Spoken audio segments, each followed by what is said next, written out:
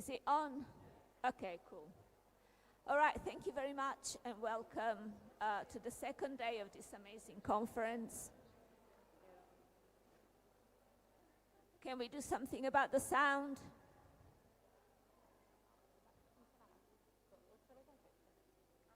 Can we do something about the sound? Can we do something about the sound? The sound is good. Oh, okay, okay.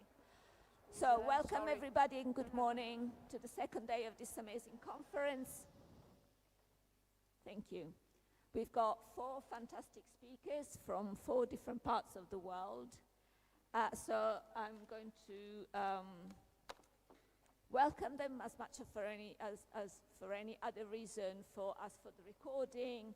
But I'm going to spend most of the time listening to their papers so that we have some time to ask questions.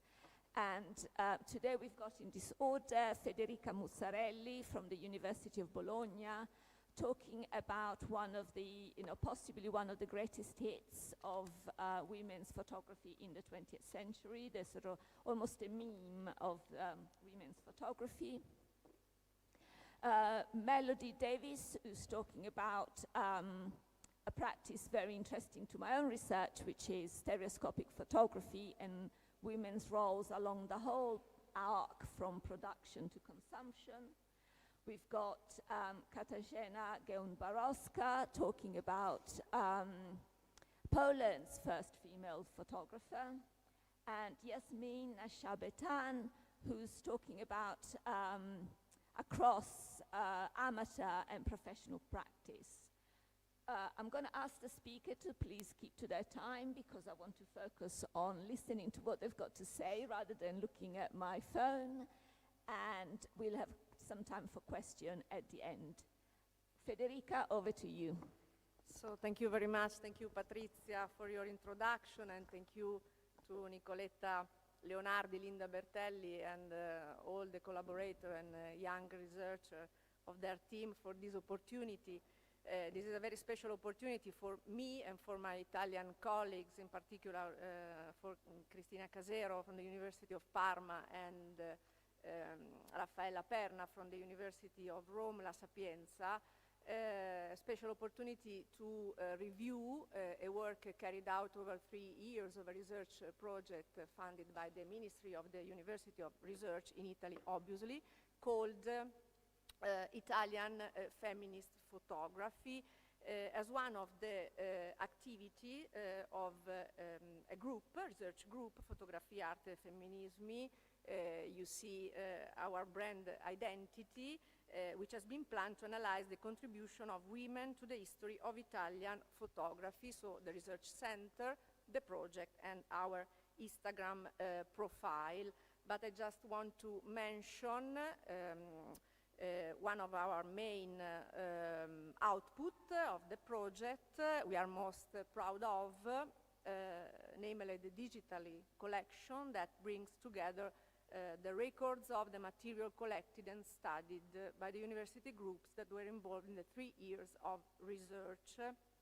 And I hope this digital collection will soon be online and available as an open source to the public. Fundamentally, the reflection has been extended to practices which help to underline a specific policy of construction of the female imagination and different self-assertion strategies, starting from the very origins of photography to the 80s, considered as a part of the vast panorama of the 20th century. Because in the few specialized publications that have dealt with Italian women photographers, as articles and text in exhibition catalogs, the years most studied by scholars, by Italian scholars and not only, were the 70s. This was because in that decade, the feminist message, which had finally become explicit, militant, and combative, became the focus and subject of Italian women's artistic production. And in this sense, the work produced by female photographers was no exception. Only to mention some names, I want to remember Carla Cerati, Paola Mattioli was yesterday with us, Liliana Barchiesi, who probably is today with us, Anna Candiani, Paola Gosti, and only to remember also the decisive role played by Carla Lonzi's feminist thought and choice for all the Italian studies and research. Thus, very little of the activity of Italian women photographers up to the early 20th century has really been recounted and studied, with a few exceptions, such as those of the sister Wanda and Marion Wulz, who are my case studies, from Trieste, Gitta Carrel, Eva Barrett. But even for these better-known cases, there is still a lack of a broad contextualization of their work and a feminist reinterpretation that frames their production in a new perspective, and this is my goal. To give just a few historical examples that are always referred to when it comes raising awareness of Italian artistic photographic production, the volume in English, Photography, First Review of Photography in Italy by Ermanno Federico Skopinic with the collaboration of Albert Steiner and Alfredo Ornano, published by the Gruppo Editoriale Domus in 1943. Only 3 women out of 90 names are featured. The scarcity of interest in the historical study of the work of Italian women photographers, which has also been emphasized in more recent studies, is very clearly stigmatized by Eva Nodin, the Swedish scholar, who, before dedicating herself to a specific in-depth study on Gitta Carrel, briefly reviewed the main publication on the history of Italian photography from the very famous essays of Italo Zianner, then Becchetti, Bertelli and Bollati, emphasizing in general that, I'm quoting, common to all the works mentioned here is that there include very few female names. In Italy, however, it was only in the late 90s that the first historical research on art and later photography emerged from a gender standpoint, investigating the contribution of female photographers to the history of Italian photography.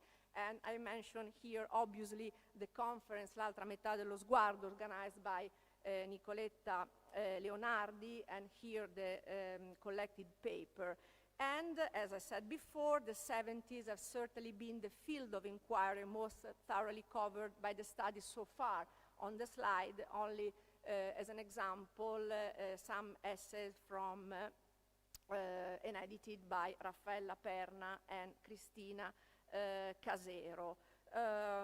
But as art historians and Italian scholars, our aim is to fill the gap with research projects such as ours, such as the one by Nicoletta Leonardi and Linda Bertelli, with international conference, and this is an example, publication on this topic, among which there is also a recent issue edited by Stefano Marino and me, completely dedicated to Italian feminist photography, published on the Journal of Asia Pacific Pop Culture.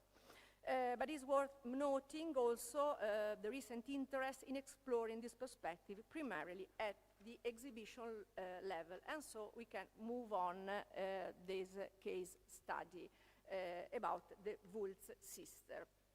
Because for this conference, I propose to deal with the case studies of an important institution for the conservation and the valorization of the photographic heritage, the Alinari Foundation for Photography in Florence. The recent possibility to access the entire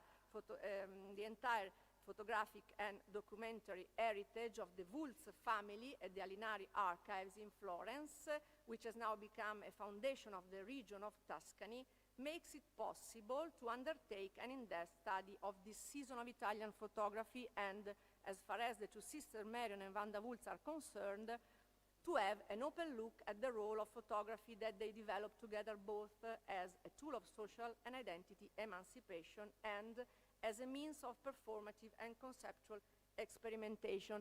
Let me remember and thanks Giorgio Van Straten as president, Claudia Baroncini as director, Francesca Bongiovanni, Emanuela Sesti, among others, who helps and support this research activity.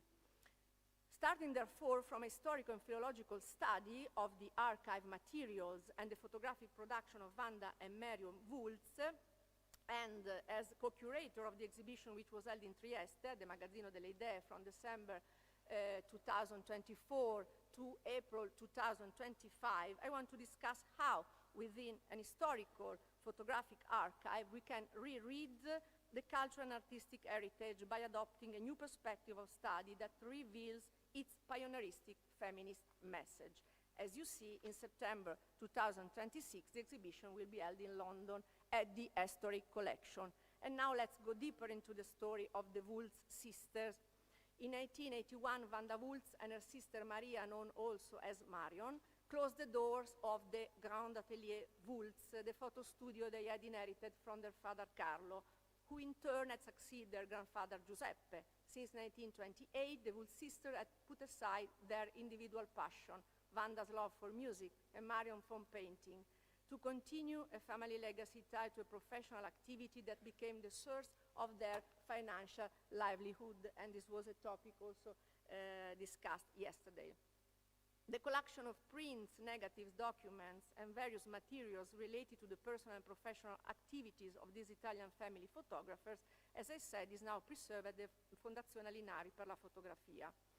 While the Wulz family's photographic output has been the subject of historiographical studies and exhibition both in Italy and abroad, the reading of the relationship developed by Wanda and Marion Wulz with photography, both in public and private spheres, remain less explored and up-to-date.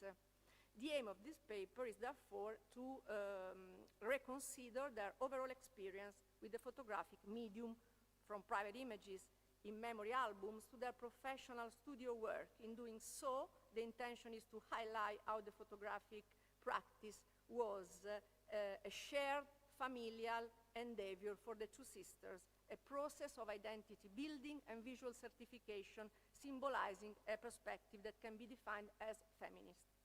And in doing so, going beyond what is the only famous chapter in their history, and in fact, in Wanda's history alone, namely the link with Italian futurism. In fact, only Wanda Wulz, often exclusively in connection with her 1932 image, Io più gatto, me plus cat, has received any significant attention. And as far as it was undoubtedly thanks, I missed. Okay, thank you, it's okay. And as far as it was undoubtedly thanks to Giovanni Slista research on futurist photography and cinema, that Wanda Wulz's work was placed within the broader context of Italian avant-garde artistic production. Beginning in the 80s, Wanda's contribution started to gain recognition among Italian women scholars, largely due to the efforts by Claudia Salaris to highlight the roles and works of women within the futurist movement.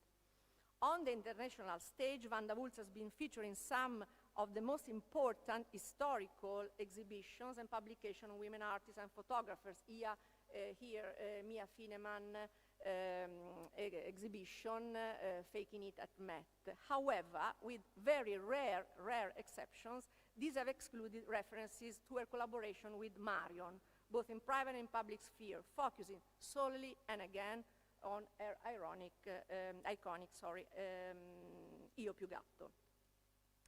The Wulz sisters' initial encounter with the potential of photography stemmed naturally from their family history, shared passion, and the intimate familiarity with this technological medium, cultivated within the walls of their home cum studio in Palazzo Hirschl in Trieste.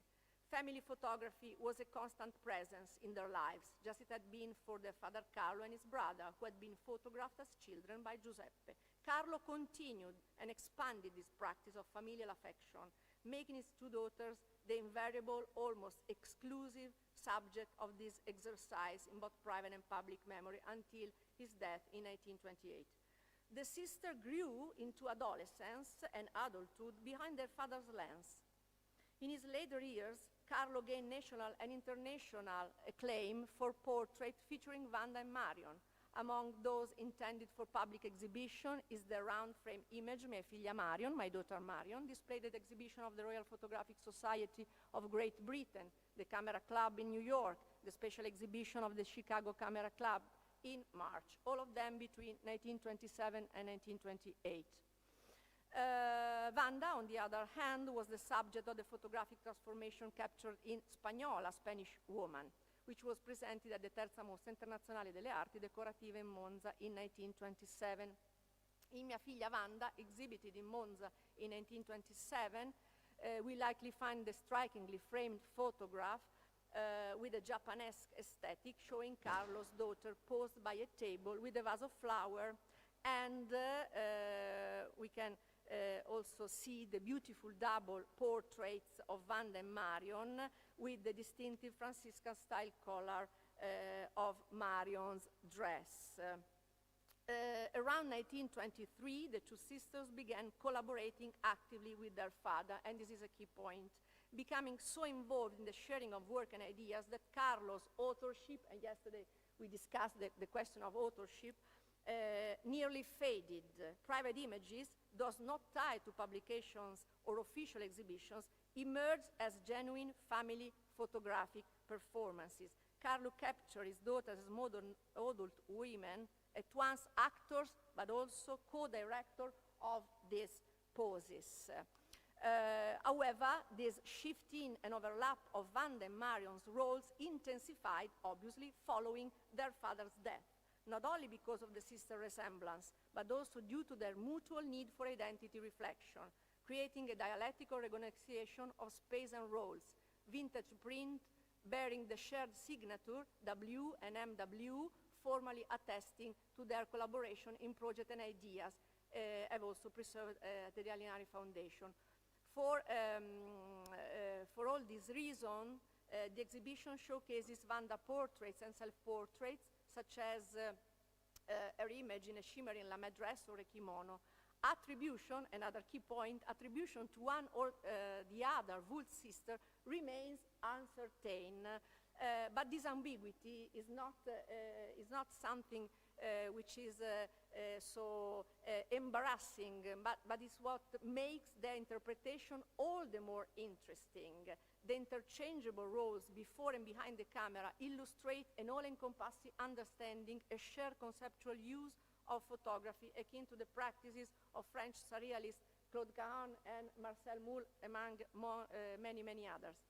We know that Wanda's reputation as a futurist photographer and her formal leadership of the family studio have long overshadowed Marion's contributions. Instead, Marion, often remembered for her darkroom work or reportage during Trieste's liberation, also create a significant body of private portraits of her sister, both photographic and printed. Some are strikingly modern, such as the negatives of Wanda in motorcycle gear. We may argue that for the Wulf sisters, photography transcended its professional function as a means of economic support, and it became a vehicle for recording their autonomous, proud lives, their friendship and their engagement with bodily liberation and movement. A dialogue emerged in the many reciprocal portraits and self-portraits taken after the sister took over the studio. This is seen in their photographs, for example, in a perfect role reversal revealing a sort of sisterly complicity. I'm quoting an American scholar, when Marion photographed Wanda in an Egyptian dress in a photo dated circa 1930, with Wanda later photographing Marion in the same outfit and against the same background. This interplay of identity and performance in their photographic practice, wherein the Wulf sisters also carried on with their professional studio portraiture, saw their personal artistic relationship with their friend Anita Pittoni play a special role. After Carlo passed away in 1928, Anita Pittoni moved in with the Wulf sisters for a few years. This circle of women, friends and artists, gave rise to a fascinating creative and experimental activity that reached its peak during the 30s. As mentioned, some portraits attributed to Carlo already feature garments linked to Pittoni's design. However, these women's most original ideas began to flourish while they were living together in the Wulf's atelier. As a creator and fashion designer, Pittoni was frequently photographed by the Wultz sisters. She appeared modeling her own clothes, such as in a portrait where she wore the dress made of striped broom fiber she created in 1939 for Giulia Bertolotti, the wife of a very famous Italian architect, Gianluigi Banfi. The Wultz sisters also photographed Pittoni's design on other models. For instance, one portrait shows a young woman with a blonde bob wearing a knitted blouse with a light fabric collar. Pittoni bold vision of modern fashion took center stage in the photographic performances created by the Wultz sisters themselves. They portrayed each other, becoming the first to express this aesthetic reconstruction of clothing as one of the defining displays of early 20th century. This is how Wanda came to choose a self-portrait seated before a mirror in the Tondo and wearing a Pittoni dress to present herself at the prestigious International Biennale of Photographic Art in Rome in December 1932. Traces of these photographic performances involving the three friends can also be found in further contact prints. In this, Marion photographed Wanda dancing in a gypsy-style burlap ensemble designed by Pittoni. The outfit expressed a unique take on the wild and exotic imagery promoted by colonial exhibitions of the time. These prints, along with the original technical sketches, were included in the exhibition. Many other images document these frequent photography sessions, which existed at the intersection of professional practice, artistic experimentation, and personal ambition, a boundary navigated by the three women with remarkable finesse. For instance, a series of negatives preserved in the Alinari archive depict portraits by Wanda of Marion wearing Pittoni coats, cloche-style hats, and dresses. Another example is a portrait by Marion of Wanda, where forms and figure echo the design sketched in Pittoni's stunning album of fashion, fashion sketches and patterns for cushion and fabric, crafted in 1828-1929 in tempera and pencil on paper and featured in the exhibition. And you see the same clothes worn by the two Wultz sisters. Through collective photographic performances and free use of the body, fashion projects, theatrical experiments, and textile creations, the Wultz sisters and Pittoni challenged centuries-old notion of authorship as an essential principle of artistic identity. As women, they used photography as a tool for empowerment, a tool capable of advancing a political project which, starting from an individual and private perspective, came to reflect shared historical and social needs. The last chapter, all this was clearly showcased in the professional photographic work of Studio Wultz, led by Wanda and Marion, where a preference for female portraiture was quantitatively significant. Their ability to depict the image of a modern, emancipated, and independent woman reflecting their own identities was striking. An extensive series of portraits captured the fascinating, determined Signora Bosutti, alongside important depictions of women artists, poets, writers, and actresses, including Leonor Fini, Paola Borboni, Pia Rimini, Ketty Daneo. Numerous images also feature sports women, dancers, gymnasts, and performers. Other notable portraits in the exhibition include those of Triestine Alba Viegele, Mercedes Basola, and a performer of a sensual serpentine dance reminiscent of the pioneering experiments of American artist Loie Fuller. During the 20s and 30s, the theme of the female body liberated through dance and gymnastics gained significant resonance. This was inspired by the experiment of futurist artists from Valentin de Saint-Point to Giannina Censi, whom Wanda certainly knew, as well as movement led by international photographers such as Anne Brigman, we discussed yesterday, whose naturist and pan-like performances captivated audiences, and Charlotte Rudolph, a pioneer of German Tanzfotografie. Wanda Wultz also dedicated several images to Etta Paulin Acrobatic School, captured along what appears to be the pier in Trieste in 1931. Several portraits likely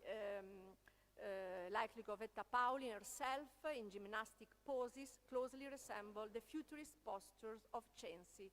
In conclusion, this reappropriation of their own bodies and those of other women by the Wool sisters did not merely introduce new subjects, but also foster new perspective and gazes. This avant-garde and renowned phase of hers is now only a chapter, albeit bold and innovative, of a such more complex and extensive story of practices and ideas around photography, which Wanda built with continuity and complicity with her sister Marion, and for a period of intense collaboration with Anita Pittoni.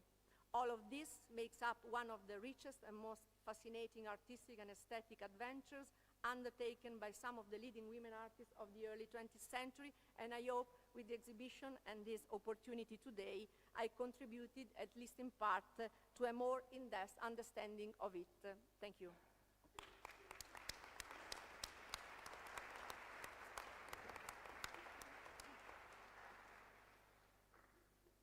Move over to Melody Davis from Russell Sage College in Troy, New York.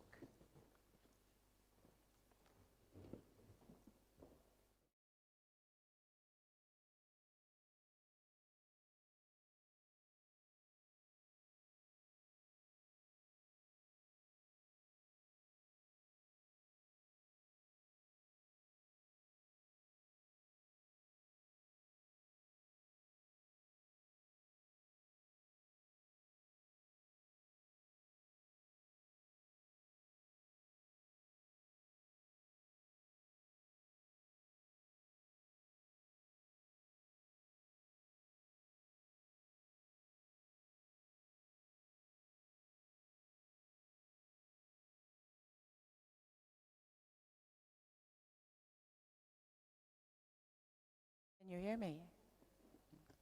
Good. All right. I want to give a thank you to the Fotografiste organization for this really stimulating, beautifully organized, and hospitable conference. I am honored to be a part of it. I'm Melody Davis, and today I'm going to be talking to you about The Woman on the Beach, the production, marketing, and collection of stereographs in the late 19th and 20th centuries. H.C. White's On the Beach, Avalon Bay, Catalina Island, California, is an unusual stereograph, as it does not correspond to any of the standard subjects called titles of the late 19th and early 20th century stereoscopic publishers. These companies, mainly in the United States since the late 1880s, were big businesses, each publishing millions of stereographs per year and selling tens of thousands of stereoscopes for 3D viewing.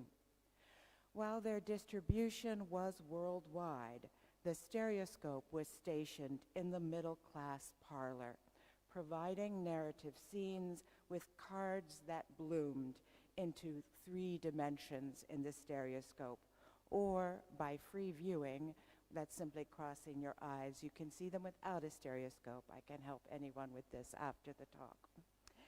As a material object, this stereosgraph corresponds to most of its time, but the subject, a woman posed as a photographer, does not.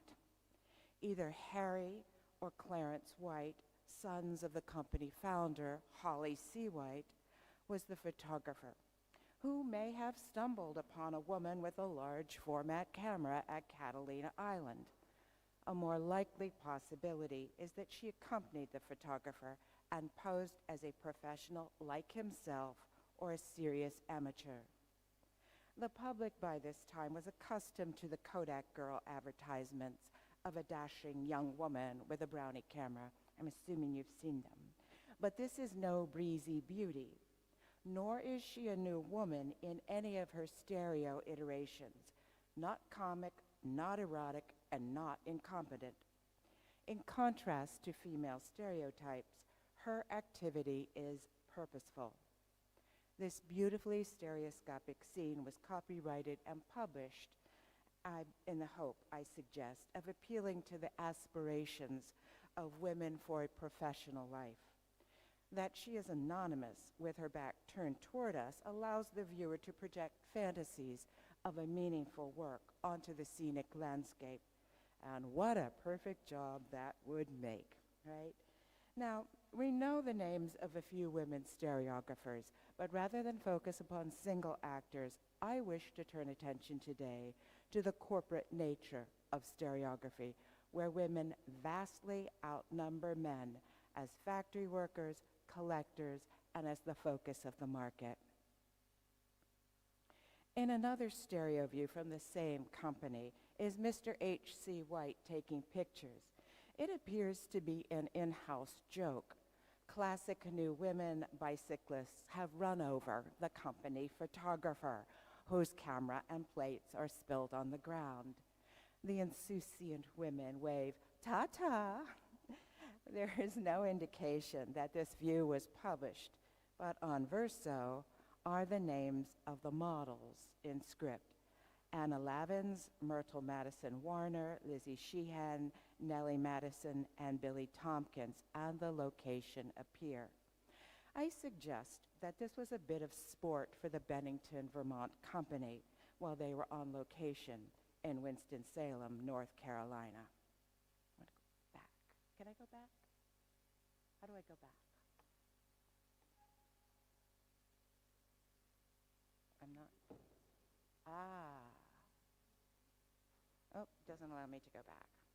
It's just one sentence, but. Oh. Well, I'm messing up the sequence because I thought I could go back. Oh, no retraction of that image. Thank you. All right. For one sentence. This scene suggests that the camera and the road may be overtaken by women, but mishaps aside, these women are not apologetic, nor do they look inclined to stop their ride for long. If, as Jeffrey Batchen suggests, that inscriptions are a mark of identity, similar to the voice, then the frequency of female inscriptions on stereo views form a women's choir. With a ratio of 3 female inscriptions to 1 male, the stereograph carries on its material surface proof of the company's success in selling to their target market, women.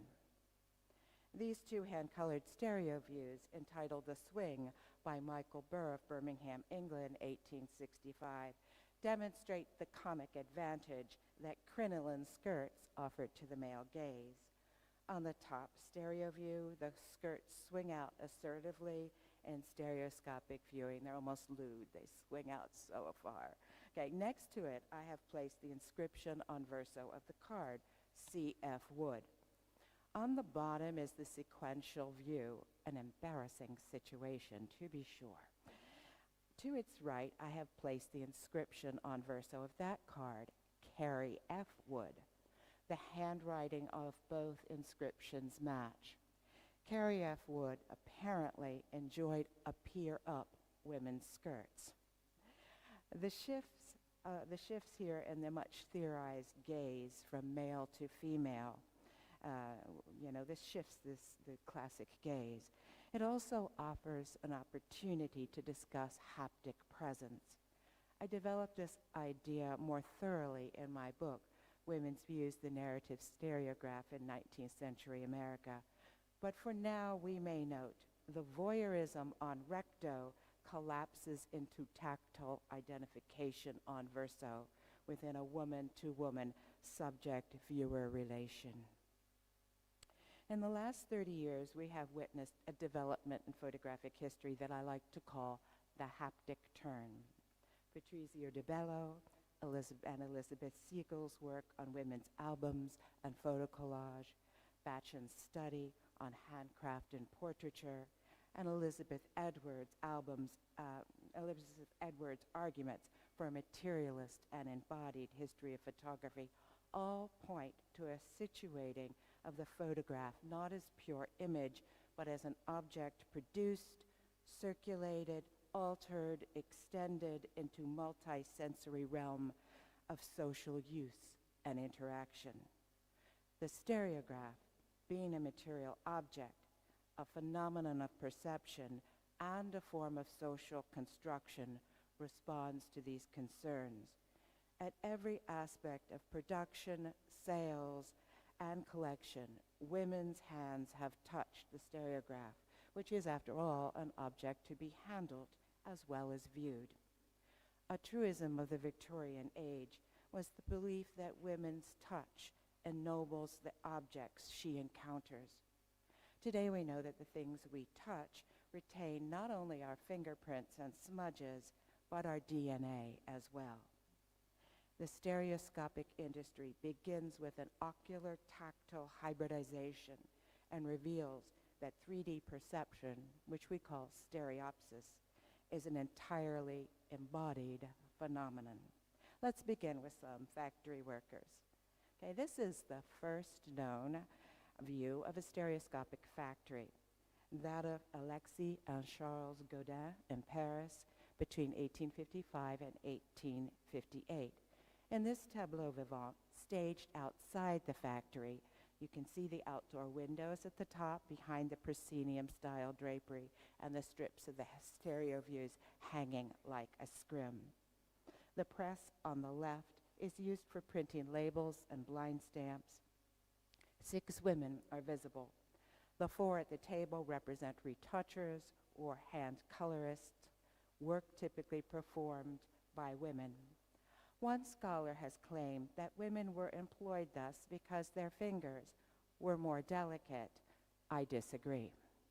Women were hired because they worked for lower wages than men. So after the Civil War, American publishers renewed their production. Here we have B.W. Kilburn's Our Merry Photographers, 1885. An epicenter for the industry was Littleton, New Hampshire, where in 1865, the Benjamin Kilburn Company, initially run by Ben and his brother Edward, opened their factory. Counting only adults here, there are 18 photographers in this merry company, likely the full staff or close to it of the Kilburn Company. So the word photographers, I believe here, is used inclusively as anyone involved in the production of photographs. Now, Ben Kilburn promoted a family atmosphere in his company with outings for employees and some family members, which would explain the presence of some children there at the bottom. For Thanksgiving 1885, he invited his workers to a turkey shoot. This is a curious American custom where turkeys are collected and people shoot at them to eat for Thanksgiving, of course. I suggest that this outdoor group commemorated that festivity. The competition had 2 winners. One of them was a woman, Alice Carter, doubtless a good shot. So the Kilburn Company built a second factory in 1872, expanding with 6 additions over the years. It's a huge building. You can't even see the full scope of the building here, but you see all the employees lined up for their photograph. So this is the largest stereoscopic factory in the world, and this company portrait at the factory are 24 women and 6 men, so a ratio of 6-to-1 female employees to male. For women, wages were customarily less than $1 a day. Okay. Let's look at some factory photographs here. This is the Kilburn factory, again, the order department. In this tableau vivant of the order department, it was actually posed, I believe, in the printing room. We can tell that by the long windows you can see to the side with desks next to them. These were stations for sun printing of the albumin paper. The department, as we can see, was run entirely by women, with perhaps the superintendent included for good office politics. One of the 2 foremen, I should say 4 women of the company in the 1890s, Kate Smith or Jenny Southworth, may be seated in the foreground. A detail here, because I love the expressions on these women, their frank and open gazes. Some hold what I think are order forms with a graphic of a Holmes Bates stereoscope. And the stacked cards you see in the center, they're props only, offering visual loci. This heap would not do in an order department. And this is the cutting department. I believe this setting as well is not the actual cutting room because of the crowding of the figures. I suspect that a single great room, possibly a lunchroom, was used to include as many people as possible in the shot, creating a deep space with a rich stereopsis. The women in the foreground are using frames and die cutters to trim the photographs for mounting. This is a portrait of Elizabeth Kilburn Remich, the daughter of Ben Kilburn. She served in a managerial capacity since the retirement of her uncle Edward in 1875. After her marriage to Dan Remick in 1890, she continued to supervise aspects of the company and was praised for her executive capacity. During this time, the company produced up to 5 million stereo views per year, which were sold for the price of $2 per dozen for uncolored views. And remember, this is only one company of dozens. Here we have the Littleton View Company, also from Littleton, New Hampshire, founded by William and George Bellows in 1883. In these monoprints, possibly stereo view halves, we see women sensitizing paper. There you see the messy aprons, washing prints, and exposing albumin prints by sunlight at long banks of windows. That's a photograph at the bottom. Actually placed the frames outdoors, 6 or 7 of them, to a woman to expose the albumin paper. Now, here I have the beginning of some selections from a 12-view series published by the H.C. White Company in 1903. They are touting their state-of-the-art factory in Bennington, Vermont. Emphasis throughout is on modern industrial methods and products that are up to date. Women workers predominate in all these views but for those of the stereoscope manufacturer. Here we have a bank of exposure frames with built-in lights for the newer medium of silver prints.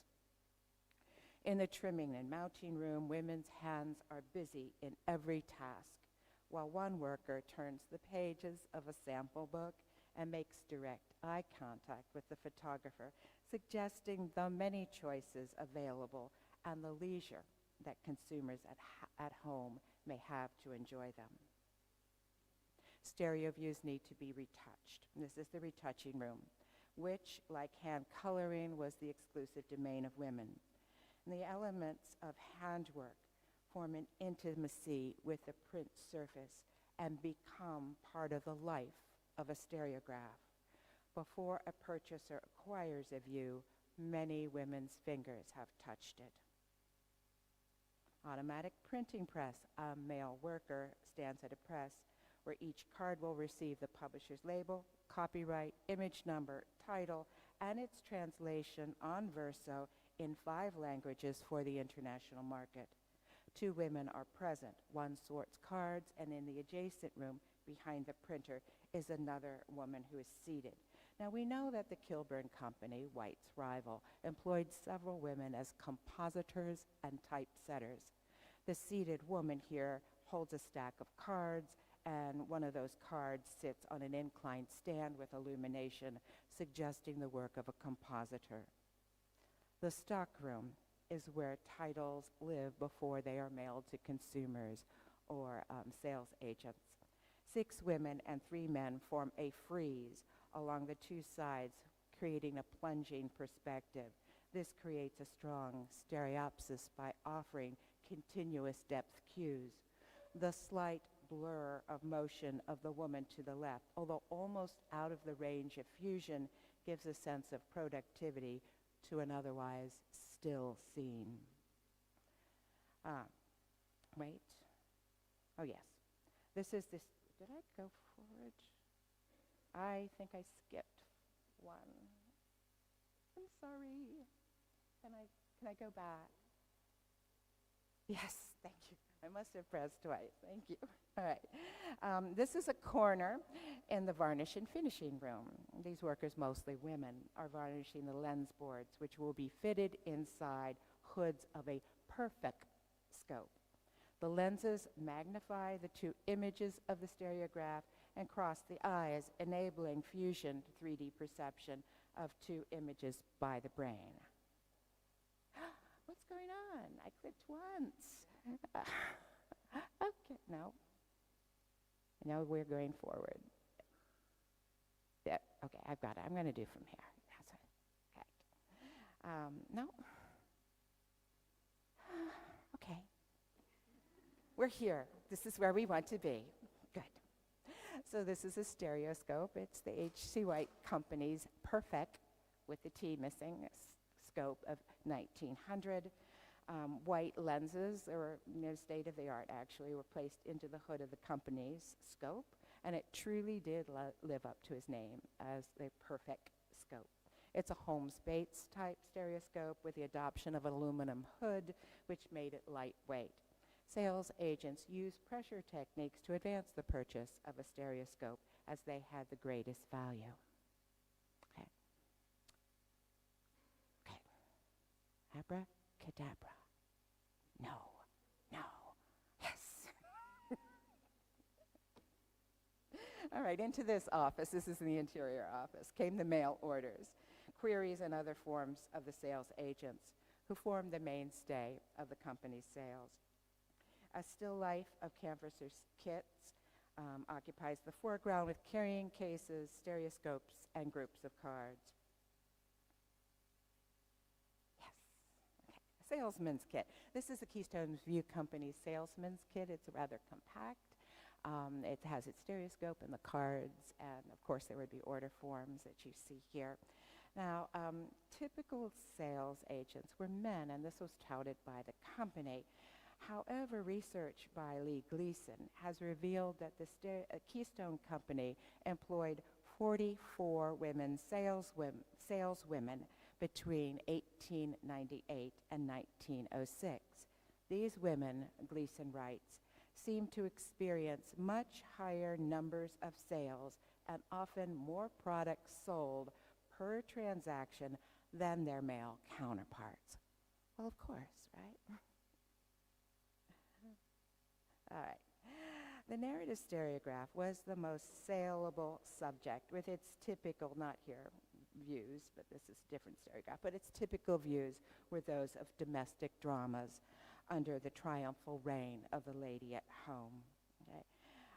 Salesmen's manuals devoted the greatest number of their sample pitches to this lady of the home. Now, collectors ranged from those of modest means to the wealthy, such as Margaretha van Wagenen. We find her label, you see it on verso of the card here on the bottom. We find her label on this view by James Elliott of the London Stereoscopic Company, 1857. Reminiscent of the packing of figures on Roman sarcophagi, the tableau vivant stages Joan of Arc at the top of a pyramid of battle. The stereopsis here increases the longer the viewer looks, and the vibrant colors of the partial hand coloring allow each figure to be distinguished from the mass. I believe St. Joan had an inspiration for this collector. In the real estate business, Margaretha van Wagenen was responsible for the construction of whole blocks of brownstone buildings on the Upper West Side of New York in the 1880s and 90s. So what a better emblem of self-confidence and perseverance than Joan of Arc. Okay. And we began at the beach and now conclude at the mountaintop with this sample from the Keystone Salesman's Kit of 1914. Okay. Women were in the view and of the view as factory professionals, managers, models, sales agents, and collectors. Before a stereograph could be inscribed or shared, it had already passed through an untold number of women's hands. These views, with their fingerprints, DNA, and in Victorian thinking, their aura, circulated in the billions and were considered a requisite of the 19th century home. They were gifted, scribbled upon, prized, and more than anything, they were actively used. Stereo views provide some of the most haptic of visual objects as they are continually held, mounted in the stereoscope, and passed around. They're also true corporate products requiring teams of women. To see them as they were intended to be seen, though, is an individual experience, as stereopsis is realized only within each person's neurological processing. Thus, stereographs are embodied quite literally and haptic as they are objects to hold, touch, and share, offering an individuated embodiment and social tactile experiences. The stereograph was a product of women's fabrication within a culture that catered to women's values. Thank you.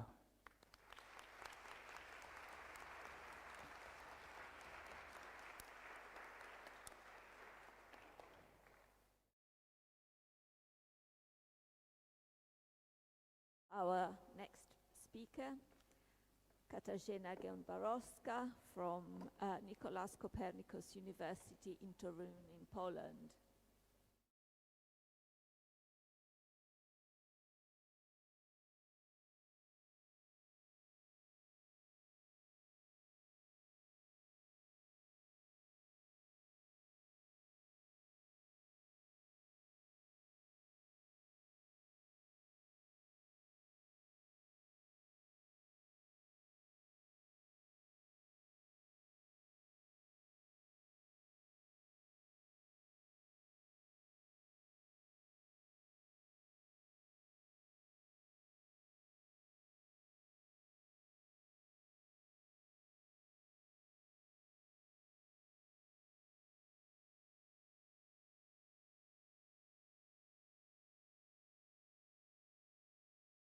Poland's first female photographer, and how is it possible that we still know so little about her? Helena Bartkiewicz was the first professional female photographer in Poland, and she ran a studio very early, because between 1865 and 1882. But she remains virtually unknown today. This absence reflects the broader neglect of early Polish photography in historical research, largely attributed to political upheavals, such as the partitions of Poland, the two world wars, the decades of communist rule, which destroyed or scattered archives and disrupted academic community. However, in my view, an equally important factor is the persistent gender imbalance within photographic historiography. Although women scholars have shaped the field since the 1960s, they have largely focused on male pioneers, such as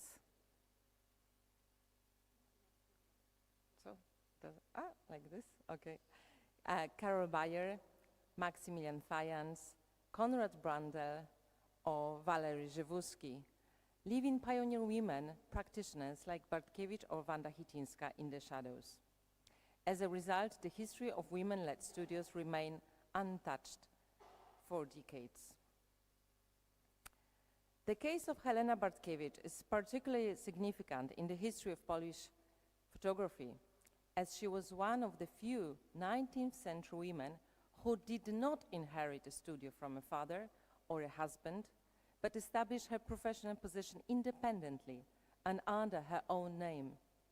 She was, in the full sense of the word, an emancipated woman whose life trajectory intersected with the broader social-cultural transformations of the second half of the 19th century.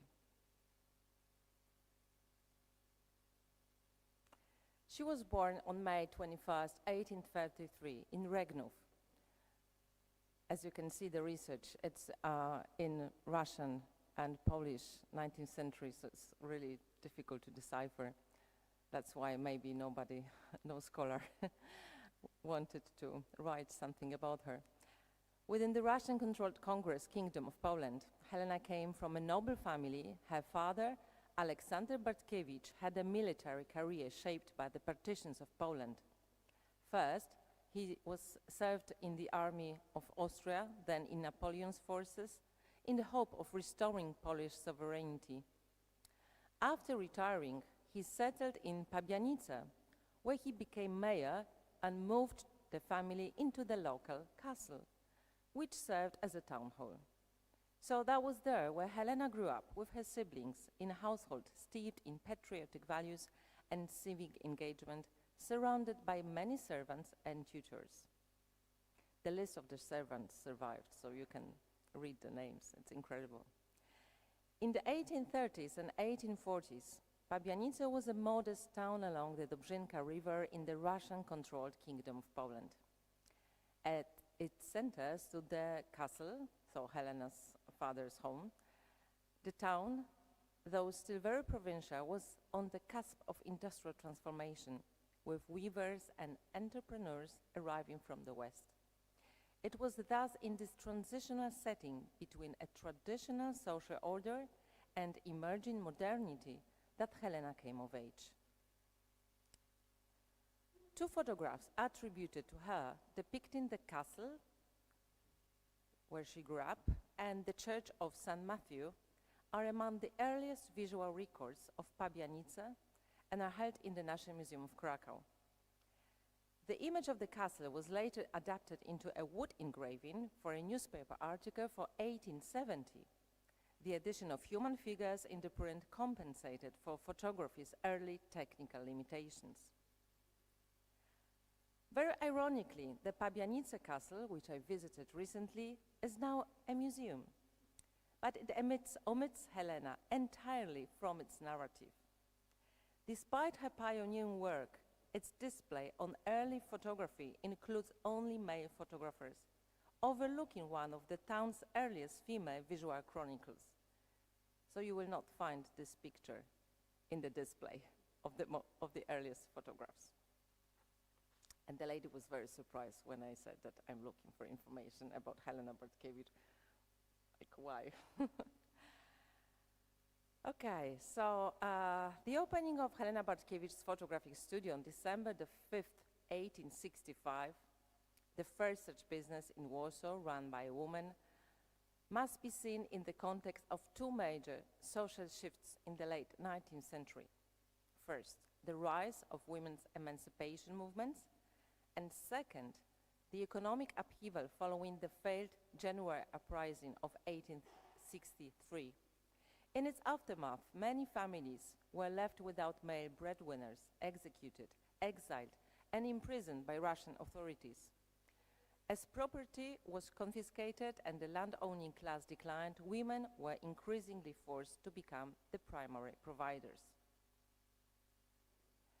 As the prominent Polish novelist and early feminist thinker Eliza Orzeszkowska wrote in her famous 1871 essay, A Few Words About Women, emancipation was no longer merely an ideological demand in Poland, but a socio-historical necessity that defined a new model of female resilience and labor. She wrote, "Let us cast off slavish imitation, routine, fashion, the demands of vanity," and argued, "and break with prejudice and false assumptions, so that one day our daughters will not go hungry for lack of means to earn their bread." For Orzeszkowa and many of her contemporaries, women's labor in Poland back then in 19th century was not a strategy for survival, but a moral and civic imperative.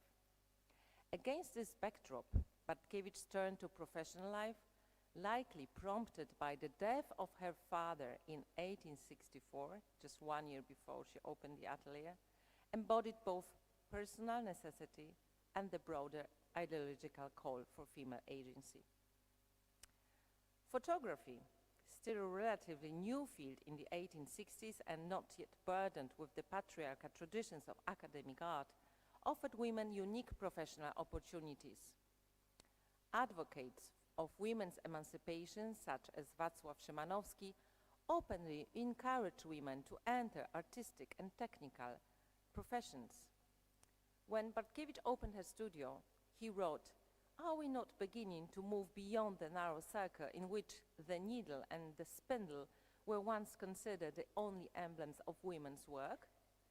And in another article, he asserted, "Combining artistic taste with technical knowledge, Miss Helena Bartkiewicz, especially in female portraits, guided by the instinctive sense of beauty innate to nearly every woman, may well surpass her competitors." So, as you can see, such remarks indicated that the professional authority in the woman could be granted only within a framework that reaffirmed essentialist notions of femininity. Contemporary press sources allow us to reconstruct both the motivations behind the Bartkiewicz opening of the studio and the practical realities of running a female-owned photography business.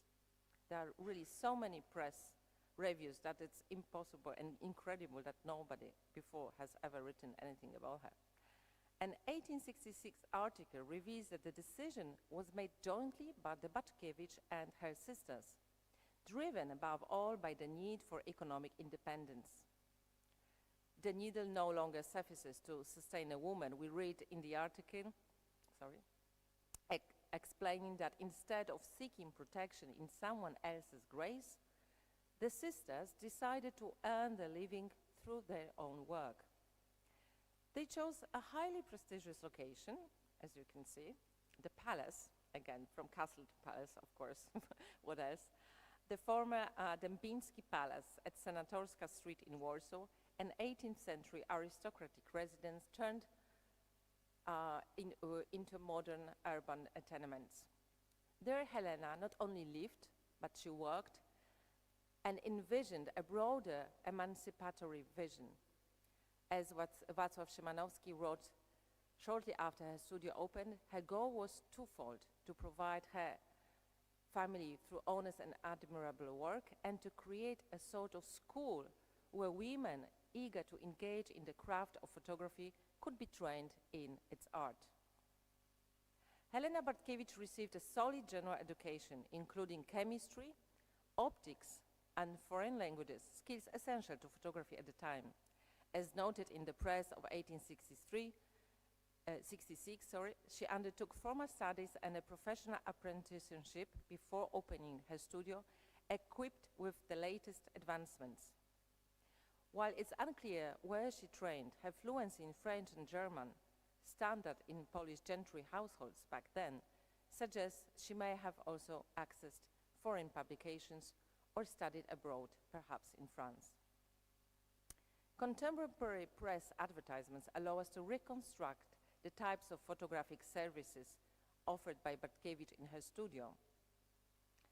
So it was range from miniature brooch portraits to life-sized images, including group scenes, copies of artworks, and landscapes portraits.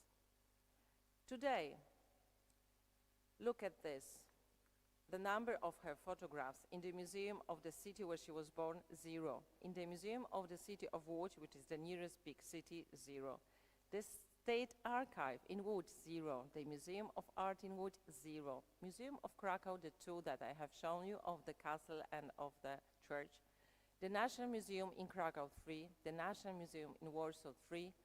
And the State Archive in Warsaw, 0. And the Museum of Warsaw, only because it was run by Karolina Lewandowska-Ziembińska, who had a great interest in photography, 12.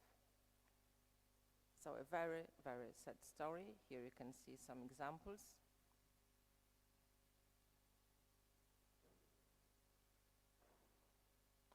A significant portion of Helena Bartkiewicz's photographic work is now dispersed in private collections, making comprehensive assessment difficult.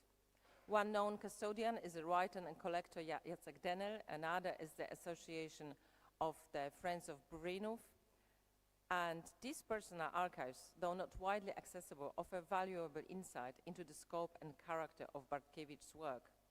And I'm lucky to have one photo in my private collection too, that I showed you.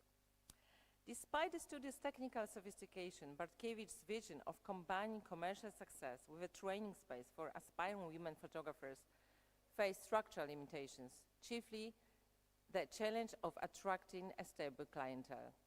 This difficulty sparked public commentary, as Wacław Szymanowski poignantly asked, why do so few women frequent with Bartkiewicz studio? Surely it is they who should primarily support this new application of women's labor in the realm of public service. His appeal underscores how Bartkiewicz's atelier was seen more than a business. It symbolized the radical possibility of women claiming professional authority and supporting one another's economic agency. Here we have another statement. Photography undoubtedly belongs among the occupations accessible to women, although the first attempt to maintain a photographic studio in Warsaw by a woman did not yield entirely successful results. Despite the owner's great efforts, such initial difficulties should not deter others. The same year, Helena Bartkiewicz publicly addressed the gap between her aspirations and the realities of sustaining a training space for women in photography. Although she wrote she had envisioned a new path of income for women, 6 years earlier, the results proved disheartening. The issue, she noted, was not a lack of interest. The difficulty does not lie in teaching, she explained, but in the further application of the acquired knowledge. She criticized the prevailing reluctance to employ women in photographic studios in Warsaw, in contrast to the situation abroad, where every major studio employs many women. Her letter not only documents the obstacles she faced professionally, but also reveals her deep commitment to the cause of women's practical emancipation through work. Its content also suggests that Bartkiewicz likely received part of her training abroad. Her familiarity with how large foreign studios operated and her awareness of the gap between Polish and Western European employment models point to direct experience outside the country. The clear sign that Bartkiewicz's ambitious vision of creating a new professional path for women had ultimately failed was her absence from one of the most significant public showcases for female labor in the Kingdom of Poland. The Women's Work exhibition held in 1877 at the Museum of Industry and Agriculture in Warsaw was part of a broader wave of industrial and applied art exhibitions sweeping across Europe in the 19th century. Modeled after similar events in Western Europe, most notably the first Women's Work exhibition in Berlin in 1868, it marked a significant cultural achievement for partition Poland. The Warsaw show featured over a dozen of categories of work traditionally associated with women, including domestic crafts, embroidery, clothing, but also sculpture, painting, and most importantly, photography. Photography was praised as a lucrative and respectable occupation for women, and reviewers noted with approval the self-sufficiency and technical skills of exhibitors. Yet, as press commentators pointed out, there was a suspicious absence of Warsaw-based female photographers. One article even wrote it was striking that the Warsaw-based women's cooperative studio, active for years and known for training many pupils, did not exhibit anything. Especially puzzling, since the studio's director, nice name, regularly issues detailed annual reports. Surely they knew about the exhibition. This silence may signal a symbolic closure. After a decade of battling for recognition, Bartkiewicz may have stepped back, disillusioned or exhausted, ironically, just as photography was becoming more widely accepted as a female profession. A new sign of decline was that Helena Bartkiewicz leased her studio to a photographer, Richard Parker Eastbrook. The initial 3-month contract approved by the Warsaw Censorship Committee allowed Eastbrook full use of the glass house, saloon and workspace for 75 rubles monthly. Though Bartkiewicz retained partial access and the right to serve the clients, this arrangement signaled a step back from full-time professional activity, likely due to her age. She was 50 at the time, which for a woman then meant the end of working life, basically, and the financial strain. Her sisters, even older, may no longer have been in position to assist. Eastbrook was a Canadian-born ferrotype specialist. He came from a family of tinotype pioneers. His brother Edward authored the influential The Ferrotype and How to Make It, and Richard himself ran London's Anglo-American Photo Company, specializing in miniature portraits. However, his career in Britain was marred by a scandal. In 1873, he was convinced for possessing over 150 erotic images and served 4 months in prison for that. So after financial setbacks in England, he relocated to Warsaw in 1883, introducing American photography, a fast and affordable ferrotype services marketed as a local novelty. Eastbrook's Warsaw chapter was short. By 1884, he had moved to Bombay, British India, where he continued prompting ferrotypes under the title of Original American Gem Photographer. To sum up, we don't know what happened to Berkiewicz after she closed the studio. She died in Warsaw in 1915. Today, there is not even a Wikipedia entry about her. Her case urges us to ask not only whose names are missing from history, but who had the power to write them out, and what consequences that erasure has for the ways we continue to structure knowledge today. Thank you very much.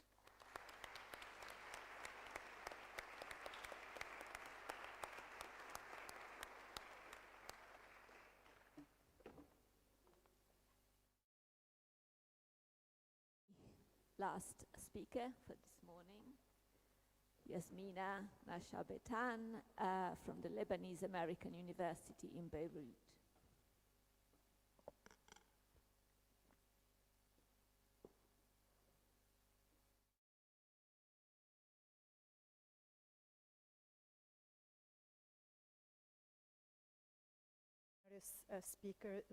The speakers for their generous papers, and to thank the organizers for bringing us all together in this wonderful conference. Let me see. I think this is better. Okay.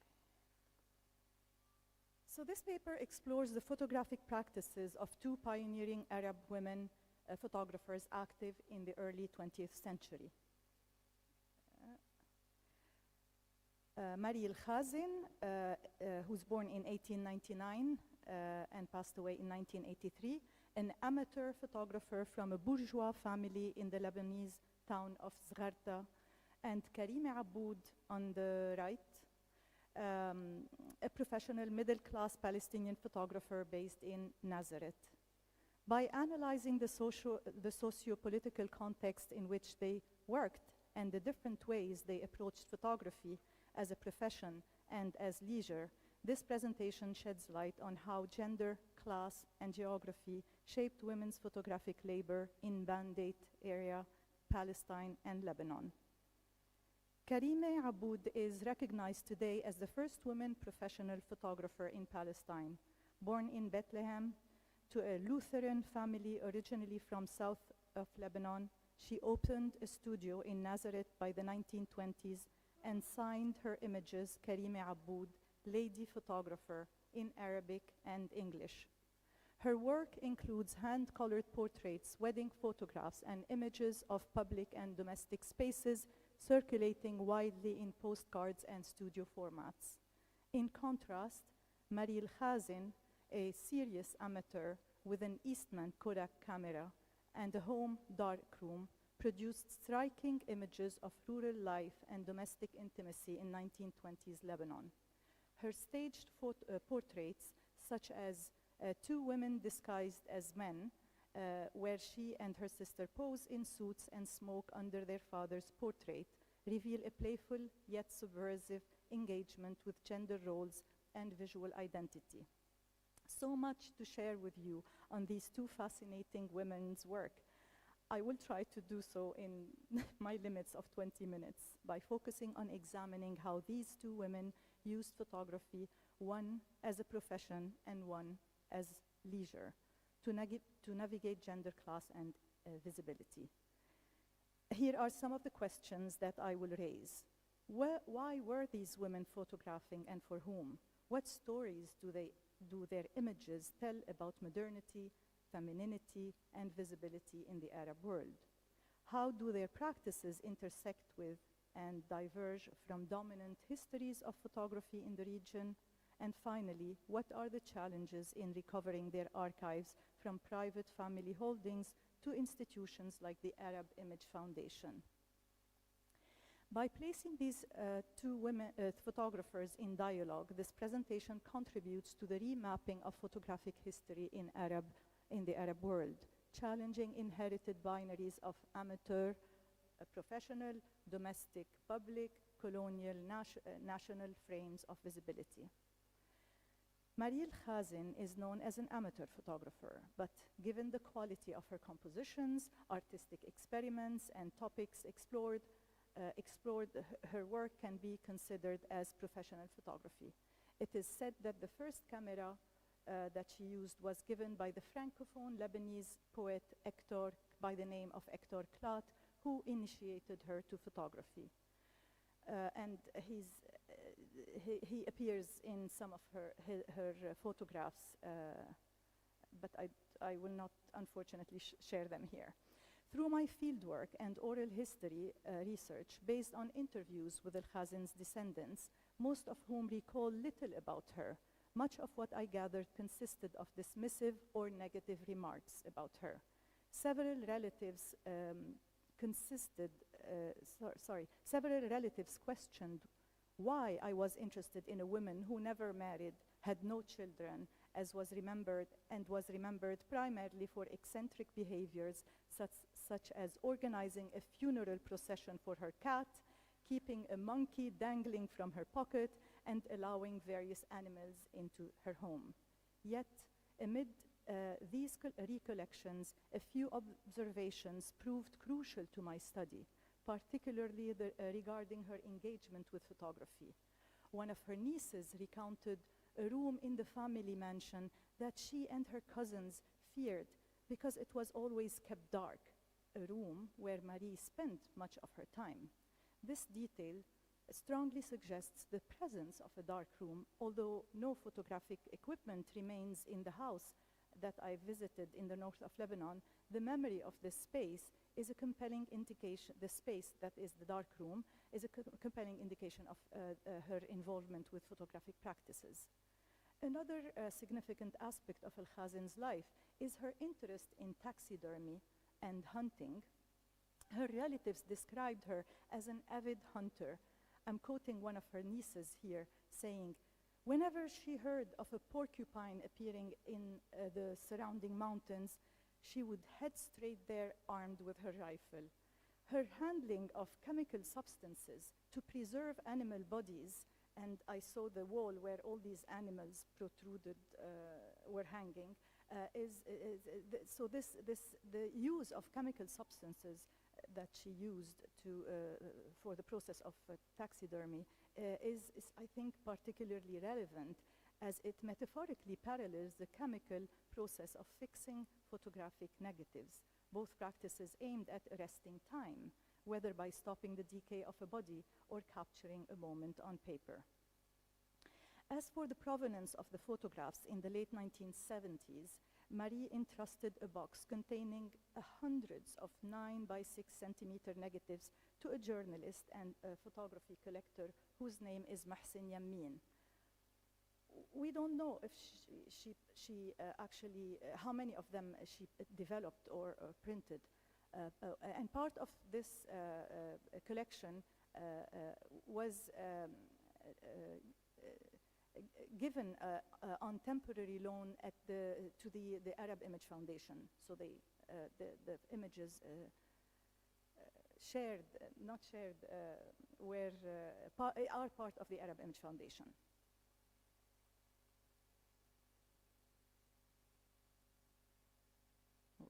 Karima Aboud on the right was a pioneer Palestinian professional photographer active in the first half of the 20th century.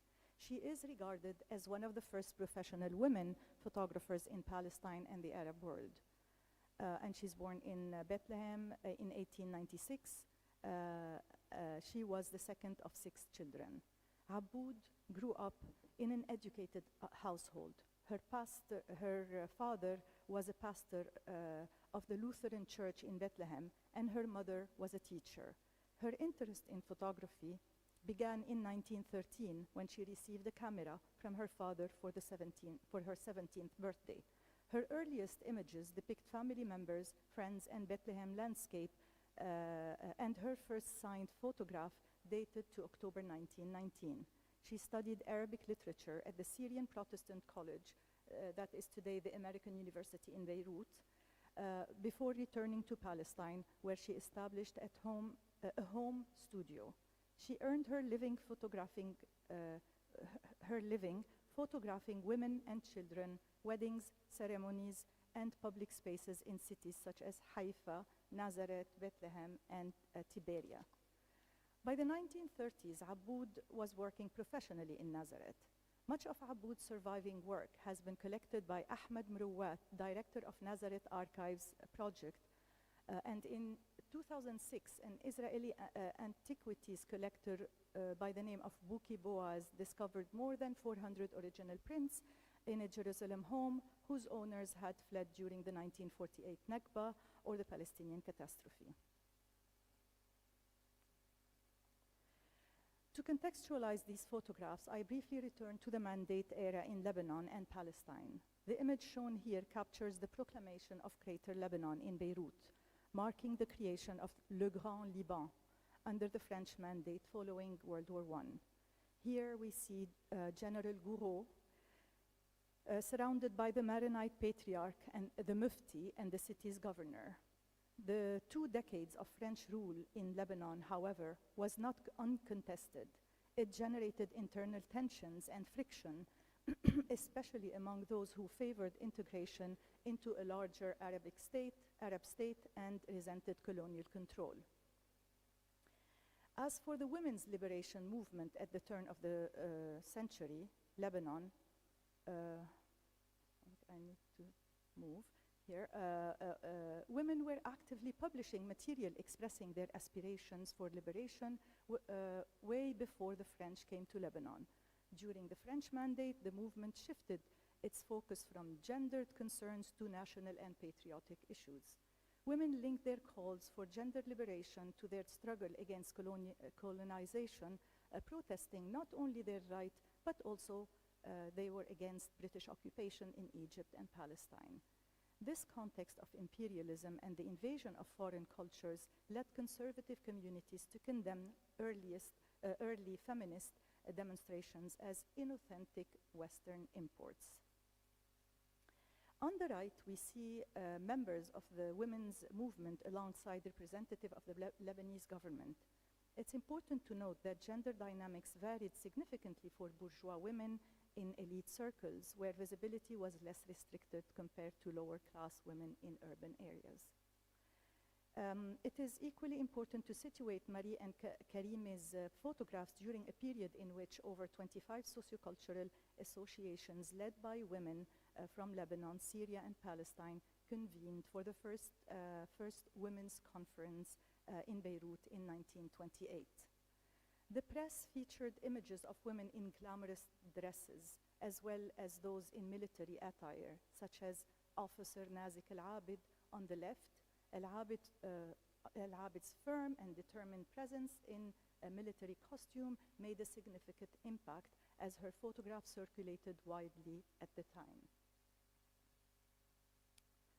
To get back to Marie El-Khazin, she photographed tourist sites, staged scenes, manipulated shadows, and superimposed negatives. Her images place Bedouins, Europeans, peasants, landlords, men, and women together in a shared visual space. She must have used an Eastman Kodak camera, as we can see from the way she holds this camera model looking through the viewfinder from above. Marie did not sign her photos. She rather inserted her shadow, asserting authorship or agency over her photographs, as we can see in a significant number of her photographs. Her work articulates al-mar'a al-jadida, or the new woman, rejecting conventional roles of daughter, wife, and mother, seeking sexual, economic, and political emancipation. Here we see women driving a car, but also riding a camel and going on hunting trips. In this theatrical photograph, Marie seems to be staging a battle with 8 men that have been given orders to pose with weapons and animals in front of the camera. Her shadow extends into this masculine scene, inserting the female photographer into an arena of power, rivalry, and heroism.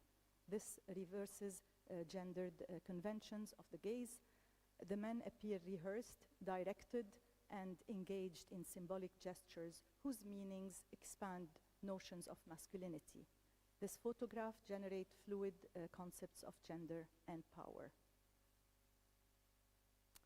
This photo can be read as an expression of queerness. The one on the left, the two women dressed up as men by Mariel Khaz, where we see Mariel Khazin and her sister. But it may also depict two women seeking to identify themselves with signs conventionally associated with masculinity. Masculinity may have appeared more attractive to them than femininity precisely because it connoted power, liberty, and independence. In this sense, they seem to reject the constructions of femininity promoted in the women's press of the period, which foregrounded beauty and marriage as women's primary identity markers. I found other photos, part of the Arab Image Foundation's collection of cross-dressing women in the photos. Their sartorial choices are especially revealing by dressing as hybrid dandies. Hybrid because the tarbouche, the hat on their head, is combined with a European suit and tie. They assert themselves as autonomous individuals articulating their own aesthetic preferences. Arab female dandyism emerges at this intersection. The suit enables an escape from rigid class structures and social restrictions, while the tarbouche complicates colonial hierarchies by reasserting a local cultural signifier. As producers of new identities, these female dandies destabilize binary oppositions of masculinity and femininity and instead generate a cosmopolitan modern figure. These women embody a form of local cosmopolitanism that functions as cipher of Arab modernity.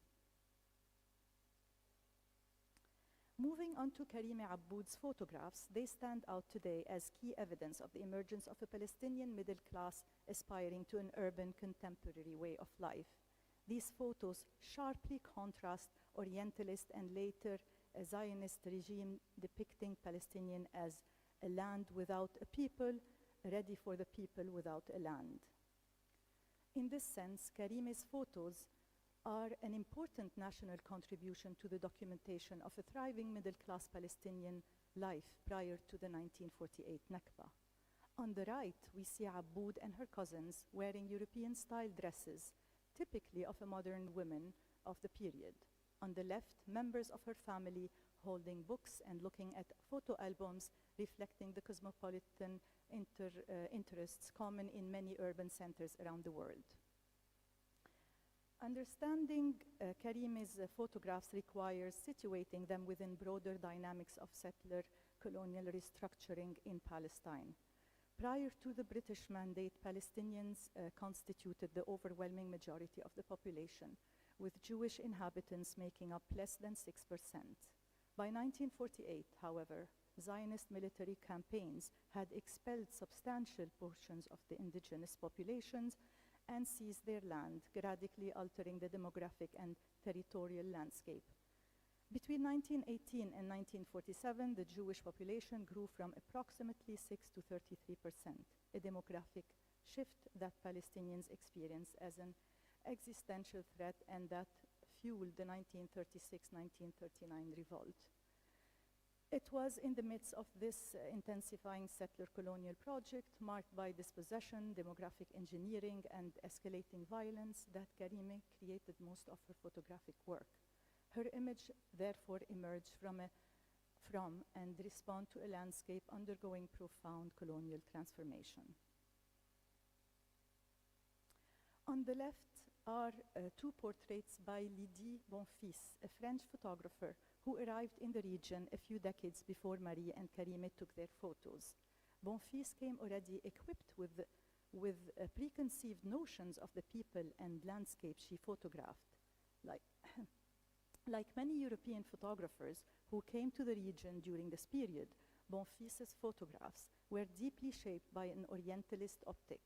she staged her subjects as recognizable type or native types, depicting them as engaged in timeless traditional activities like selling produce, praying, or playing musical instruments. The thematic script of each image was determined in the advance to appeal to a European consumer. So these photos circulated later in Europe and were purchased as commodity. A central trope in Bonfils's work is the eroticization and commodification of indigenous women's bodies for circulation in Europe, designed to satisfy the sexual, political, and economic fantasies of the colonial gaze. This visual economy stands in stark contrast to the work of local photographers practicing in the 1920s and 1930s, such as Karima Aboud and Marie Khazin. Karime's portrait on the right depicts her sitters at their best, embedded with a middle-class milieu that expresses aspirations toward modernity and progress. We see here a Palestinian nurse wearing her apron to signal her professional and social contribution, and Andoline Hawa seated elegantly on an Ottoman divan, her bobbed hair reflecting contemporary urban fashion. Karime's portraits counter biblical, exoticizing, and Orientalist representations of Palestinians by presenting women as cosmopolitan subjects invested in imagining the future of their country. Little did they know at that time that their fate was to be exiled, exterminated, and erased. Aboud on the left wanted to be portrayed in her apron, seated next to a pile of books and albums, flipping through a photo album in her studio, hard at work, as if she had consciously made the choice to be portrayed as a working woman. She likely used these photographs to promote her business and boost her career as a professional photographer. On the right, another photo in which Karime documented the vibrant cultural scene before the Nakba, here the Nahda Theatrical Group and Literary Club in Nazareth. To conclude, this presentation highlighted the complexity and heterogeneity of three women's photographic practices and experience in the region. For example, the main drive of Bonfils's practice was to answer the demand of exoticizing Orientalist imagery in the European market, while Aboud's driving force was to pursue a career in photography in documenting a rising Palestinian middle class, citizens who aspire to construct themselves as modern in building their nation, and Marie El-Khazin, whose motivation was to chronicle her everyday life within the rising Lebanese bourgeoisie. Thank you.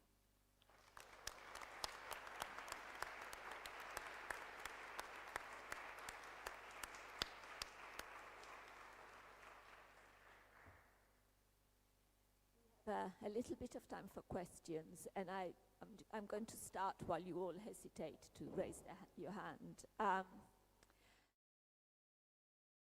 You've beautifully emphasized the collective nature of photographic activity, but also the differences in class or classification between studio and darkroom, between owner and director of a studio and worker in a studio, between women as objects of the gaze and women gazing at photographs perhaps of women, and also between professional and amateur photographers, but also between women engaging in photography in different countries. So one question that is for all four of you is, what are the archival challenges, but also the conceptual challenges in thinking both about the kind of collectivity, but also the difference between collectivities, and maybe the collectivity of a history of women photographers and the specificities of actually looking at specific countries.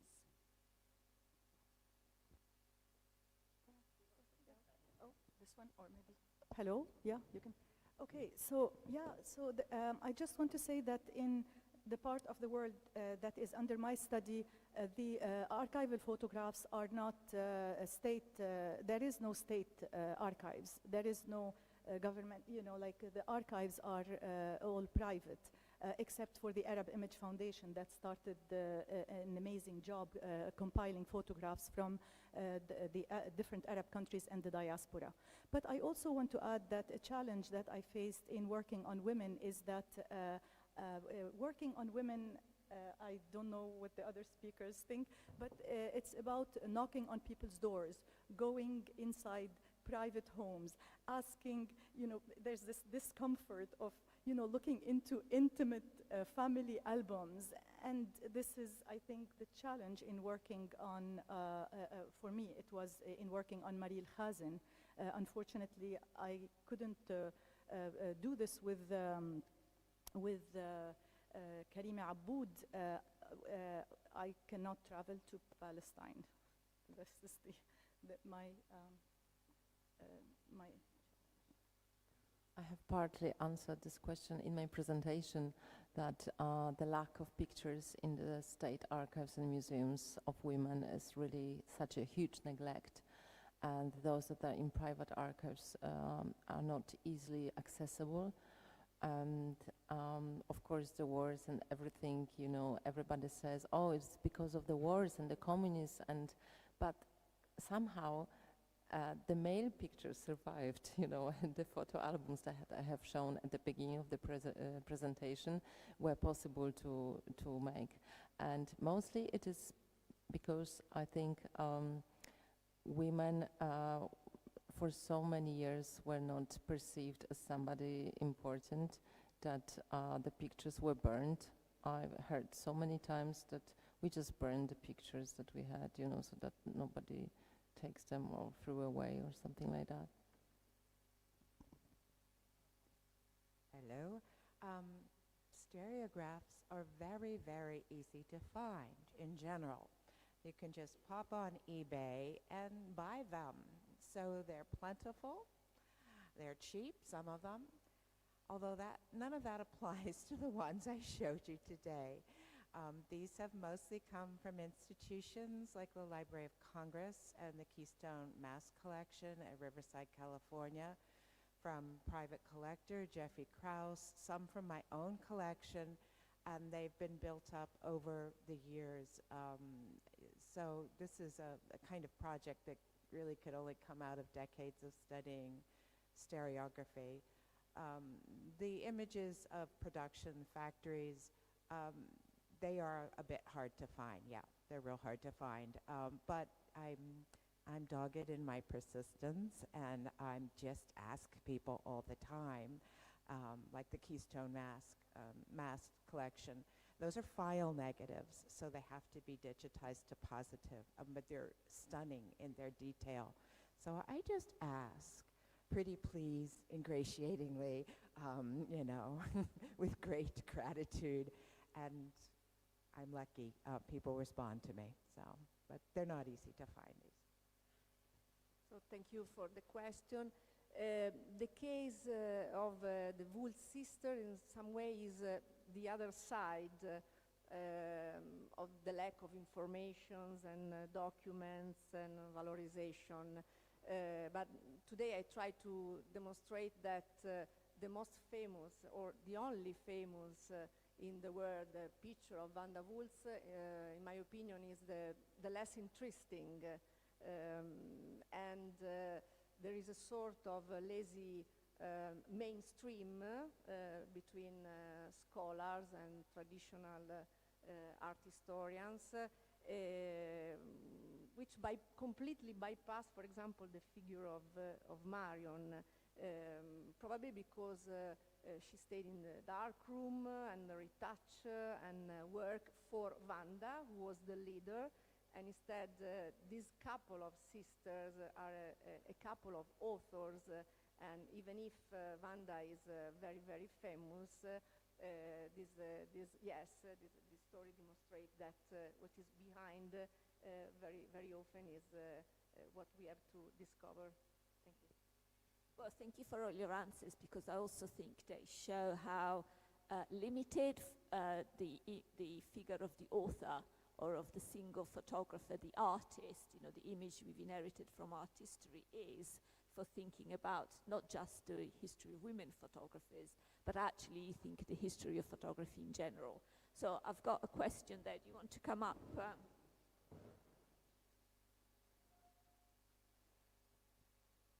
Yeah, thank you so much for your enriching presentations and new insights. I was wondering, and maybe this is a question also, I don't know who wants to answer, but I was wondering, as crucial workspaces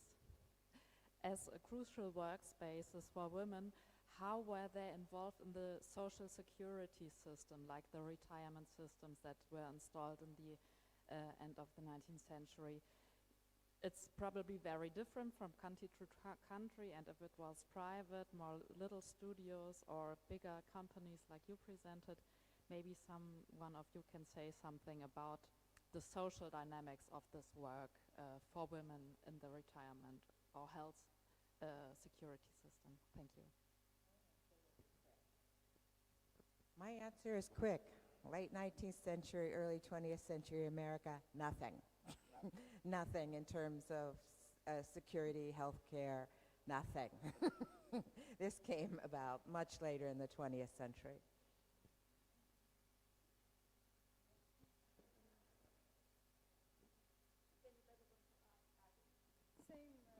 The same, yeah. Poland was not even on the map, so. Incredibly lacking.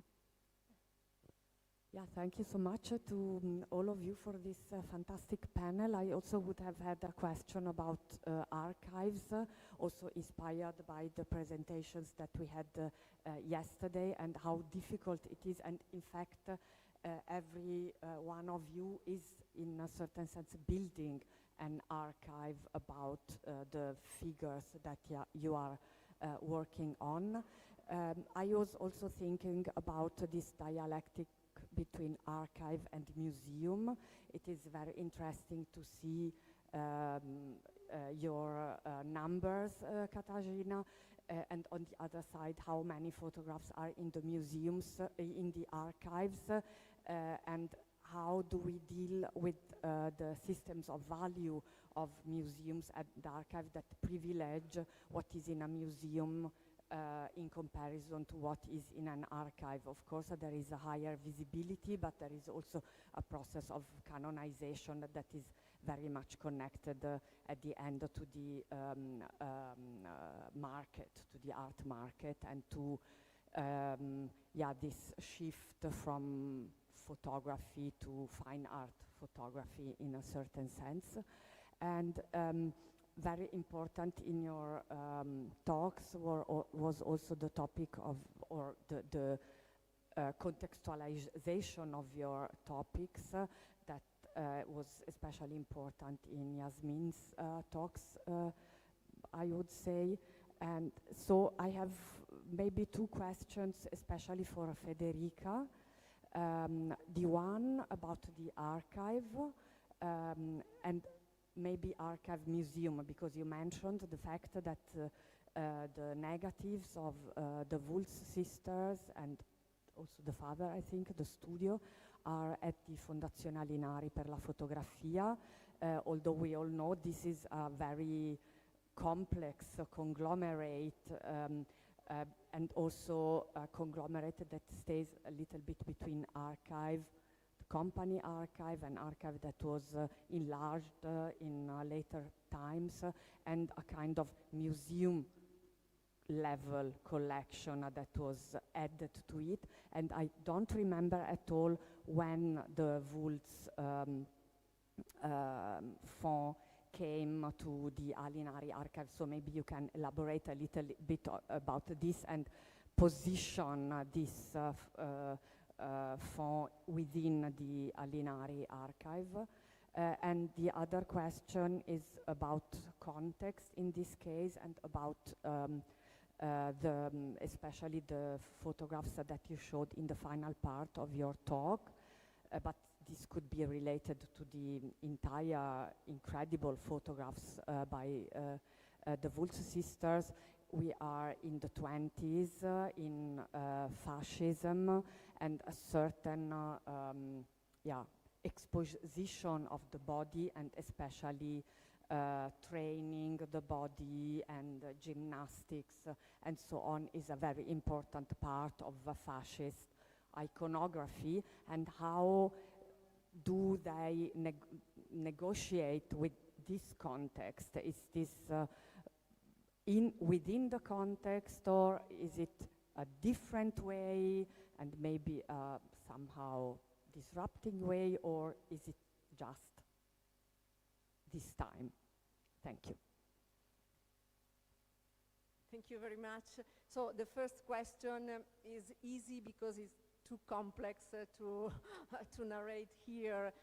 The history of the Alinari archive, you know that, or probably many of you know that is a very historical and fundamental part of the history of Italian photography, founded by brother Alinari in the 19th century in order to build the image of the nation of Italy itself.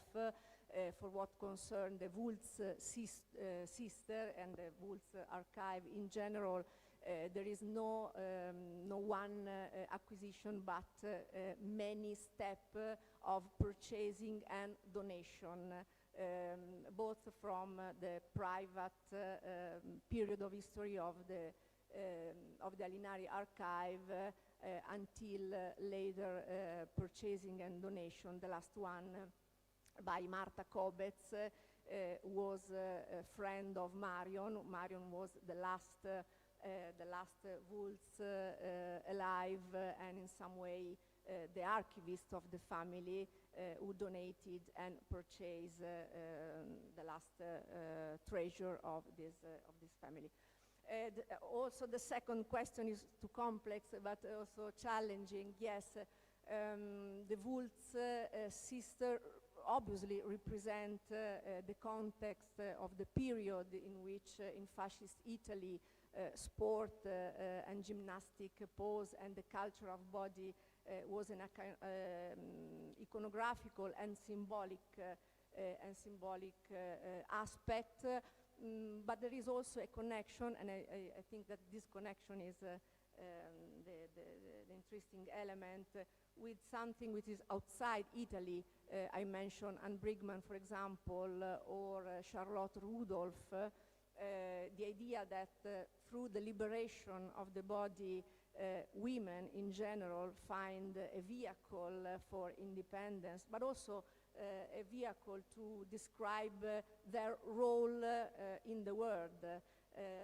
But this is something which is true not only for the first period of the 20th century, but also think about the body artist, the idea of evaluating the body as a way to describe and imprint their presence in the world. I think that is something very common to women. And so, yes, there is the fascist symbolism, iconography, but also something which is outside Italy. Thank you. I think we are all ready for a coffee break, and thank you for your question. And we have one last. No, not last question, but an announcement. We are going to have picture taken, a photograph. So all the speakers, advisory board, chairs, and staff of the conference are invited to the Scalone of Brera, and one of the photographers will take our picture, like school pupils.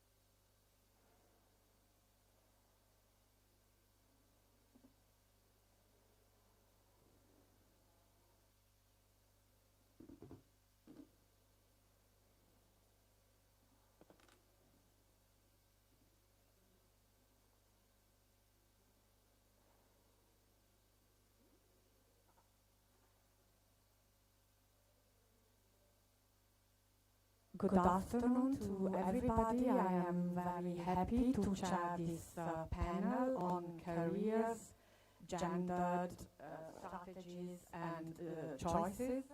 And I am also very happy that our panel will go through all of Europe, or actually at the borders of Europe, which is also very interesting for us, having this perspective, and then from Europe to Latin America.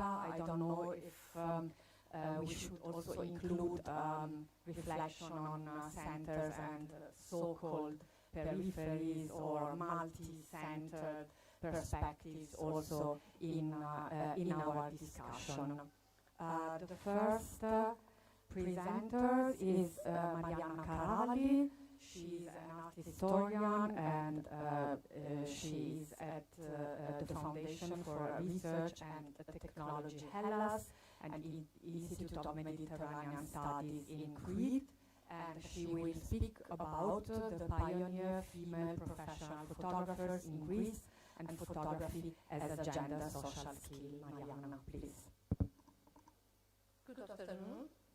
First of all, I would like to thank the conference committee for the opportunity to be a part of this very interesting event. Is it okay now?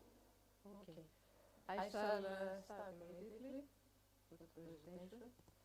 Greek photography history, first published in 1981 and revised in 2008, reveals, as one might expect, a notably low number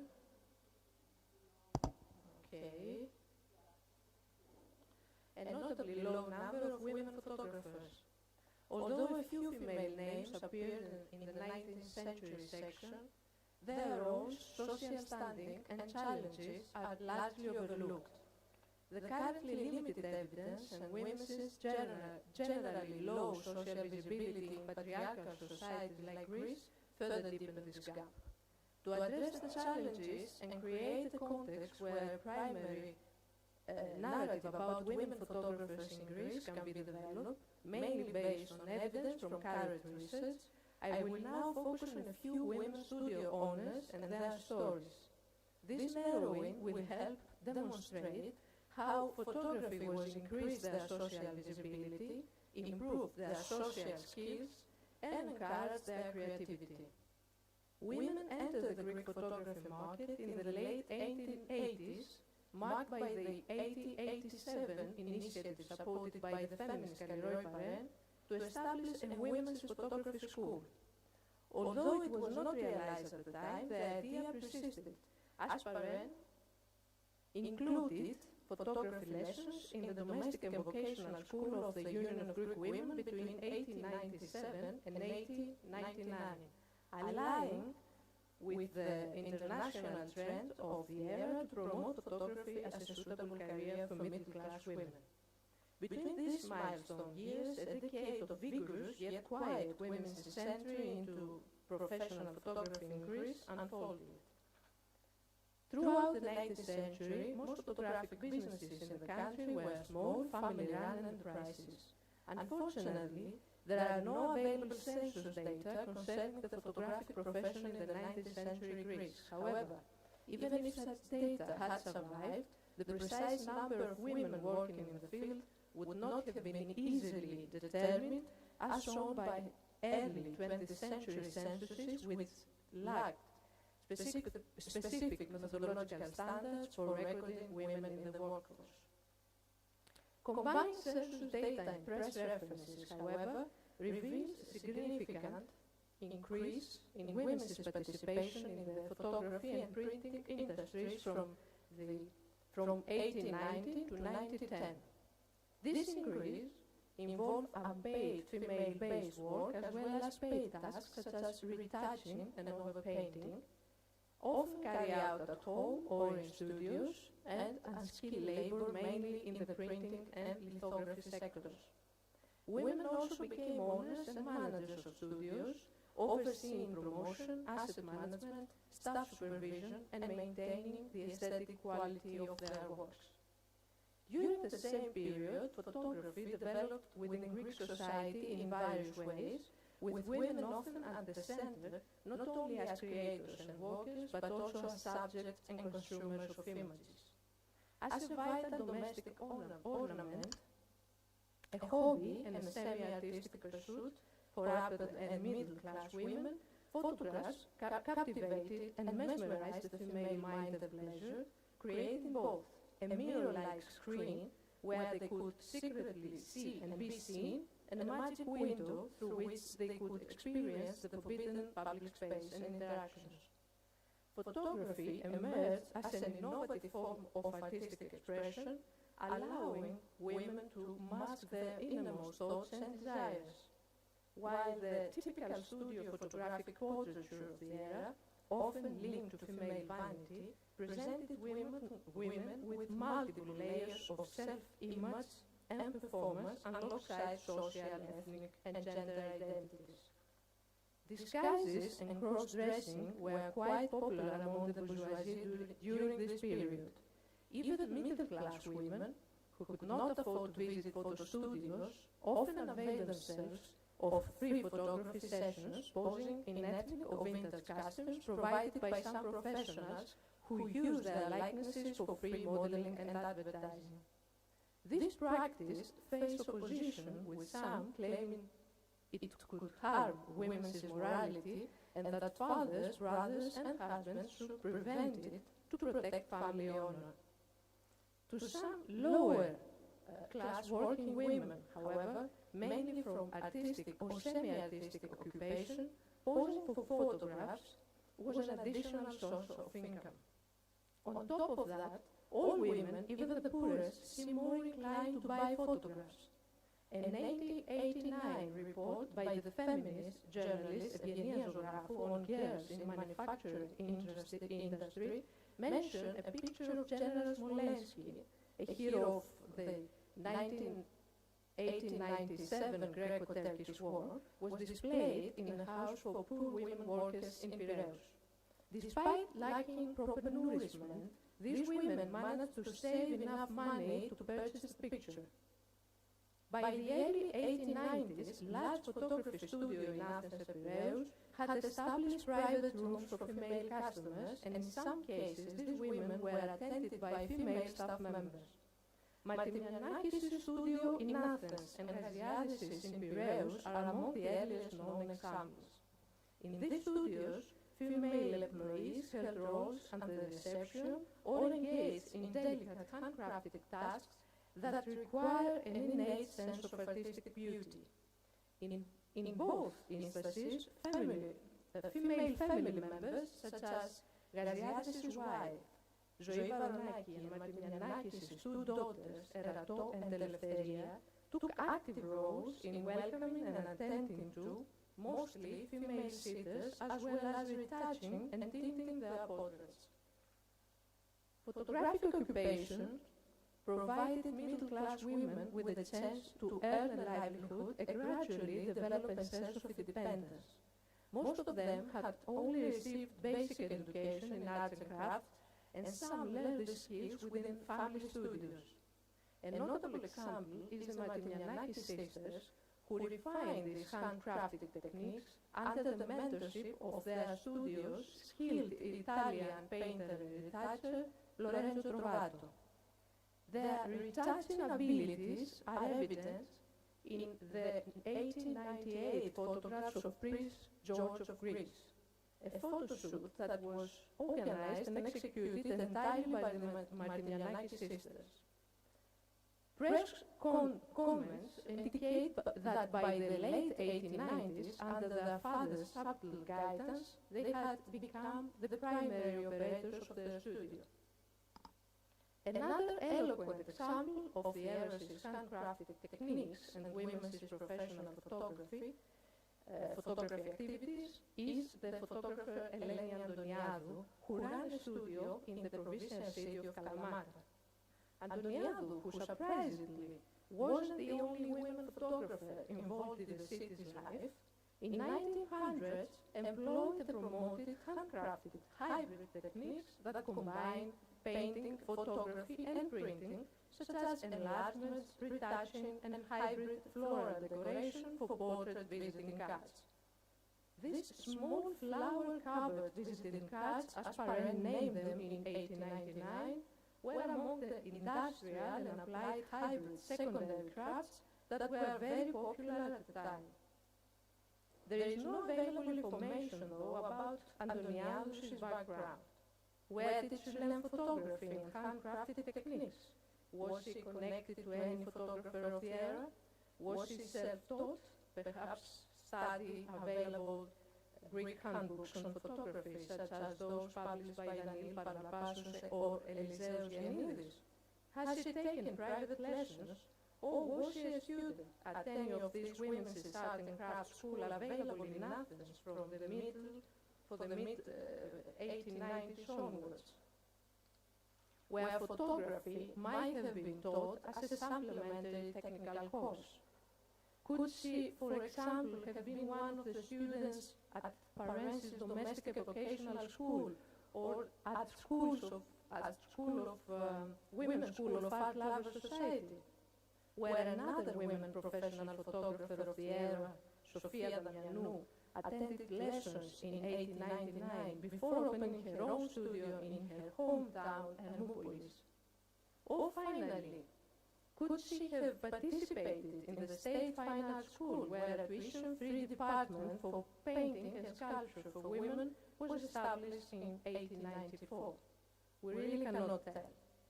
From the available documentation, it is clear that she operated a home studio with bronze painted backdrops, folklore and carnival costumes, as well as bourgeois hobby outfits, including bicycle attire, due to the Kalamatas' active bicycle society. Between December 1900 and September 1902, she moved her studio 4 times within the city's commercial center. Why did she move so often? Why do all these women's studios in Kalamata leave no trace in the local memory? Did they operate briefly? Why Adoniadous' relocations motivated by a desire to attract clients, or were they a way to face the frequent gossip at the time about the morally controversial women's association, particularly with male clients in the studio? In either case, she publicly stated her intention to support women's professional participation in photography by mentioning her preference for hiring a girl assistant in 1902.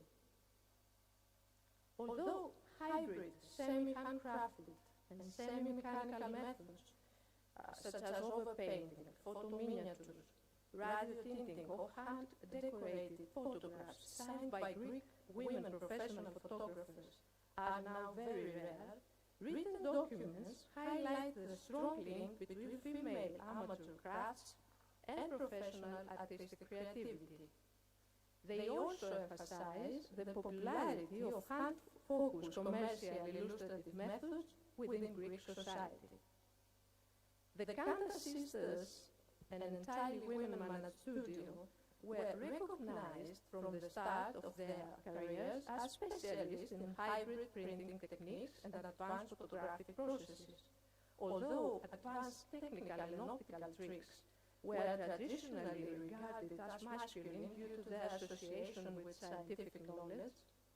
Their popularity among the Greek bourgeoisie in the early 20th century helped the photographers attract clients, making them a highly competitive aspect between men and women photographers.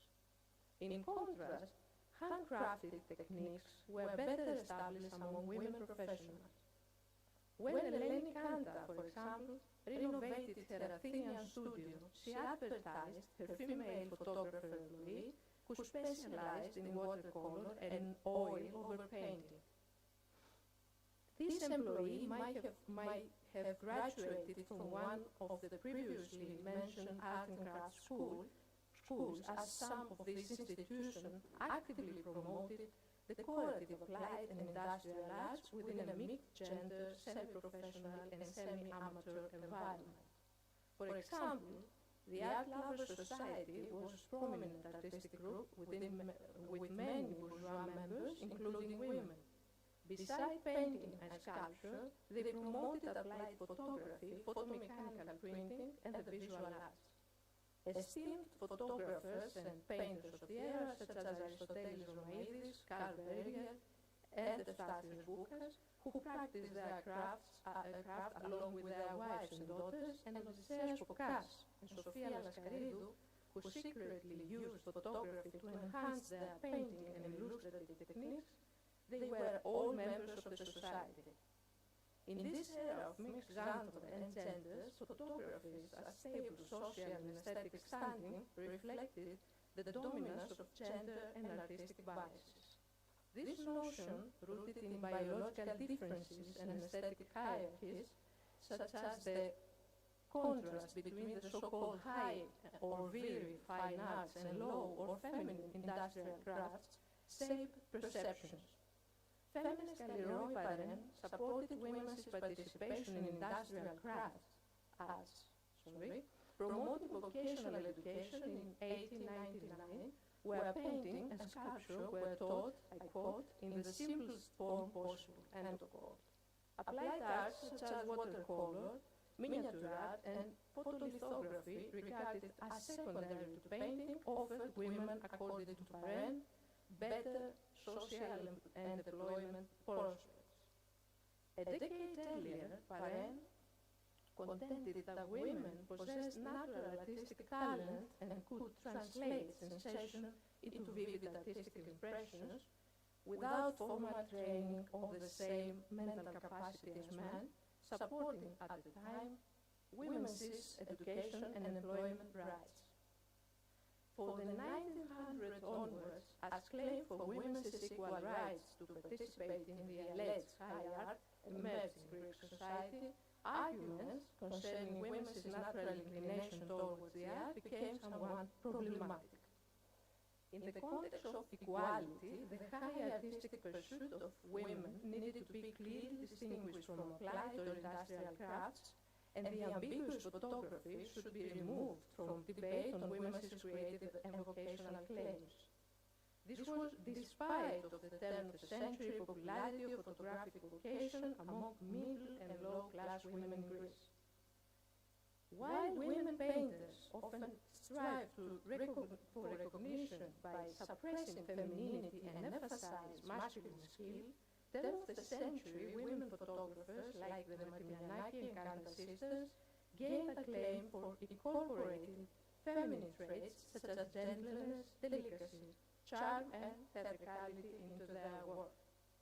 Comments on the Kanta sister studio highlight these qualities, which are also evident in some photographs revealing their creators' sensitivity to sisters' emotions.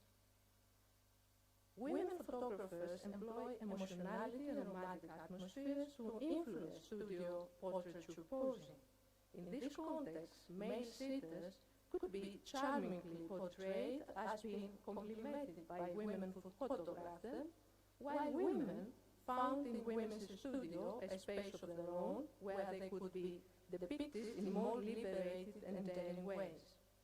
During the late 1890s and early 1900s, the Kanta and Martinianaki sisters used vignette-style cropped portraits of women to visualize the dreamlike and enclosed world of women's experience. It is no surprise that both the Kanta and Martinianaki studios gained recognition in theatrical photography, capturing renowned actors and national heroes involved in Greek territorial expansion in Crete and Macedonia between 1898 and 1913. They even managed to renew this old posing of armed warriors by romanticizing it. The Kanta sisters' bourgeois background and education, having graduated from Corfu Sasaki and studied photography in Paris, made them a renowned studio in fin de siècle Athens. Conversely, the Martinianakis' training to succeed their father in a state-linked Athenian studio with connections such as the Minister of Foreign Affairs and Hellenis's godfather Stephanos Dragoumis equip them with the necessary social skills to expand their businesses in Athens and Cairo, including franchising the Luna Park studio and collaborating with the press. Candace's and Martinianakis' accomplishments were, of course, not typical of women entrepreneurs of the period. Most of their less well-known female peers struggled to establish themselves in the highly competitive Athenian photography market. In their cases, femininity was often regarded as a disadvantage linked with poor technical skill and aesthetic quality and prices. Thank you.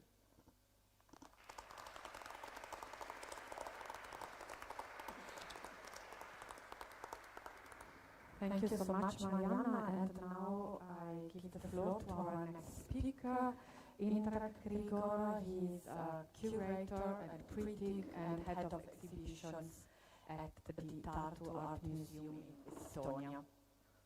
He is going to speak about Anna Hook's gold banning album. Thank you.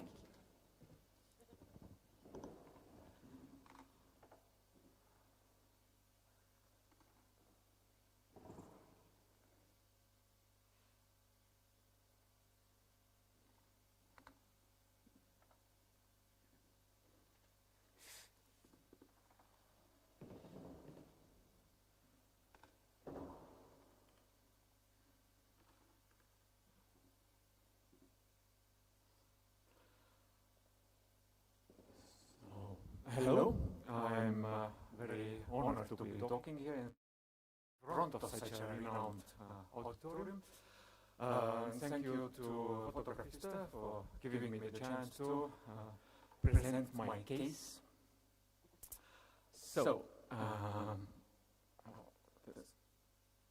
no.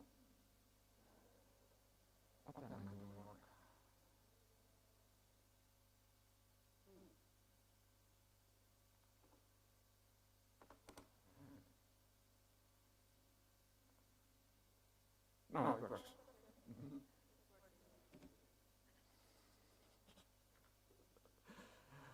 So, in 2020, Tartu Art Museum organized the exhibition Silver Girls, a retouched history of photography. Initiated by the Latvian curator Šelda Putite, it brought together the work of 5 Estonian and 5 Latvian women photographers. Neither Šelda nor I are photography historians, so while preparing the exhibition, we relied heavily on existing research. And importantly, the exhibition was conceived from the outset as a contemporary art project, including contemporary artists alongside historical material. The exhibition was surprisingly successful, and the project soon grew into a pan-Baltic collaboration. Lithuanian photo historian Agne Narušytė joined our team, helping to expand the project towards Lithuania. As a result, the entire exhibition was restaged this spring in the main hall of the Lithuanian National Gallery of Art.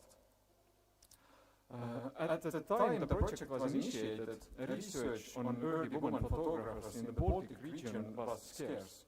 Even identifying 5 Latvian women photographers and locating 5 usable photographs by each was challenging. Out of necessity, we gradually began conducting primary research ourselves. Today we can list roughly 300 women who took photos in the Baltics before the Second World War. And today I will present you the story of one of them, Anna Hook. Anna was born on the 17th of January 1885 and dies on the 24th of January 1960.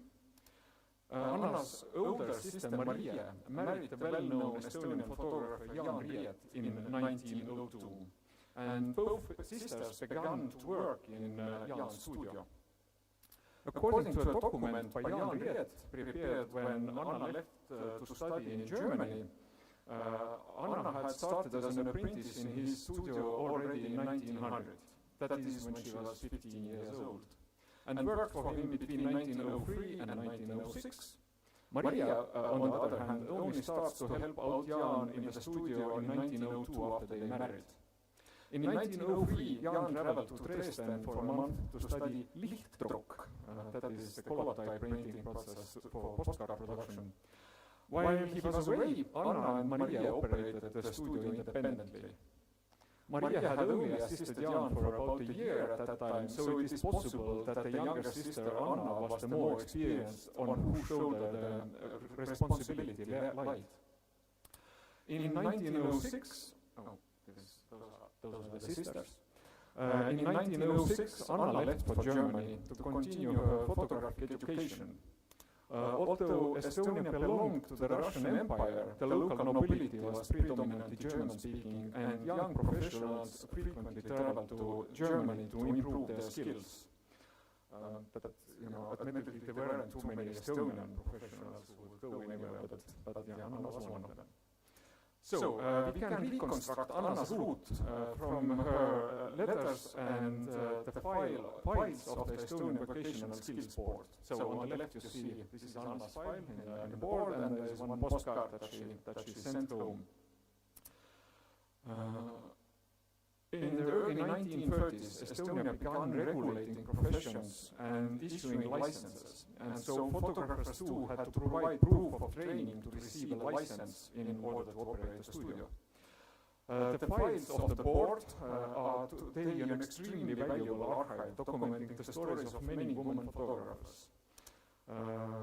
And this archive gives us also the details about Anna's studies. Anna first worked at the artistic photography and painting studio of Eduard Neuhauser in Eisenach, started there in November of 1906, as employed as a Gehilfin für alles. So it's like she was doing everything. 6 months later, she moved to Buchholz, then to Dresden, and in Dresden she was reunited with her sister, Maria, who had traveled to Germany, to Dresden, together with her young daughter Hilja. So on the left you can see old Anna with young Hilja Ariet. Hilja will grow up to be Estonia's most famous woman photographer. She died in 2007, so she was 102 years old. So she lived long enough to see her heritage being rediscovered. And the house on the right, this is the house where, like on the upper floor, in between 2 windows, there's an X. This is the room in which Anna and Maria are living in Dresden. Anna's last known place of practice in Berlin, in Germany, it was the Berlin studio of the Finnish-born photographer Siri Fischer-Schneevoigt, where she worked from the 1st of December 1909 till 15th of January 1910. So somewhere in the spring of 1910, Anna returns back to Viljandi, to her home, but she, is there only for a short while, because a few months later, in June, she's already on her way, traveling the still unfinished Trans-Siberian Railroad. So what you can see there on the postcard is Lake Baikal, and on the shore of Baikal there is a railroad going. This is the famous Trans-Siberian Railroad. So she took that railroad to a place called Zeja. So on the right side of the map, maybe you can make it up, there is a little red dot in the middle of Estonia. This is Viljandi, this is where she's from. She would have traveled to Peterborough and to Moscow, and then, 7,000 kilometers to the east, to the shore of the ocean. So Zeja was a gold mining city,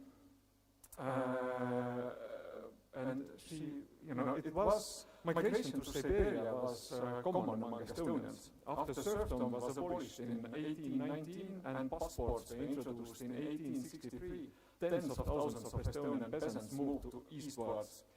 This was encouraged by the Russian state, and the idea was to populate the vast territories of Siberia, and with that to counter Chinese and Korean migration. But Siberia at that time, it's also, as I said, Zeja is a gold mining city, so it's the Wild West. And, affarists are mostly male. So in Siberia there was a population, the population was predominantly male. And there is a thing called bride shortage. So there was a lack for women who were eligible for marriage.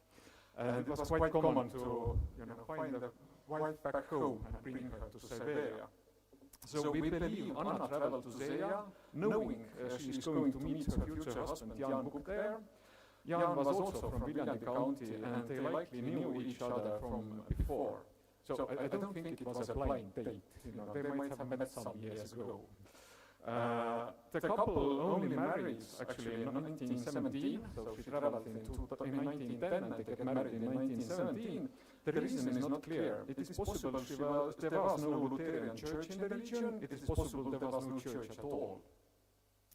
Upon arrival, Anna established a studio under her maiden name Anna Udelt, as seen on surviving photos. So the house you see, this is Anna's studio in Zeya.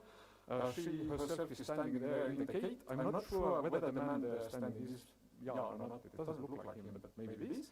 Anyway, the sign on the house corner, it says in Cyrillic Fotografia, and underneath it is A. Udelt. So she was using her own name for the studio. Her most important body of work we know of from this period is the so-called cold panning album from 1912. In a letter written home, she describes receiving a major commission. So I quote, "Recently I received an offer from the largest gold mining company to travel in June to one of the mines to photograph their machinery and industry. I must make 25 photographs in 13 by 18 size, 4 copies of each. I will receive 125 rubles. The trip is free by boat and horse." So Anna ended up producing at least 35 photographs and compiled them into a personal album with handwritten captions. They were using in Siberia the so-called hydraulic method for mining. So the water was from the mountains directed to the river valley. So this is the water channels that you see here on those pictures. And then with big water cannons, the tundra was just washed away. It's environmentally disastrous. And here's a few, like one of the examples of the captions that she would write and draw. So what you see on the left is a thing called Amerikanka, and I quote from there a little bit. But the descriptions are typically colonial ethnographic records of the time, I would say. But anyway, Amerikanka. Here stands the main stage of gold washing. Together with the water, the gold-bearing sand is driven up through a pipe about 5 to 6 fathoms. This is 12 meters high into a channel where the gold is separated from the sand. So you see also the channel, so the sand is washed up and goes down the channel, and typical thing. Or another example, this is one of my favorites, the praying Chinese. A Chinese worshipper in his idol temple. The Chinese set up their temples in the open field, wherever there is a stone or a hill. They hang up blood-red cloths with inscriptions in Chinese. And she continues to describe the altar a little bit longer, and then complains how difficult it was to get the Chinese to pose, because they think that their lifespan will be short. And, it's very stereotypical descriptions of life.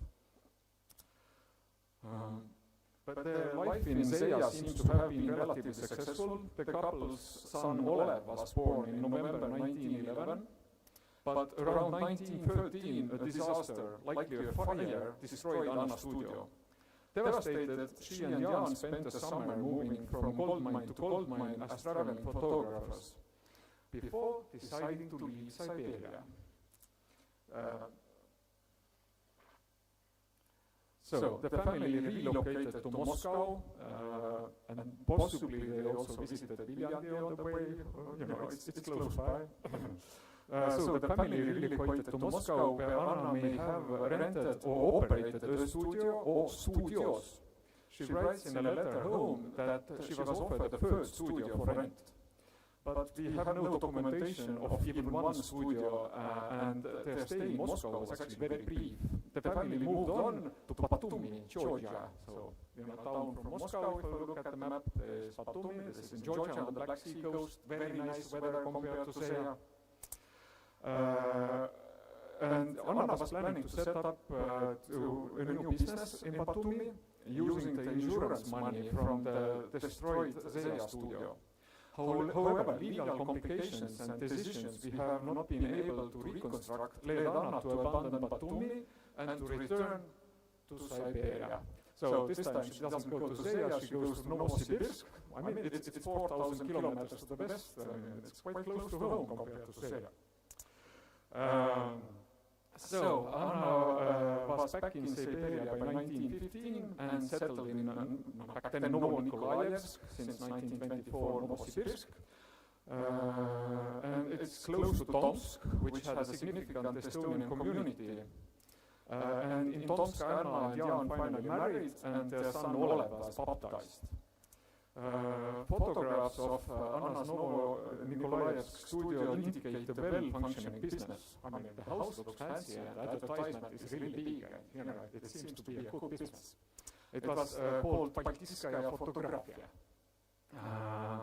You know, and it's in 1915 when she establishes it, but by 1917 the revolution in Russia starts. So much for that, yeah. You know, initially the revolution is very welcomed because it means autonomy. It means autonomy for the small nations in Russia. So this is the Estonian community in Novosibirsk celebrating the revolution. Her son Olev is standing in the front row with a little red flag. And you know, because the revolution meant autonomy, also the Siberia as such saw itself as an autonomous region, you know, to get free from Russia. So the Bolsheviks actually reached Novosibirsk only in 1920.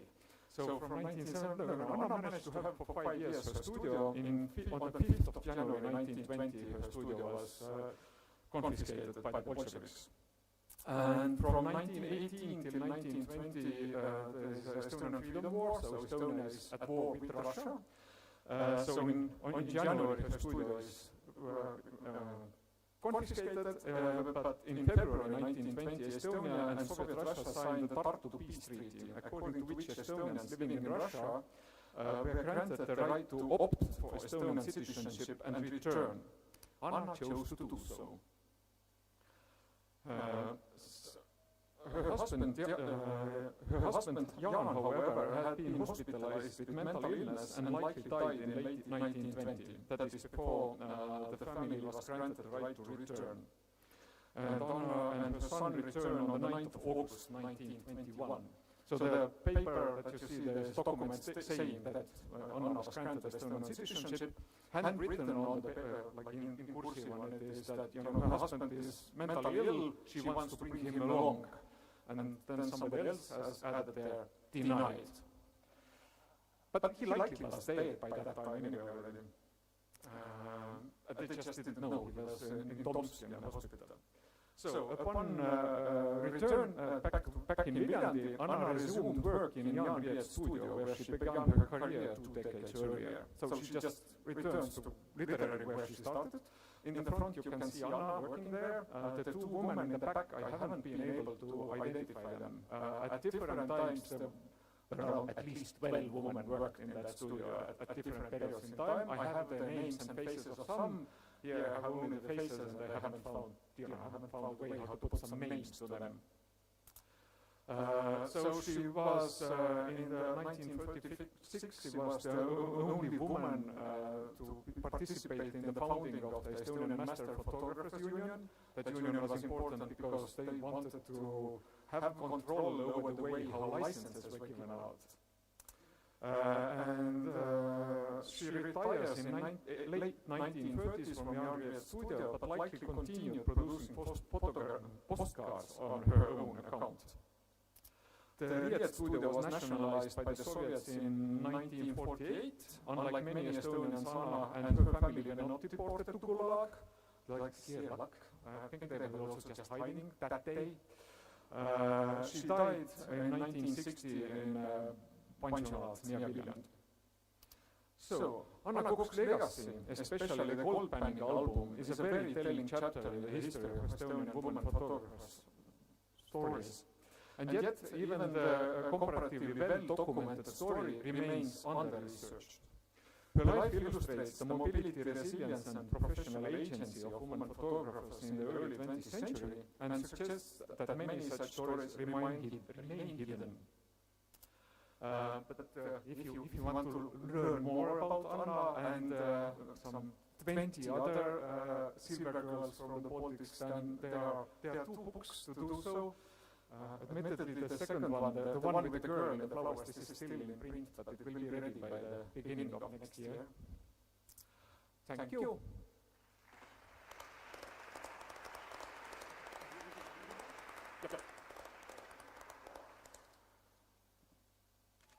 Thank you very, very much also to Indrek for this paper.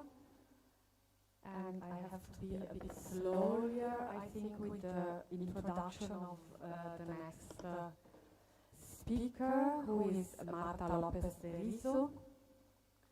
She is at the Ortega Marañón Foundation and University of San Diego in Madrid in the study abroad program of the University of San Diego in Spain. And she is going to speak about women photographers and the rewriting of Spanish photographic history. Please, Marta. Thank you. I would like to thank, before getting started, all the organization committee and the staff as well for providing us with this extraordinary context to learn and also to exchange. So today I'm going to talk about what is more or less the situation of history of women photographers in Spain and how much this is changing today. Okay, better. And how much this is changing today. So I'll try to, in fact I have to say that most of what I had planned to talk about today has already been said, because in fact the situation in Spain is not that different from what the situation is in all elsewhere. I would rather even say in most of our world.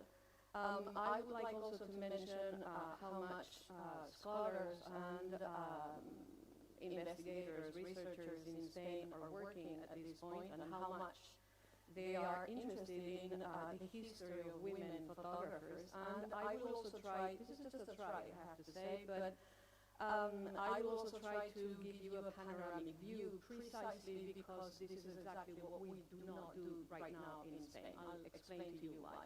And then finally, I guess I have a little bit of a proposal to something that has already been addressed here, which is how to address authorship if we have to, when it comes to women photographers. So, when we talk about the situation in Spain, as I said, in the 19th century specifically, and I had to somehow cut a little bit the history of these women photographers because of time, and because it would be really very wide after the 1880s, so the names and the researchers that you're going to listen or hear about are just right now researching or have until now researched about women working active in Spain until the 1880s, 1890s.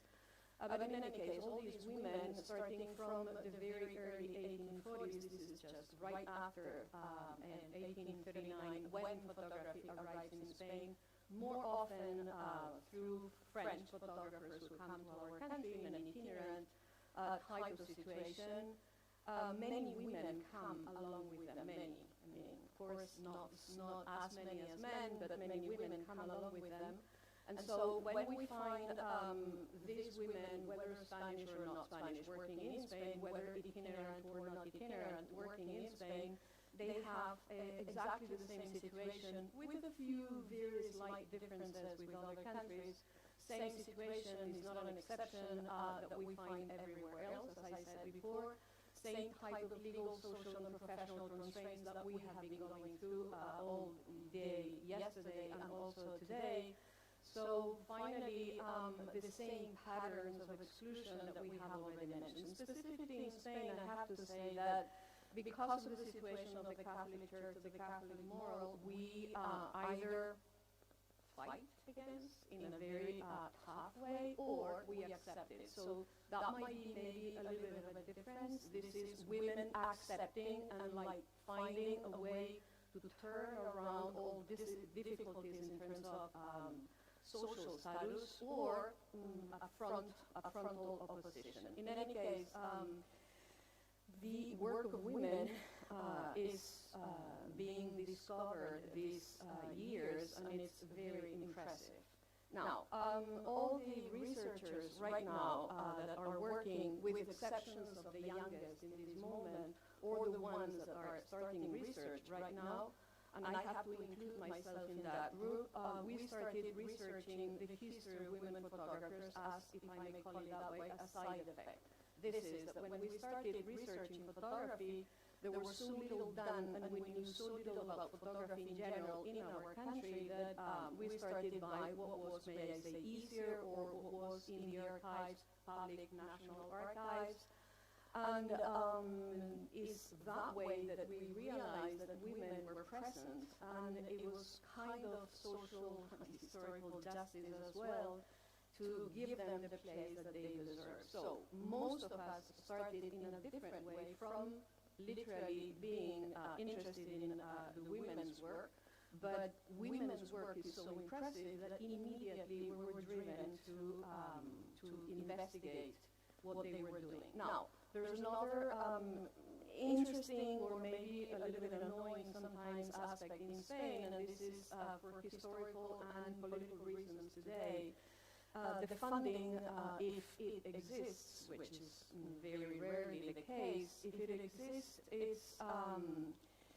it's provided by governments that are in regions, but not by the national government. So that means that most of the research that we have done up to today is either completely independent, or if not independent, it's been a little bit funded by regional governments, which means that you're going to find a very fragmented map of how women were working in different places. And it's only now, almost 15, 20, 25, depending on the regions, once again, that we are realizing, we're putting together all these works, all these researchers, and we're finding finally that in general the differences are not so many, and that most women were not only accessing to photography in very similar ways, but were sharing the same difficulties. There's also another, which after what I heard yesterday is not that different from in many other countries. There's another focus that we have in our research in Spain, and this is that we keep on trying to find out the biographies and the lives of these women, and not as much the photographs that they made, because they're simply lost. So there's almost no archive. There's almost no archive in Spain that has photographs by women, and if they do, they don't even know that they have them, because again, one of the things that was mentioned yesterday, the family name is there, but the maiden or the first name is not there, so we don't really know if it's a woman unless she's been documented already.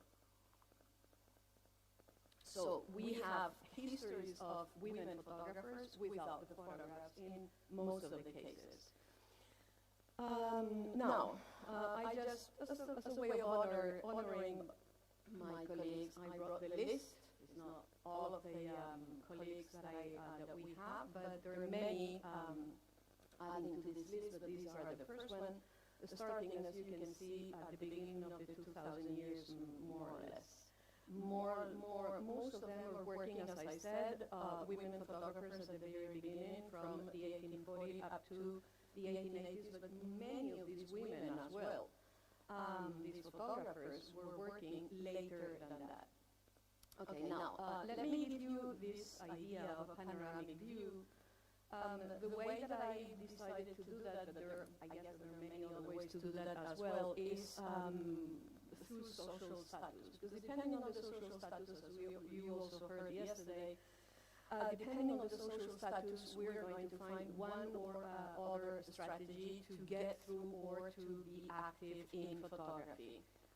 In the picture, one of the wives, the one that is on your left in the background, She was Sebastiana Vacas. Vacas is a family name in this case, and this is all the women of her family that used to be helping in the studio of Eusebio Julia. So now, the first group is a little bit different because these are the first women coming to Spain or making photographs in Spain. When we start researching about women that in the 1840s, as soon as the 1840s were working in Spain, the only documented source that we had access to at the very beginning to realize what was going on at that time is the press. So we need to go to the media and see how many advertisements we find. And in fact, this is quite interesting because, of course, the number of women is less than the number of men, but besides that, there are not so many gender differences. They used to do exactly, more or less, exactly the same things. They were, most of them, itinerant. Most of them were working in urban centers and then moving to another one, to another big city. Most of them were working under their names, or at least family names, so we know who, more or less, who they were. Or they were working in an anonymous way. One of the things that is also interesting, and I guess that not different from other places, is that they were not only practicing daguerreotypes, but they were also doing some kind of other trade. Either, in Spain it's quite often that we find aeronauts, but we also find people selling all kinds of, from leather to chemical products, etc., etc. So here you have the ones that we know the best. You will see that not only they are from French ascendants, as far as we know today, but they also are named Madama, which is a way of saying Madame, but in a Spanish way, which means more respect in that sense. So we have this Madama Valperi, who we don't really know who she was. She used to announce herself as a Parisian portraitist. Marie-Agnès Anastasie Clémado, known as Madame Fritz. She was very active at the time, and it seems that she came to Spain because she had a very complicated, may I say, or sophisticated personal situation in France. Then we have a Spanish one, a dentist as well, Polonia Sanferrer, and finally Bertrand Sange, Madama Sange, who was also an aeronaut, as I said. Now, we also have a very interesting group of women acting under their own name. Is not exceptional at that time, but it's far from being the norm. That is also true. And we know when we access to this group of women, we realize that they were absolutely visible, which is kind of the opposite of what we very often find when we work on women photographers. And it is also true that it shows that they were working as the owners, as the managers, so they have a very important positions within the studios. Now, we have many that have been researched because this is more or less when it develops, is around late 50s and the 60s, so you may find from the north to the south of Spain, we are going to find many, including examples like the one that you have in the second line, Antonia Santos Garcia and Filomena Diaz, who were neighbors, and they were competitors at the same time in a very small village. Very small city, pardon. If they hear me, they would kill me. We have many different examples. You see that the number of Spanish women increases at the same time, that the French names decrease. We not only have French, but these are the most common ones. There's some weird examples or like strange examples like Luisa Dorabe or Darrodes, it depends on where you find her, who was a maid employed by a photographer, and then she opened under her own name her studio and became a competitor again. Now, from east to west is a little less impressive. This is from the Mediterranean coast all the way through Spain until Portugal. I didn't include Portugal here, but for instance, I did include María Eugenia Reya Campos, who, though she was born in Spain, she was active in Portugal, and she used to describe herself as the first Portuguese woman photographer.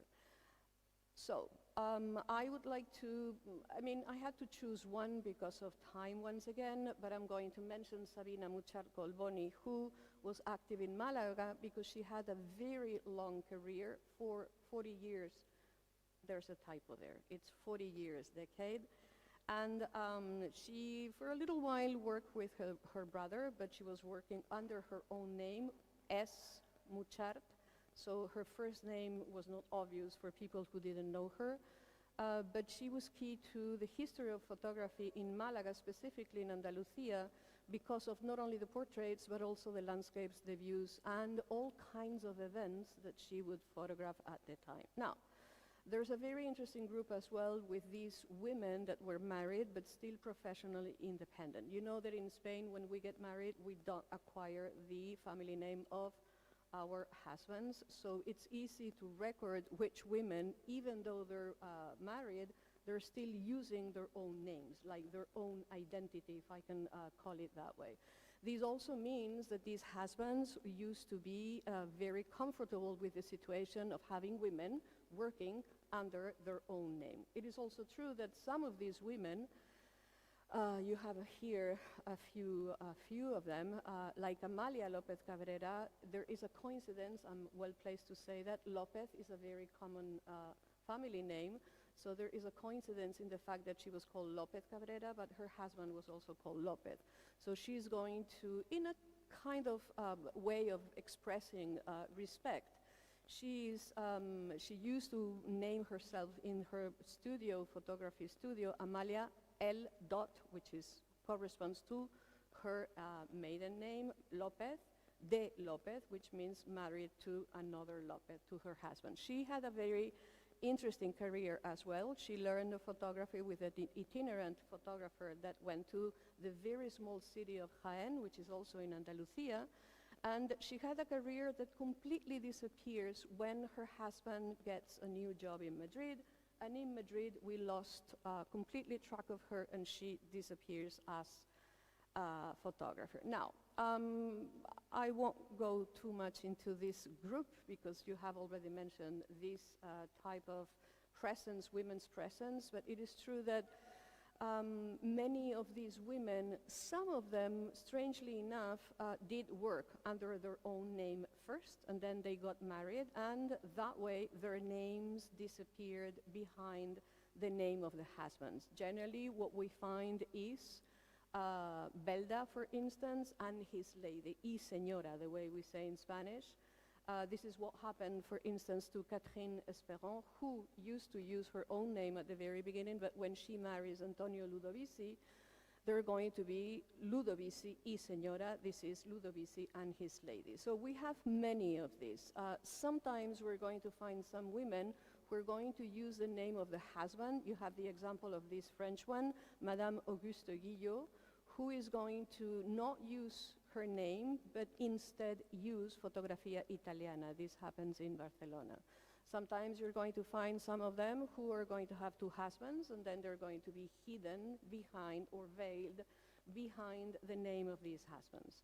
And sometimes you're going to have people, bueno, let me show you this first. You have here Ludovici Señora, Fotografía Romana at the time. That's the way they used to announce themselves. This is in Valencia.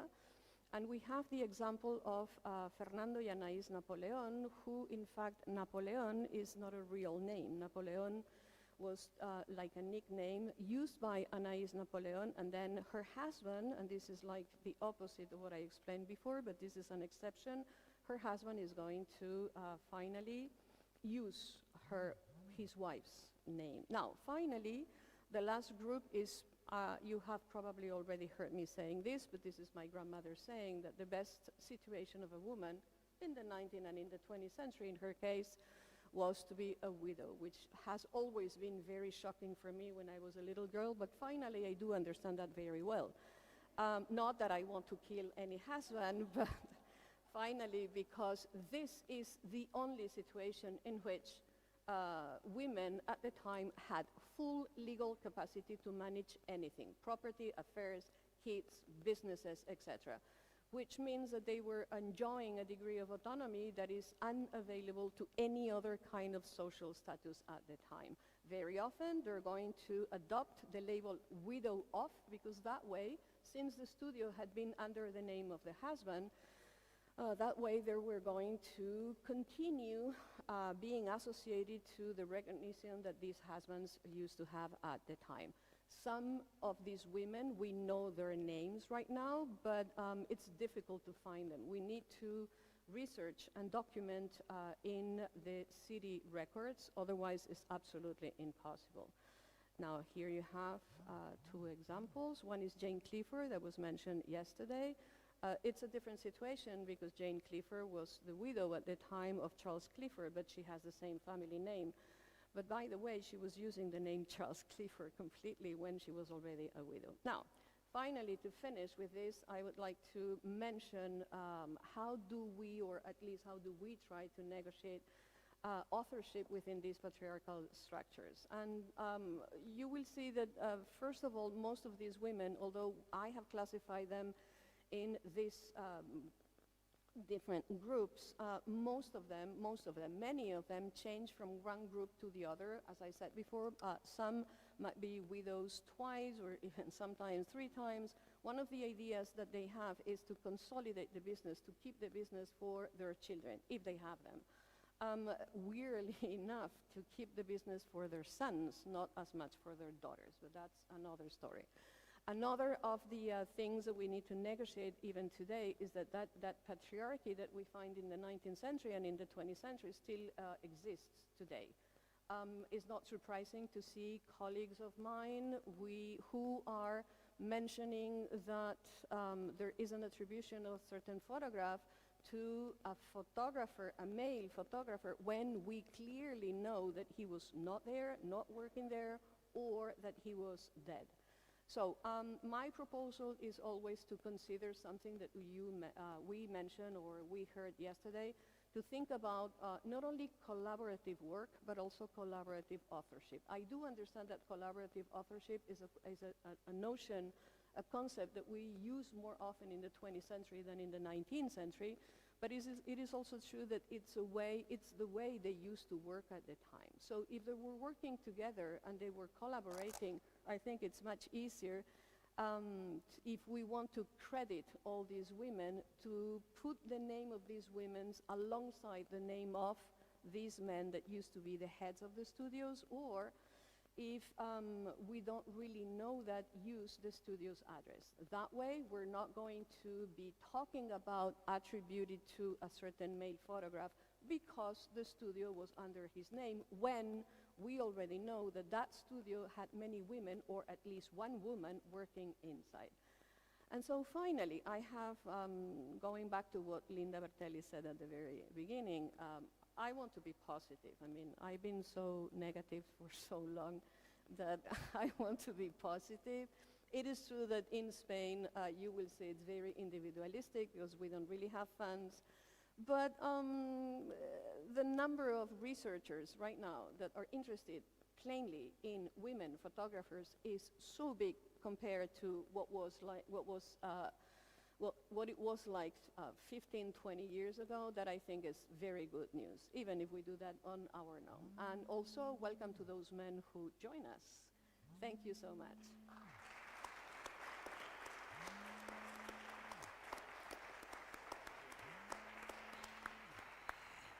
Thank you so much, Marta.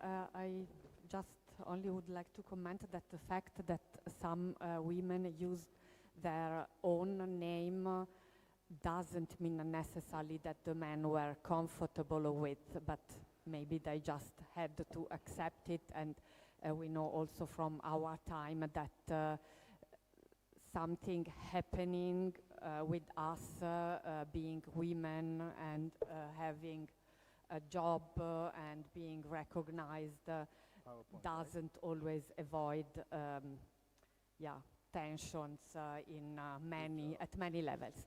Anyway, I am very happy to hear now the next and last talk of this panel by Carlos Vertanesian, who is an independent researcher based in Argentina and a passionate collector of photographs. and an expert, especially on South American photography and daguerreotypy, especially widely recognized nationally and internationally. And he's going to speak about Beyond the Frame, Women, the Daguerreotype and Emancipation in Mid-19th Century Argentina and the Americas. Thank you, Carlos. Well, I want to, thank you all as well, Nicoletta, Emanuel, Deria, and the complete team of Fotografiste. This has been and will be a great event, and we are honored to be part of it, right? It's 2 out of 30, it's a number. And I can relate to what Marta spoke. I mean, it's very, very close to what you will hear from me now.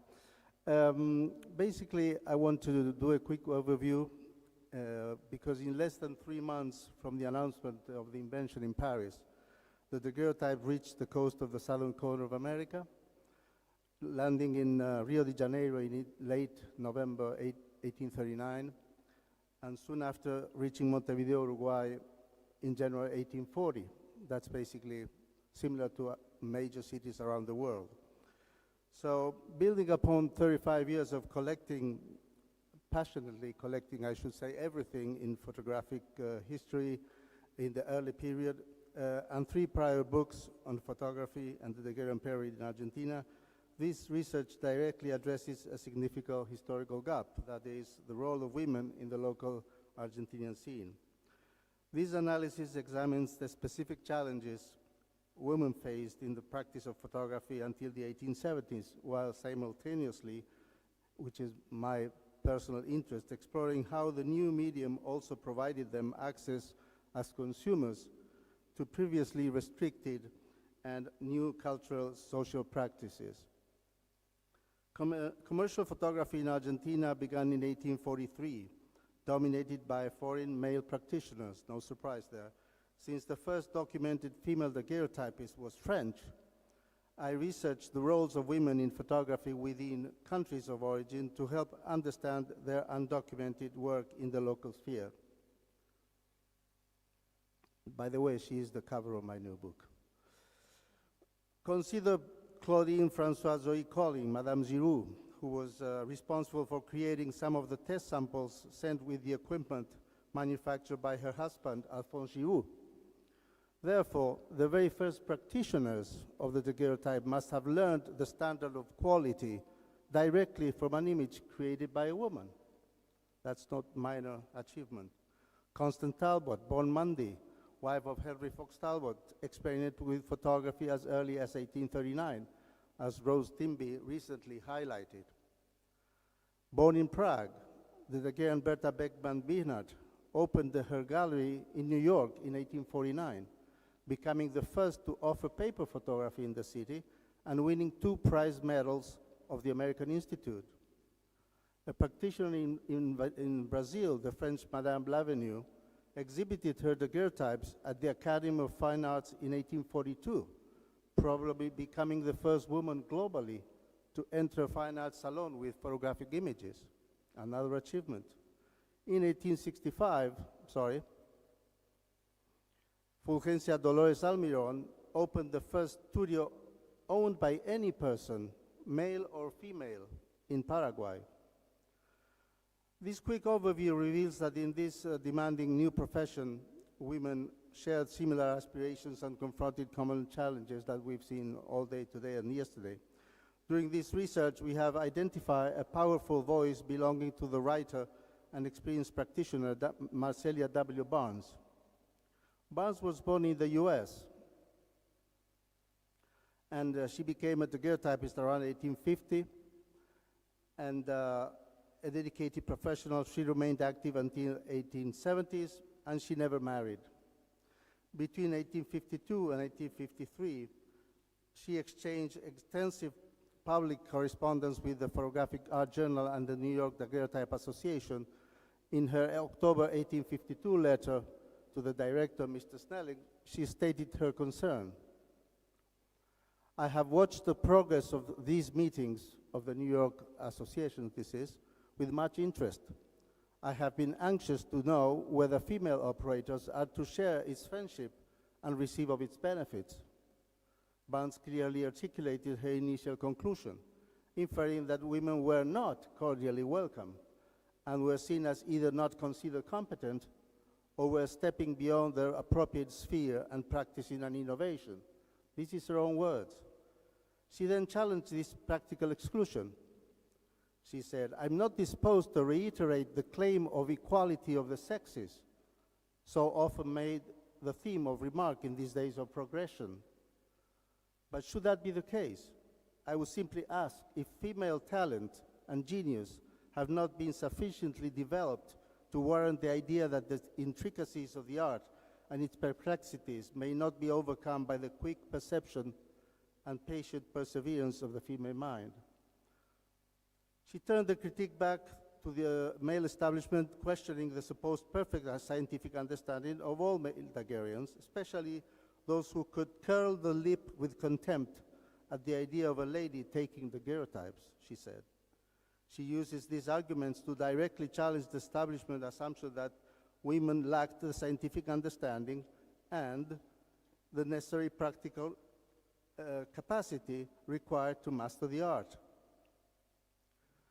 Her final remark transitioned to a call for professional and financial emancipation, requesting a direct expression of the association on this subject. And listen to this, that I and others who are practicing may have the sympathy and good wishes of wise and competent men.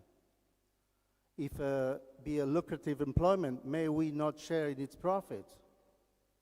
There's something missing here. If an honorable profession, may we not try to win the laurels? Who can more readily appreciate it than the cultivated and refined sensibilities of women? The director of the magazine responded, confirming the lack of formal prejudice. There is no clause in the Constitution or bylaws that debars any lady Daguerrean from membership. Her highly elaborate and well-articulated arguments made in these days of progression, as she put it, strikingly resemble modern women's labor and social reivindications, offering relevant insight into the shared hardships of all women practitioners globally. Now, while Barnes' correspondence showed that the battles fought in North America through specialized journals, a different picture emerges in the southern corner of the Americas.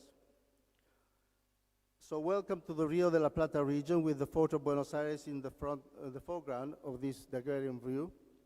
Professional associations and specialized photographic magazines were not yet established in the country, demanding a shift in research methodology to look into the work of local practitioners, more reliant on business directories, advertisement, and municipal records.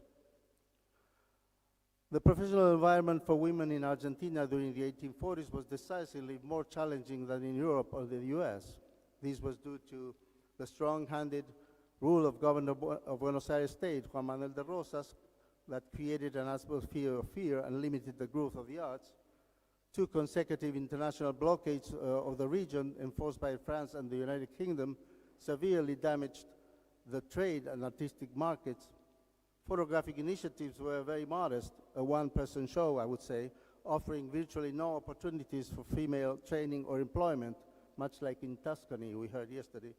Working professionally with own hands was not socially acceptable for respectable women, and those who needed to work often lacked the capital or the entrepreneurial risk. The resultant political fear and exile of the opposition to the government meant that the daguerreotype's arrival was witnessed by key Argentine expatriates living in Montevideo at the time, among which we find Mariquita Sanchez de Thompson, a prominent intellectual who was present during the first demonstrations with the camera in January 1840. And at that time she wrote, "One must begin with women if a country is to be civilized." Furthermore, in a letter, very extensive letter, by the way, to her son, she narrated her front row experience with the daguerreotype. She said, "Dear Juan, yesterday we saw a marvel. The execution of the daguerreotype is an admirable thing. After Rosas was overthrown in power in February 1852, the local market began to rapidly change, bringing to Buenos Aires a large number of immigrant practitioners and a more competitive scenario. This is the exact moment when the story of local artists starts. Antonia Brunet had long been recognized as Argentina's first female daguerrean, yet definitive proof of her pioneering role, as well as many of her biographical details, remain unknown. Our research proved that she was actually born Antoinette Bonnet in Lyon, France, in 1790. Orphaned very young, she was raised by a relative married to the miniature portraitist Michel Brunet, from whom she learned painting and adopted her surname. She was married to the Gilda Clos Arnad when she arrived in Buenos Aires in 1824, and she introduced herself to the local society as an established artist trained by the best masters of Paris. She quickly built a diverse practice, offering miniature portrait services and drawing lessons for young girls. Her signature evolved from Antonia B., wife of Arnad, to Antonia B., widow of Arnad, by 1841. In 1852, widowed and a single mother at the remarkable age of 64, Antonia reached a critical point. Driven by economic necessity and artistic ambition, she purchased a daguerrean gallery, the one formerly owned by North American artist William Weston. The sale included all the necessary apparatus, and most relevant, stated that the art is taught to the buyer, so it is likely that she may have learned the art from Weston. Antonia communicated her new venture with this previously unknown advertisement. Madame Arnad, portraitist and drawing teacher, has the honor of informing her friends and the general public that she has purchased the daguerreotype establishment at Victory Street, number 35.5, where she will continue this art, and she hopes for the patronage of the inhabitants of the capital, whom she will strive to leave satisfied. This marks Antonia's formal entry into the field, solidifying her distinction as Argentina's first and only known female daguerrean artist. Sadly, much like this unattributed ambrotype on the left and the miniature on the right attributed to her, she left her work unsigned, creating a legacy that is both remarkable and elusive. Her career as a daguerreotypist was short-lived, apparently ceasing around 1858. Antonia's story, marked by the hardships of orphanhood, widowhood, raising a daughter as a single mother, and finally her entrepreneurial act at age 64, challenges the limiting stereotype about female autonomy in the 19th century in the region. Now, the second artist I will talk about is Pilar Gil. She was unknown until now, actually. She was the wife of Javier Monzón, whose real name was Francisco Javier Vargas Machuca. Monzón had an unstable career as a political activist and journalist, constantly escaping Spanish authorities and adopting multiple aliases. It is most likely that then Pilar Gil must have been actively involved in the gallery work from the very beginning. The couple settled in Buenos Aires in the late 60s, establishing Fotografía Universal and advertising aggressively in Spanish, English, and even in Italian. Their advertisement consistently highlighted the wife's participation while omitting her name. Nothing new there. Photographer Monzón's wife creates the portraits of ladies and children, selecting the most elegant and suitable pose for each according to the dress they are wearing. This strategic omission implies a crucial paradox. While her presence and her skills were a primary selling point, offering a competitive edge to the gallery, her identity was deliberately relegated in favor of the business's trade name. Yet she is not mentioned on the card mounts, which only list the gallery addresses and the various services offered. This strategy of leveraging a woman to attend to female clients was not new nor an isolated practice. Marta mentioned that. Take, for instance, the case of the couple active in Valencia, Spain, that operated Ludovici and his wife, Roman photographers. Unlike the Monzón studio in Buenos Aires, in this case, the wife's active participation was kept visible on both sides of the mounts. Actually, she was not Italian, but French. his wife. Her name was Luisa Catherine Esperon and was married to the Roman photographer Antonio Ludovici Rossetti. With all this information, we can confidently, I would say, attribute to Pilar Gil any portrait taken at Fotografie Universelle showing either or both women or children. When Monson retired, Pilar continued her work on location, servicing clients outside the studio, demonstrating a high degree of technical skills and independence. Sadly, Pilar Gil died at age 56 in 1896 of a sudden general paralysis at the National Hospital for the Alienated in Buenos Aires. Now let us turn around the camera and face it. We are sitting in front of it along with a remarkable woman. I always call her a true force of nature, Juana Manso. Picture this woman of immense intellect and a vision, a caring mother, a renowned journalist, editor, and a pioneer in education and feminist advocacy. Her public life was a constant struggle. She was relentlessly tormented by vicious personal attacks targeting her looks and her gender. They labeled her fat, ugly, masculine, using insults to suppress her intellect and silence her vision. Manso's dedication to amplifying women's voices found expression in her magazine album De Señoritas, released in 1854. The same year, by the way, Antonia Brunet entered the Daguerrean field. Both his venture lasted only 8 issues, a direct consequence of the social forces that fueled the personal attacks against her.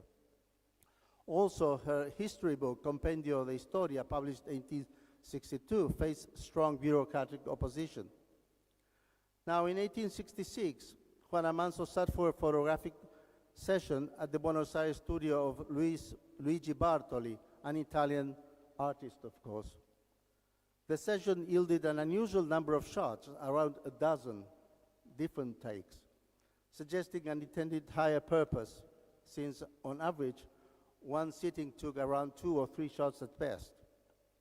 Manso's visit was documented in a very extensive letter she addressed to the artist and sent to the La Tribuna newspaper, made it public. Mr. Bartoli has had the skill to steal my soul, she wrote. His kindness, the purpose that brought me there, had naturally predisposed my spirit to openness.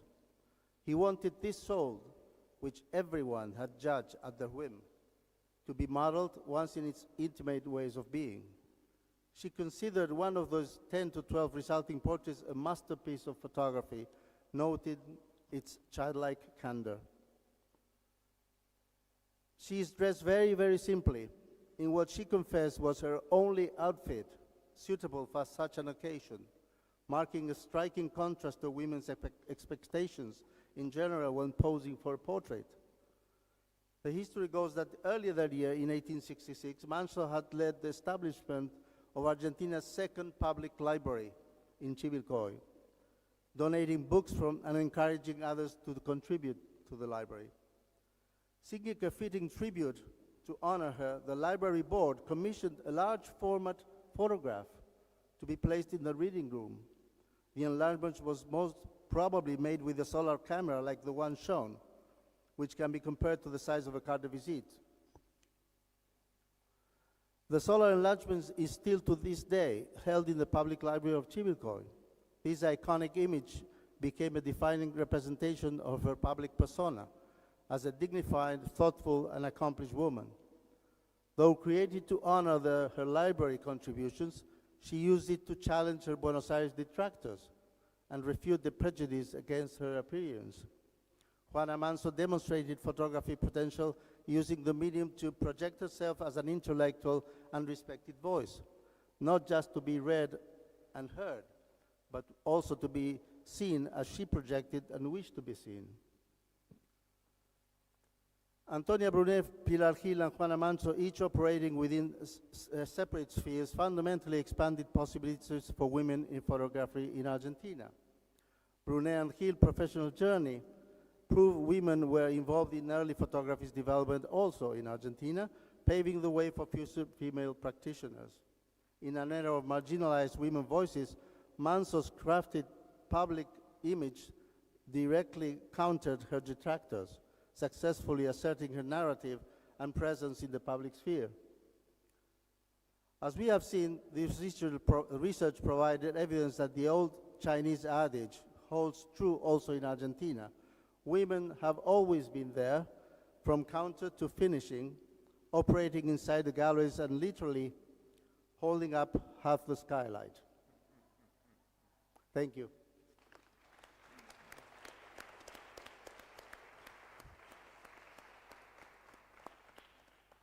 Thank you so much to all of you for this incredible panel.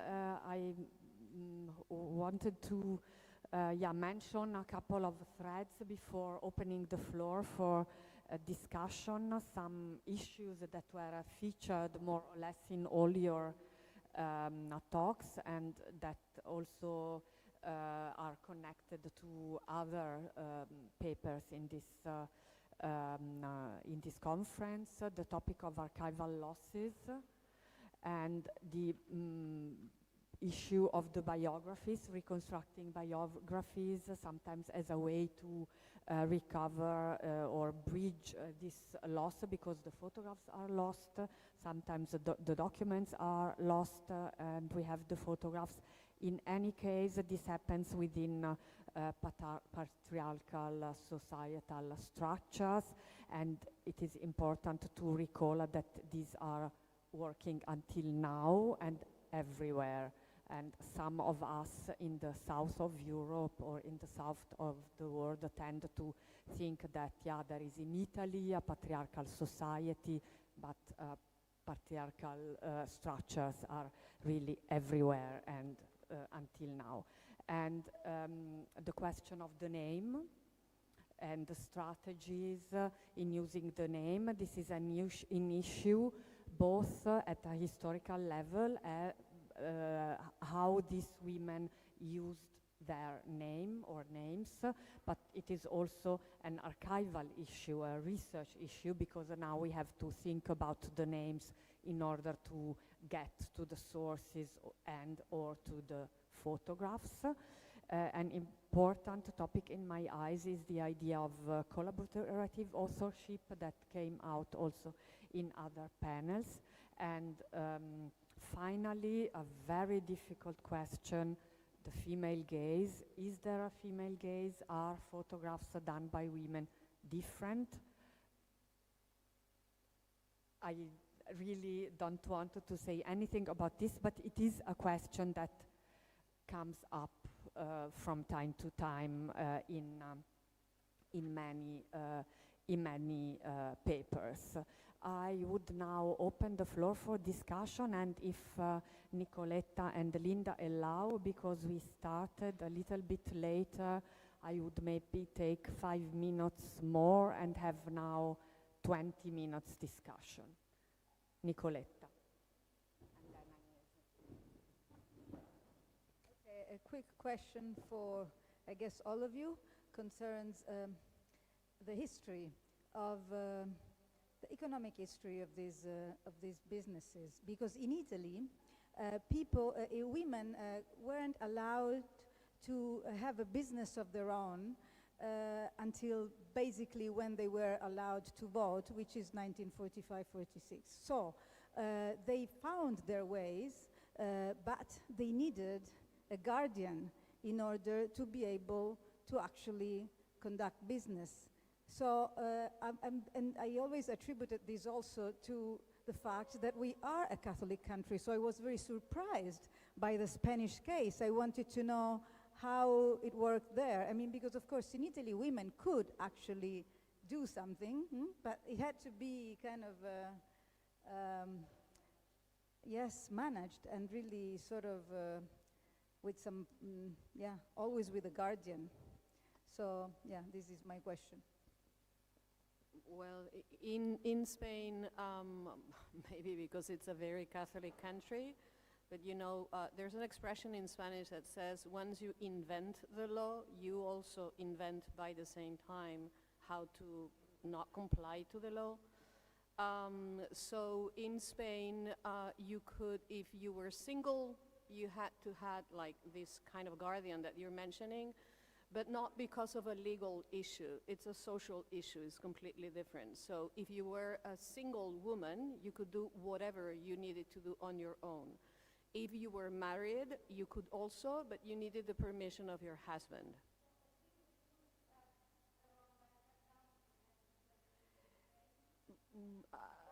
Not necessarily bank accounts, because we didn't have bank accounts. I mean, we had the money in a box at home, basically. Yeah, I know, but you know, I think that the issue, the most important issue is, can you have a business on your own name? I think that's your question. And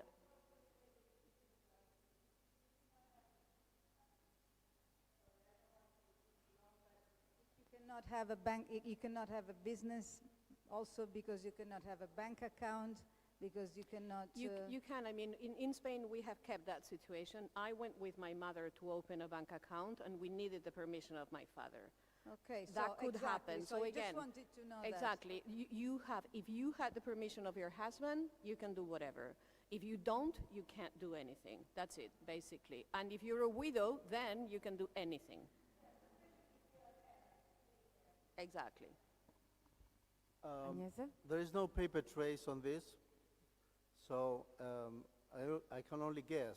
Antonia had a son, so it's, even though the studio was under her name, and she was French, she was independent right from the beginning. She advertised individually as an artist, as a teacher, and then she advertised the studio under her name.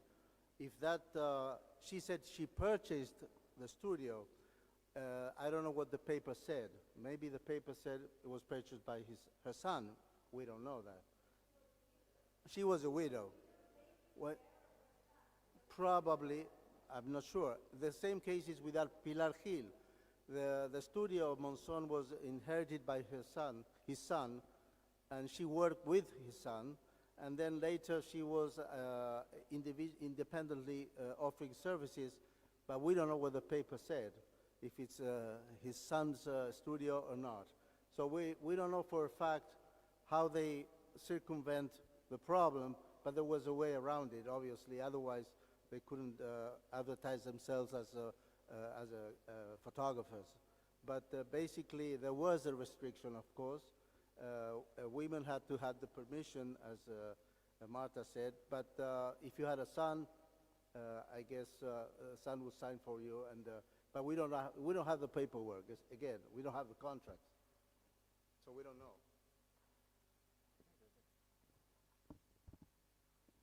So for Estonia, I don't have too many women from before 20th century, so I haven't really looked too deep in there.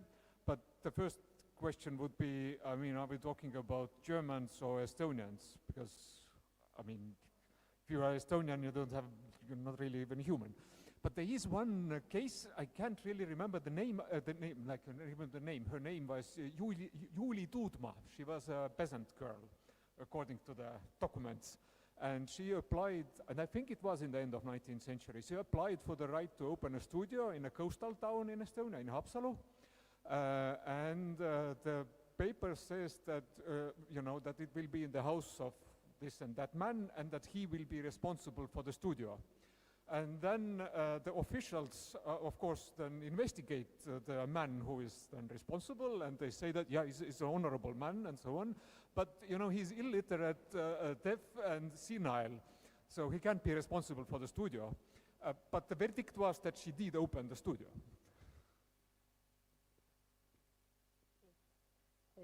The situation, I mean, women needed guardians, even if they were widows in 19th century Greece. But then the situation changed in early 20th century, especially for single women, actually only for single women. They could manage their assets, they could do several things independently, but if they were married or daughters or whatever, they need permission. Agnese? Thank you very much for this panel. I noticed also this strategies to bridge between the single case and the comparative the attempt to make a comparison between many cases, especially Marta and also the others, and I think this is an issue with this study of women, because on the one hand you want to go deep into one case, but on the other you also want to show the broader picture and the social differences. I have a question on, especially to Marianna, but also maybe for some others of you, on the newspaper. You showed many different kind of information that you found in the newspaper, not just advertisement, that is the most typical that we know, but also these warnings on being photographed, and also information on the sitters being paid. And this for me was very strange. I mean, I never found these things in the Italian newspaper, so I was wondering where this general newspaper, local newspaper, woman newspaper, photographic journals, you know, what kind of sources were these? And also, still on the sources for Carlos, the correspondences that you showed, was this published at the time, or was it in the archive? And because you mean the Juana Manso in the newspaper, or the previous? Yes, the one between the woman asking to be present in this society of daguerreotypes. Oh, that's published. That's it. That's in the but journal. But it was published in the 1850s. Yes, correct. Okay. That was a challenge to the association. Hey guys, what about us? But that's what basically she's saying. And the association published it in their own journal? Yes, in the journal. Okay. Exactly. And that's why the editor, Snellin, replies, hey, you're welcome. Yeah, but you never mention us, she says, okay? But it was a very extensive exchange, and it should be considered seriously, because all the reivindications that we are talking about are mentioned in 1852, which is a very, very relevant issue, I believe. Everything she says is what we are talking about now, exactly everything. She says, I don't want to think this is a question of sexism. In these days of progression, wow, 1852, days of progression, wow. So it should be considered extensively. Actually, there's much more to what I just said, because that was giving it just the context, you know. Yes, it's published, yes. For example, and for the Italian it's not just one Photographic letter. Society, it's No, because difficult to the find. answer was yes, you're welcome. Okay, so that was the answer. Yes, you're welcome. There's nothing that prevents you from being part of this. And she speaks on me and on behalf of all the practitioners, she says. That's the value of it, because that means all of them everywhere in my mind, you know. Well, I made the vast research on general press. Those pieces were from general press, because photographic press doesn't exist, didn't exist.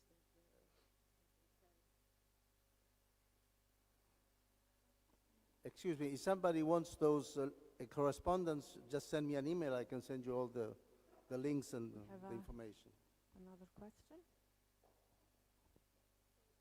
Thank you very much for this wonderful panel. I wanted to touch on another economic aspect of your talks, which I see as sort of national cases, but that have an international component. Especially, I'm thinking about how these photographers source their supplies, how they were also mobilizing materials across the nationalities and beyond borders. And so Mariana mentioned the use of papers that had to do with floral graphic movement in Greece, or Indrik talked about maybe a German tendency, if were the materials coming from Germany or from Russia, how was that working? And also for Carlos and Marta, you have like shared carte de visite formats, the Ludovisi that are in Spain, but also in Argentina, and that also repeat in other places. So how are these supplies moving, and also mobilizing these economies of desire and changing them? Okay, so for the supplies, as you mentioned, anything that is related to cameras, anything that is related to chemistry, chemicals, exactly. This used to, up to the 60s, it was brought from mainly France, but not only, Germany as well, sometimes England. And then from the 60s on, some Spanish photographers are going to be buying that and selling that in Spain, within Spain. You mentioned the carte de visite, or I guess that you also want to know about the cardboards, or that was made in Spain, because this is made with, I don't know how you say in English, but printed, so it's easier. I don't know if you want to know anything else about that, but basically it came from other places in Europe up to the 60s. Basically, in the 60s, Spanish photographers were going to go to Paris, London, basically Paris, but also London and some places in Germany. And then that's how it worked. We do not have production, like no ways of producing almost anything except making your own paper and then your own products. But the basis, the fundamentals, not made in Spain. I've always been interested in the supplies and trying to find the manifest and import manifest, and there were importers of chemicals and cameras, and many Bulgarian artists would sell cameras and would sell teaching.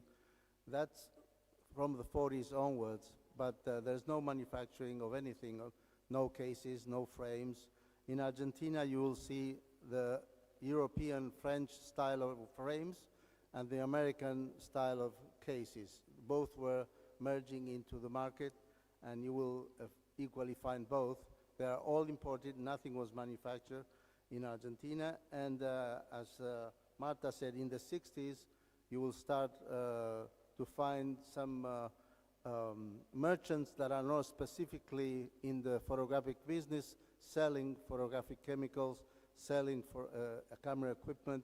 But I have found those, as I said, in the import manifest of importers of many different things, not just photography. So the answer is no manufacturing locally until the 60s or the 70s for some very specific things and everything. And the carte de visite is basically an imprint made locally. So the paper was imported and then stamping the name. And very frequently you will find no name, because and then at some point you will find even two imprints on the same card, meaning that this was handmade in Argentina probably, and importing only the cardboards and the papers to do the assembly of the carte de visites. Though Argentina provided the silver. I'm sorry? Argentina provided the silver for photographic production. I don't know about this period. I'm not sure about that. Probably Chile, not Argentina. The mining was starting in the 60s. So I'm not sure. I don't have the trace of that. In Anna Cook's case, it's even kind of absurd to think about it, but it proves how well the post actually worked back then. So Anna would write back home, like from Zeja. She would send a letter to Viljandi, like 7,000 kilometers. Send me like this and this and this and this. Part of the reason seems to be, like all the cameras were ICA cameras, so ICA, the German big factory. So all the equipment came from there. I think there was different papers. There even at some point actually was a photo plate factory in Viljandi. And Viljandi is, in this sense, situated in a nice place. It's not too far from Riga, which was it's in Latvia. It was a very big center, and it's rather close to Petersburg. So like the big, the sales representatives would be in Petersburg and Riga. So Viljandi was in a good location.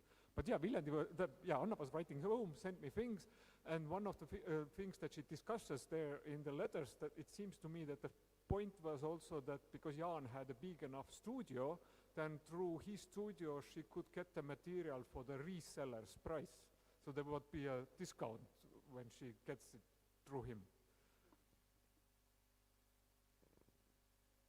Well, it was more or less the same situation with Greece.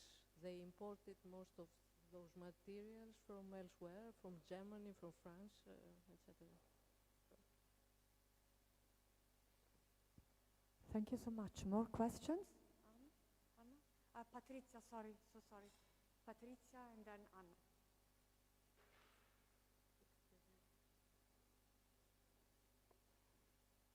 So what I want to ask to this panel, but also some of the previous speakers in a way, is this question about the absence of the photographs. You know, when we don't have the photographs or when we have only a few photographs.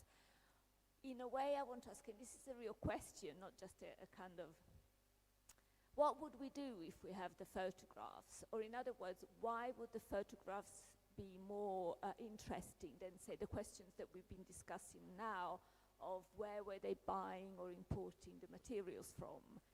Because it seems to me that what's happening here is not so much that we are making claim for these women as having been exceptional photographers, but and perhaps not having even been exceptional because there were women photographers, but that there was something exceptional in what photography was allowing women to be. So what would you do if you don't have the photographs and suddenly you found them? What might those photographs show or tell us? I don't know. You go ahead.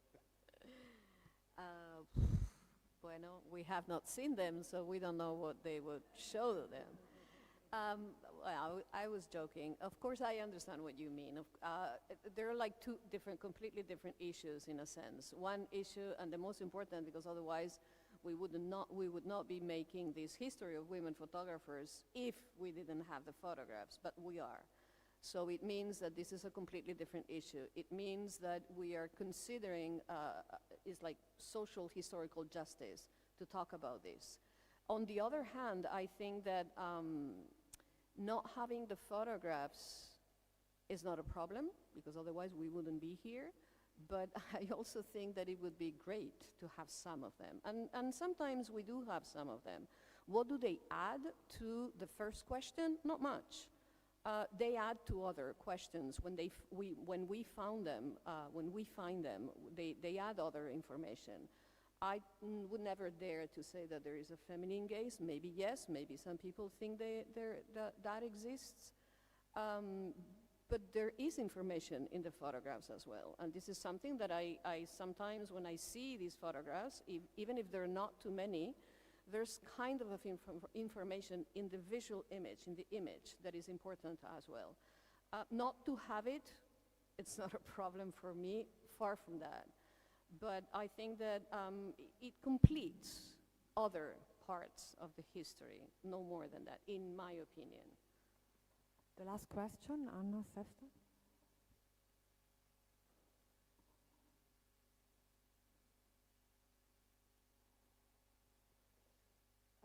Carlos, I was very struck by one of the quotes that you highlighted, which was, a quote that you highlighted, which was, one must begin with women if a country is to be civilized. And just thinking about particularly the late 19th century, and you highlight a lot of European influences in the work that you're looking at, and one of the first portraits that you showed was actually a young black woman sitting with a white baby in her lap, and I just wondered if you could say a bit more about your research in this context.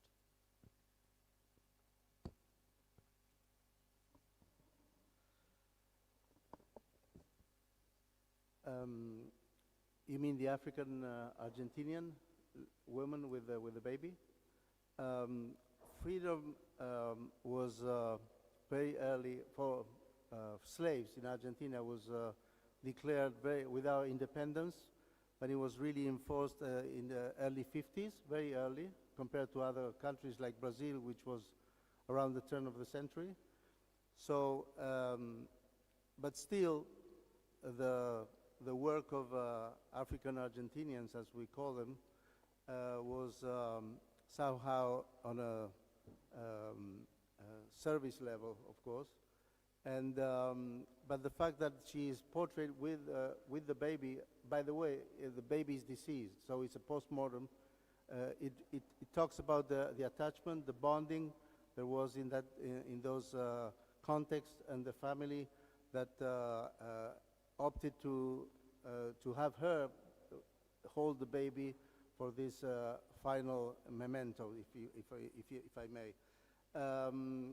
Mariquita Sanchez was a very liberal mind. She was the center of the intellectual life in Argentina during the Governor Rosas, as I mentioned, which was most of the most liberal minds were exiled in Montevideo, in Chile, in Brazil, and she was fortunate to witness the arrival of the daguerreotype. But the letter she wrote is, I don't have time to mention it all, but at the very end, she says, we saw a view of Rio de Janeiro with a magnifying glass.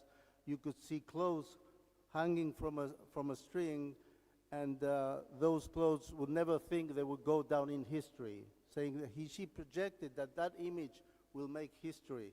By the way, in our National Archive, in the National Museum of History in Argentina, we have such views of Buenos Aires, the center square, where some clothes are hanging, and you can see them with the magnifying glass.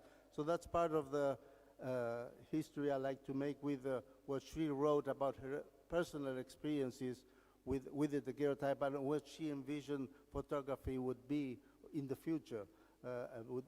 When she says, nobody, not even any man that was present there had that vision that this is going down in history, she said. This image will go down in history, and it did, basically. So, I mean, there are lots of this. I like the social impact of photography, and my book it relates to that, basically, and that's what I try to understand how it impacted the world of women, the visual culture they had the chance to experience when photography arrived in Argentina, when it entered the optical cabinets that were shared the same location with photographic galleries. During the day, they would take a portrait. During the evening, they would see projection of images, and photography entered that space. That was basically a social space for women. They were marketed for women specifically. Men would go to the club, to the English-style clubs, and women would go to this entertainment place where photography was part of it. So, means there's lots of context to talk about, but I mean, I didn't have the time to talk about everything. Sorry. Thank you again to all of you for your papers and to you for the discussion. I negotiated with Nicoletta that we have 5 more minutes for the break, so we now have 15 minutes, not 1 minute more for the break. Please be back at quarter before 5. And before this, I just wanted to use the microphone, also with the authorization of Nicoletta, to tell you that we just opened an exhibition in Florence, the City as Archive Florence, with photographs by Armin Link, a male artist but 2 female curators. So I have here propaganda materials, and please come to Florence.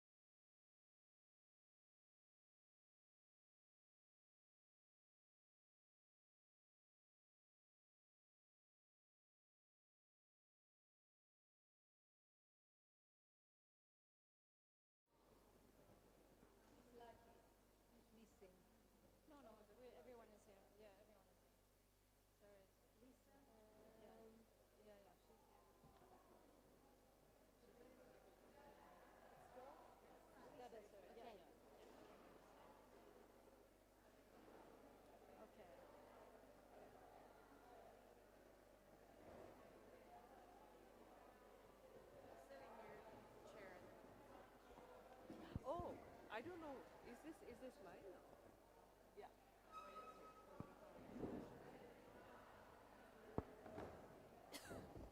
But you'll be speaking into that mic first? Yeah. Do I, you will switch chairs when we are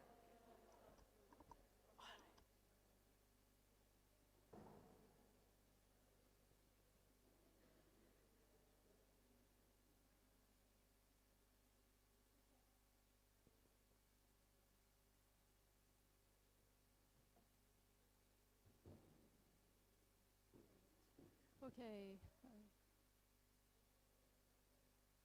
Okay.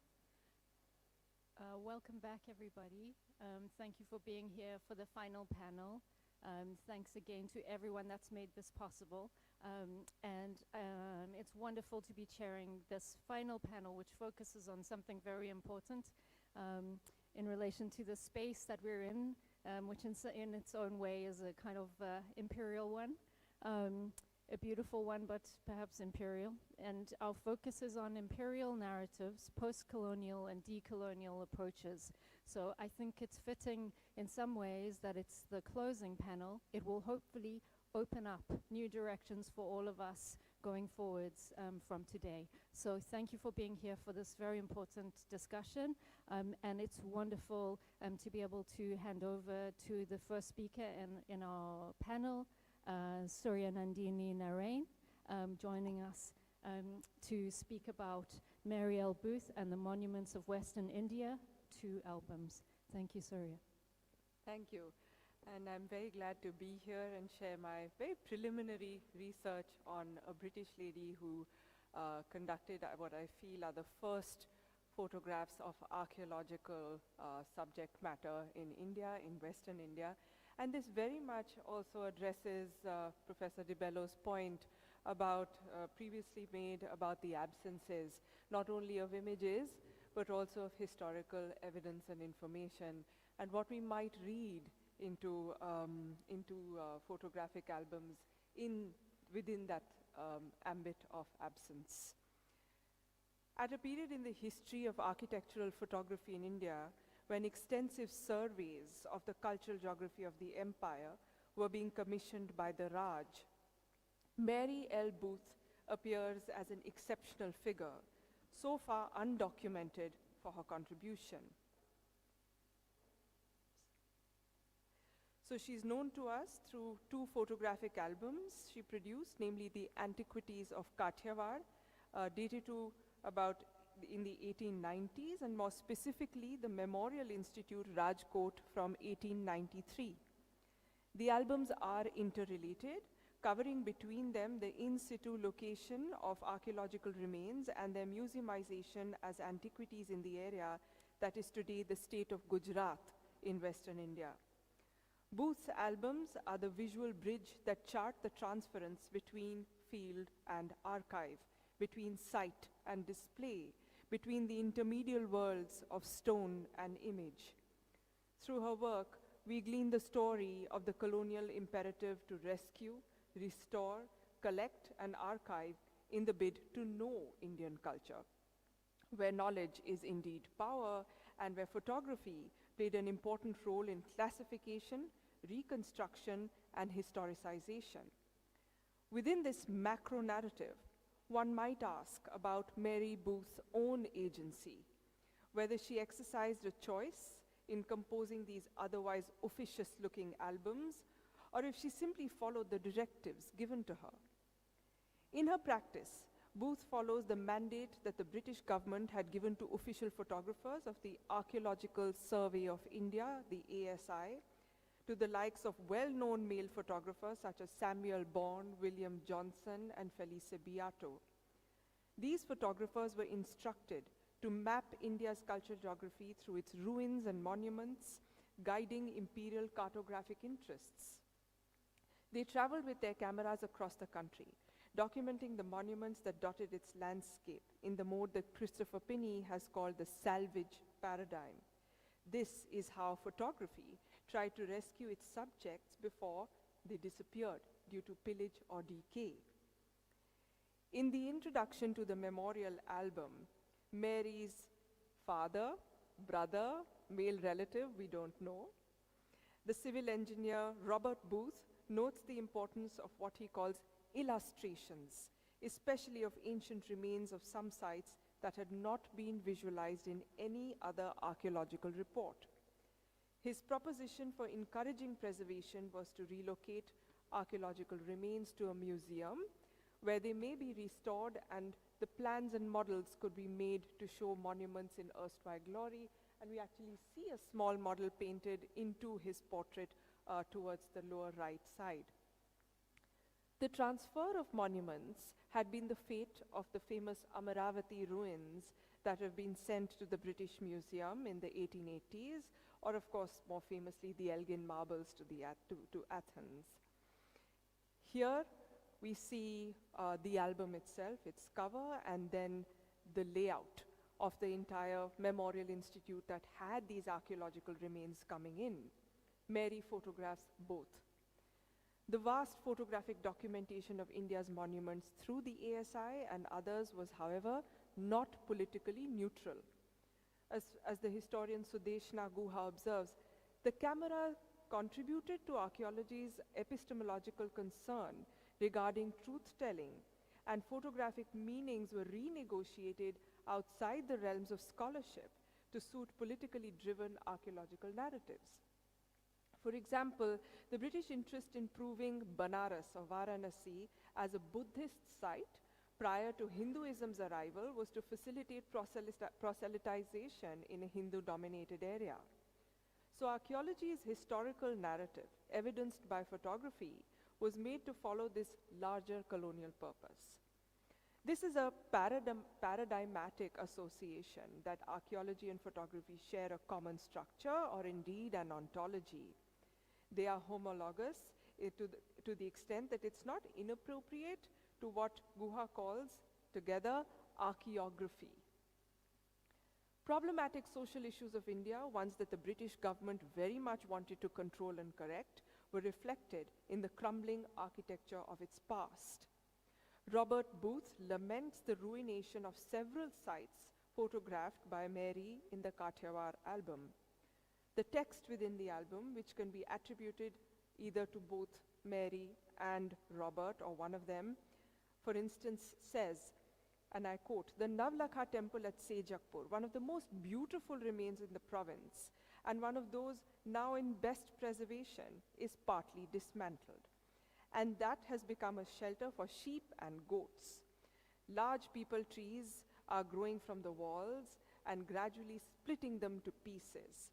In a few years, the rich carvings of this glorious old pile will be scattered among the village huts and fences, and architectural remnants which ought to be preserved by the Hindus for the glory of their ancient traditions will have disappeared forever." Close quotes. Now, how important were these sites for the effort made by Booth in photographing them? In the foreword to the memorial album, the civil servant F.C.O. Beeman notes the album's necessity when he says, "No modern reproductions of them, that is the monuments of Kathiawar, are thought of now," entrusting the camera with the responsibility of recording and demonstrating the need for the relocation and restoration of these monuments. So Booth's work is towards documenting forgotten or overlooked sites by mainstream archaeology.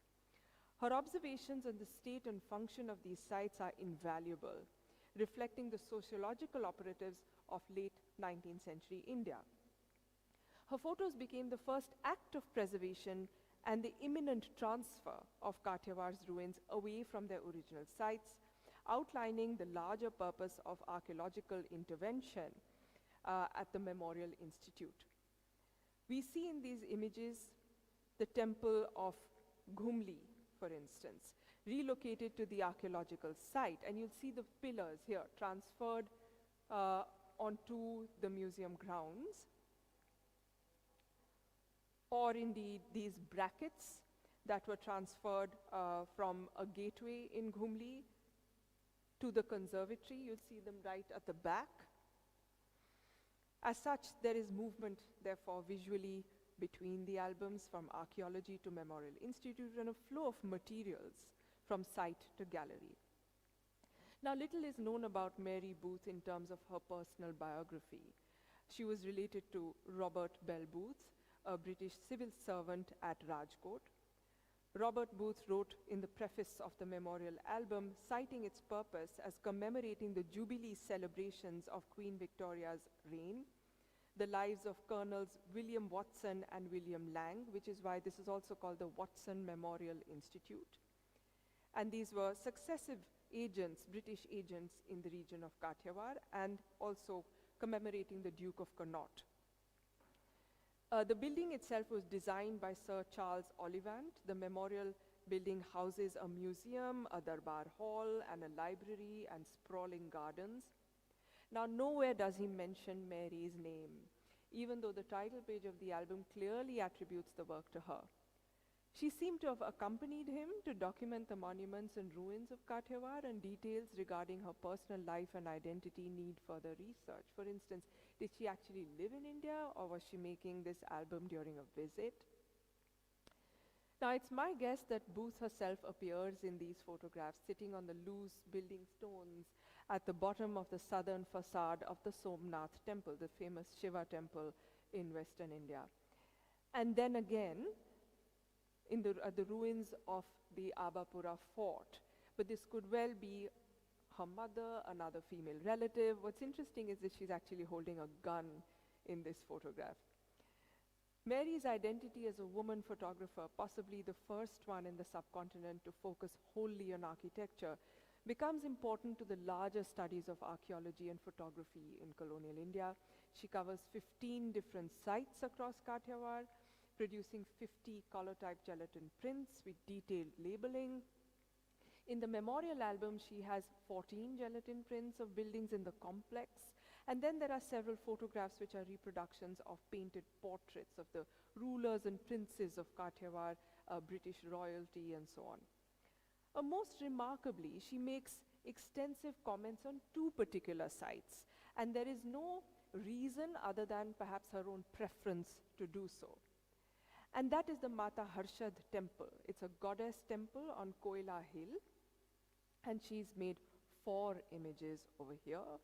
This is the exterior of the temple, and this is the shrine inside. It's interesting that she managed to get into the shrine and photograph, because this is something that's not allowed in sites of Hindu worship. And then the other site, which this is a lengthy sort of description that she has. She also has extracts from the Kathiawar Gazette. And then she has this study of the Sati stones in Wankaner. And Sati is that ancient practice where women would self-immolate on their husband's funeral pyre. And these are both predominantly feminine sites of goddess worship. I find this a very interesting choice, since there are other important sacred sites that she actually photographed, but in a very limited way. For instance, this. This is Patan, where the god Krishna was actually killed by an arrow, but Mary doesn't do very much about this image. She doesn't write about it. Instead, she explains the myth of Mata Harshad, a lesser-known regional sacrifice-demanding goddess to whom the ruination of a whole town is attributed. The Sati stones are commemorative signs of widows. And this is, again, strange, because legally, Sati was banned in 1826 by the British, more than 50 years before these photos were taken. Yet, this would be a concern for the Raj, because practice doesn't always follow law, and Sati continued way past its own time in the history of India. The last case of Sati was as late as 1987. So Mary had chosen to actively photographically delve into such issues concerning women and mythology in India. She included multiple photos from these sites. She might have regarded these as curious and dangerous so-called native customs, much in the spirit of a colonial Mem Sahib observing local eccentricities. Yet the tone of her script leans towards a serious historical engagement, rooted in the solidity of archaeological evidence. The fact that Booth was a woman makes her stand apart from a larger cohort of male photographers of the period, and one can ask if there is anything in her oeuvre that reveals her gender. It's still a question, it's not a conclusion.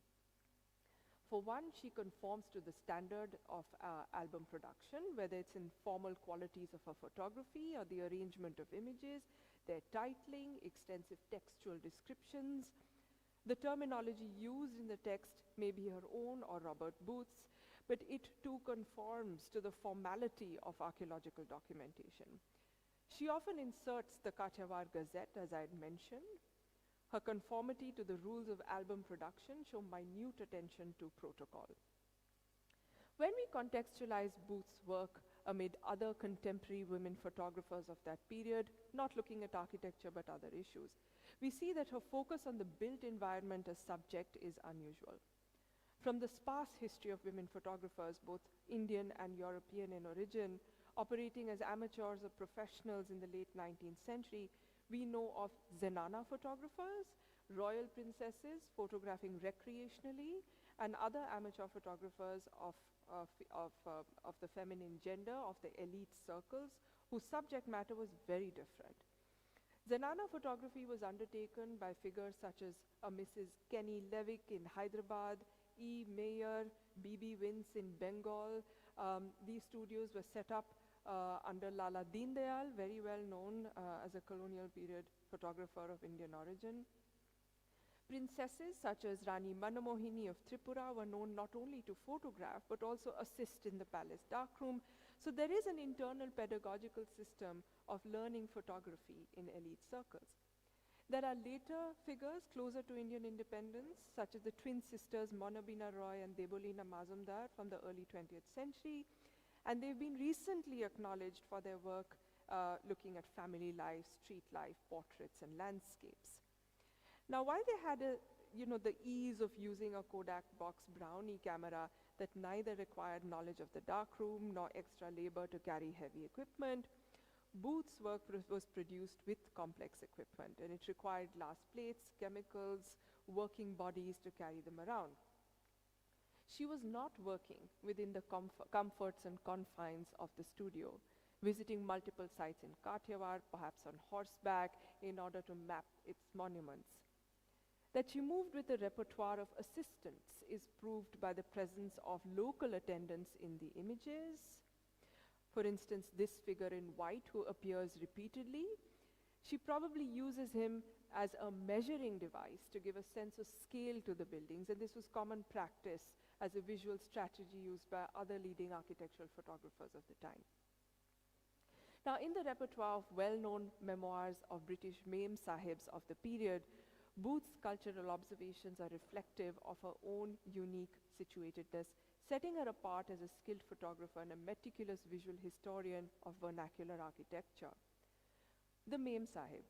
Who was she? She was a figure of considerable power within the colonial regime, especially within the domestic space, where she had command over several servants and attendants, wielding a trickle-down authority from the man. She was free to travel with her male relatives who would be in service of the British administration, and her observations of native life were well documented through postcards, letters, and memoirs, and there are a lot of publications supporting this.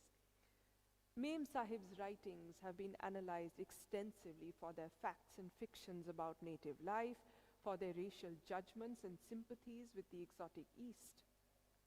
Whether Mary Booth maintained any other form of textual record remains to be seen, but her closest observations remain objective, driven by a gendered concern for Sati and for the goddess Mata Harshad. No other site of worship or administration in the album is so deeply analyzed by her, revealing perhaps something of Mary's own interest in Indian society, her feminine counterparts and their sacred practices. At a time when the so-called native woman in India was regarded as repressed, unclean, uneducated, and backward, Booth turned to their heroism and in mythology, as it left traces and archaeological remains across Kathiawar. In her own textual self-erasure in the albums, Mary marked an alternative presence by giving special attention to female figures of worship. I look at this as a significant intervention at Mary Booth, and I have to leave it at that, to notice and pay attention to select structures that ignite her own curiosity, and give her an opportunity to document her observations in the vast cultural landscape of the Indian Empire. Thank you.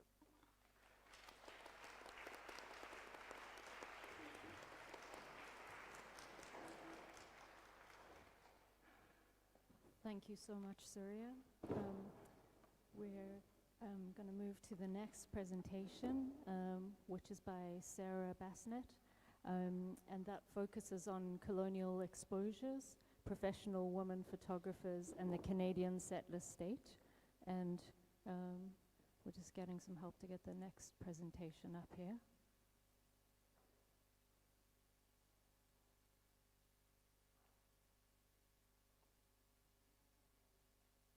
Thank you, Sarah. Thank you so much, and thank you again to the organizers. It's been really a wonderful conference. So scholars have long argued that women were involved in photography from the beginning.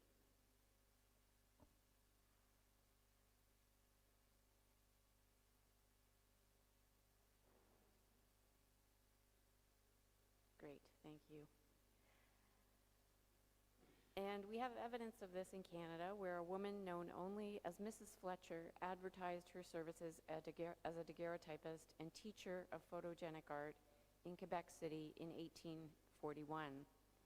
She described photography as a respectable and pleasant form of employment for ladies and emphasized the beauty and wonder of the images she produced. Mrs. Fletcher was soon joined in the business of photography by other enthusiasts, and the 1881 census recorded 35 women photographers. This number quickly grew as women joined the rush to open commercial studios, sometimes alongside husbands, fathers, or other family members.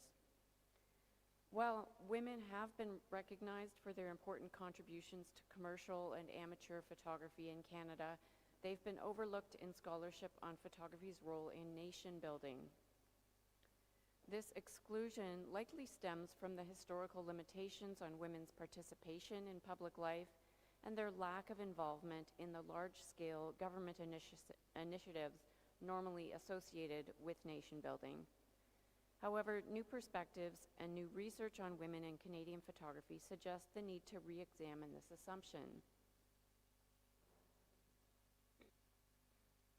This paper explores the links between settler colonialism, women's participation in public life, and the rise of the photographic industry in Canada through the careers of three photographers, pictured here on the slide: Hannah Maynard, Geraldine Moody, and Minna Keane.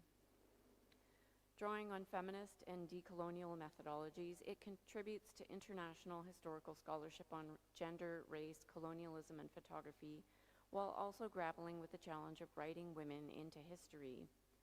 I consider how these three professional photographers negotiated the expectations of their gender and social status in the context of the prevailing colonial ideology, and how they contributed to nation building and colonizing missions through the constraints and privileges of white settler womanhood.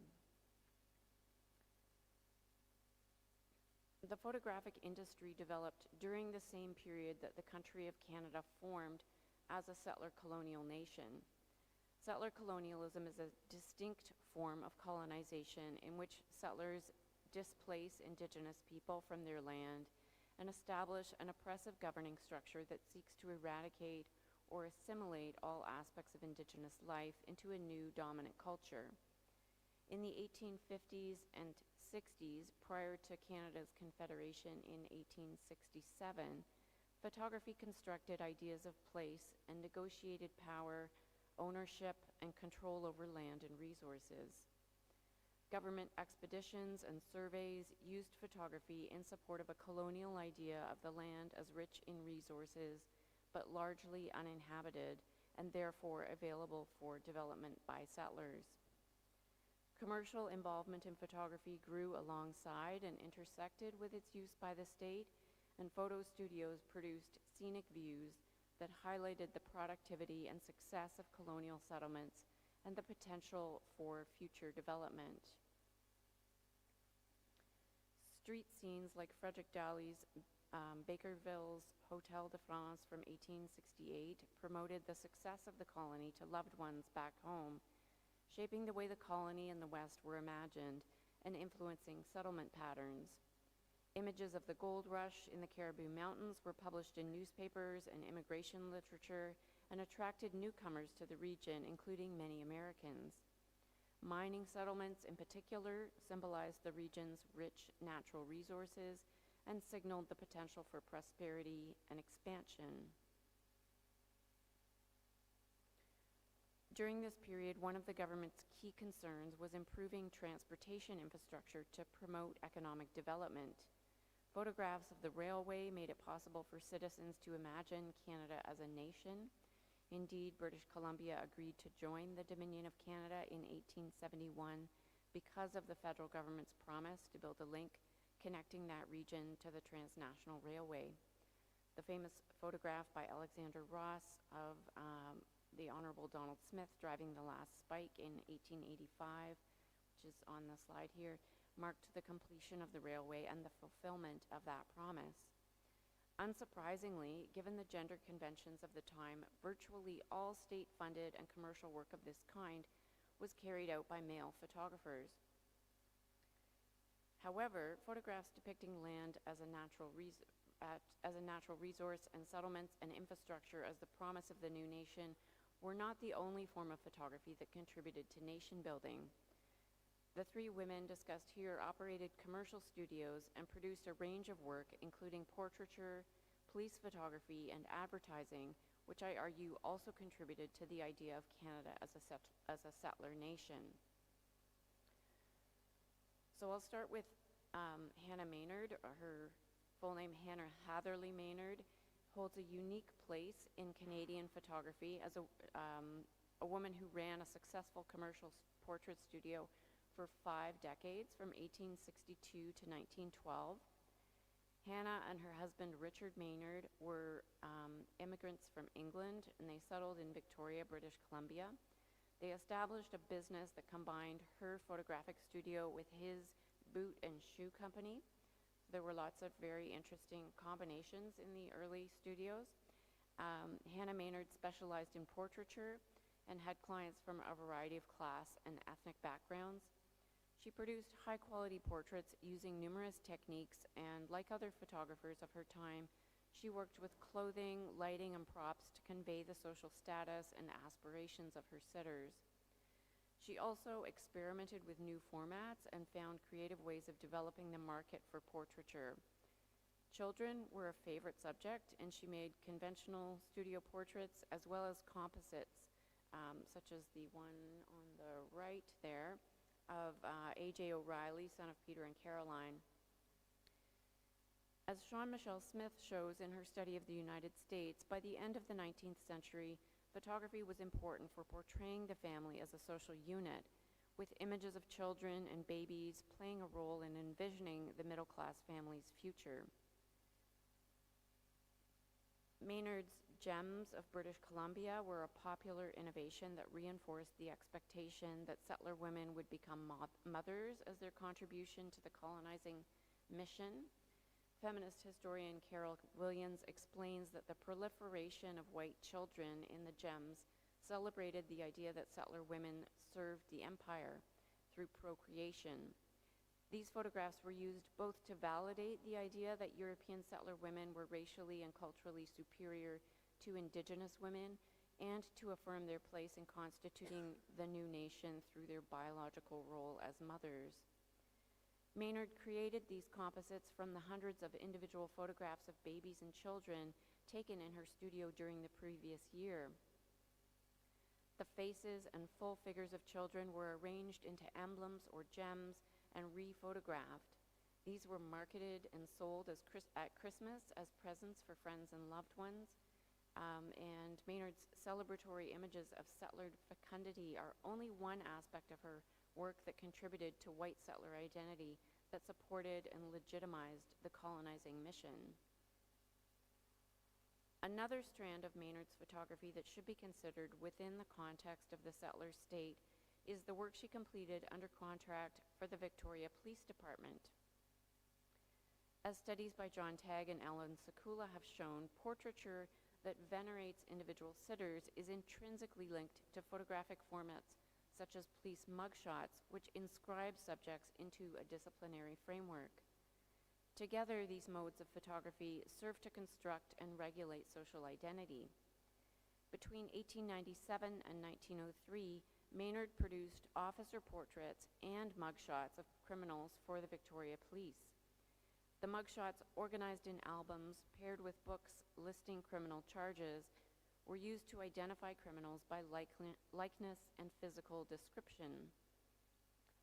Although criminal identification photographs may seem unrelated to composite gem portraits of children and babies, both forms of imagery reinforced class and racial hierarchies that privileged white middle-class settlers, and in doing so supported the colonial mission.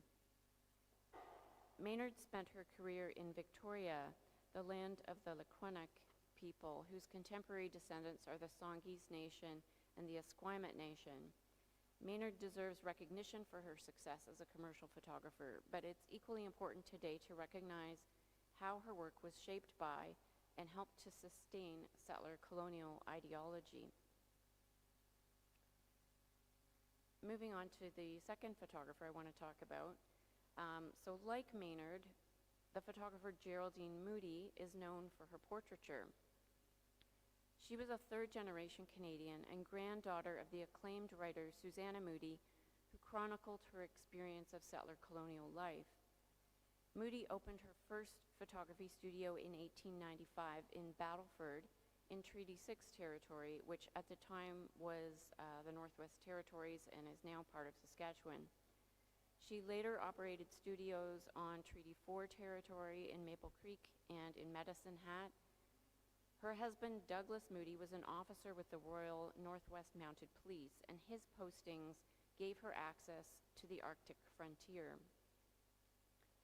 In 1904, the Moodys settled in Fullerton Harbor on the northwest shore of Hudson's Bay, now Katikalik, Nunavut, where Douglas was appointed commander of the police detachment. At this time, Fullerton Harbor was a trading hub for the whaling industry and the fur trade, and it was important in Canada's effort to assert sovereignty in the Arctic.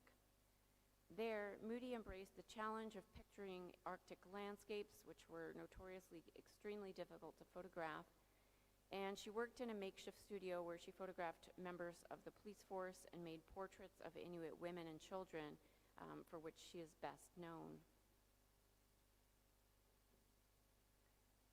Many of Moody's portraits show her subjects in a studio setting wearing the beaded inner parkers or a mouti that Inuit women made for themselves and which allow them to carry a young child in the back of their garment. This clothing was typically made from caribou hide, which women skinned, cleaned, and tanned before adorning with intricate original beadwork designs. Moody's attention to the clothing highlights her fascination with and admiration for the skill and beauty of its artisanship. Photo historians have grappled with Moody's portraits, noting that although she was in a position of authority as the police superintendent's wife, her portraits are not merely ethnographic types, because she recorded the names of her subjects and conveyed the individuality of her sitters.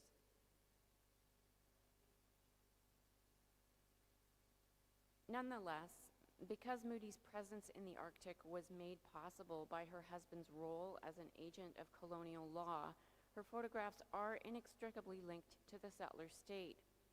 Her images appeared in government reports, were sold as postcards, and were included in souvenir albums. Moody's portraits of Inuit women and children remove her subjects from their Arctic surroundings and place them within the seemingly neutral space of the studio, thereby obscuring the violence of the colonial encounter. Laura Wexler's work on American women photographers at the turn of the 20th century is instructive here. She argues that female photojournalists in the United States, quote, challenged the patriarchal constraints of the time by domesticating American imperialism and by erasing the violence of colonial encounters in the very act of portraying them, end of quote. So really making it invisible. The smiling women in their beautiful coats, pictured in Moody's photographs, likewise erase any trace of the disruption to customs and tradition precipitated by the arrival of the Northwest Mounted Police in the region. The third and final practitioner examined here is Minna Keane, a successful commercial and artistic photographer who lived and worked in Britain and South Africa before relocating to Montreal, Canada with her family in 1913. Born in Germany, she began practicing photography in England, where her subjects were flowers, plants, and birds, and her botanical and ornithological studies were used in British textbooks into the 1920s. Keane was the first woman fellow of the Royal Photographic Society in England, and she showed her work in their annual exhibitions from 1911 to 1929. She experimented with a range of photographic and printing techniques and worked in a pictorialist style to create emotionally resonant portraits, landscapes, and genre scenes. In Cape Town, South Africa, Keane's portraits of eminent white South Africans were used on the covers of magazines and were praised for their quality of light and tone. And her typological studies of non-white subjects were sold as postcards. In Canada, Minna and her daughter Violet operated several portrait studios together, first in Montreal and then in Toronto. In 1914, Minna was hired by the Canadian Pacific Railway, or the CPR, to photograph the Rocky Mountains. For this commission, Minna and Violet stayed in a CPR hotel at Lake Louise and photographed picturesque views of the surrounding mountains and lakes. Unlike images made for the geological surveys to claim ownership of land and resources, Keane's photographs were taken to help market the mountain journey to tourists. She was hired specifically to provide a new perspective on captivating scenery of the Rockies that was by then familiar to many Canadians. Keane's landscape views adapt the pictorial conventions of painting, using formal devices to create a distinct foreground and background to convey a sense of depth.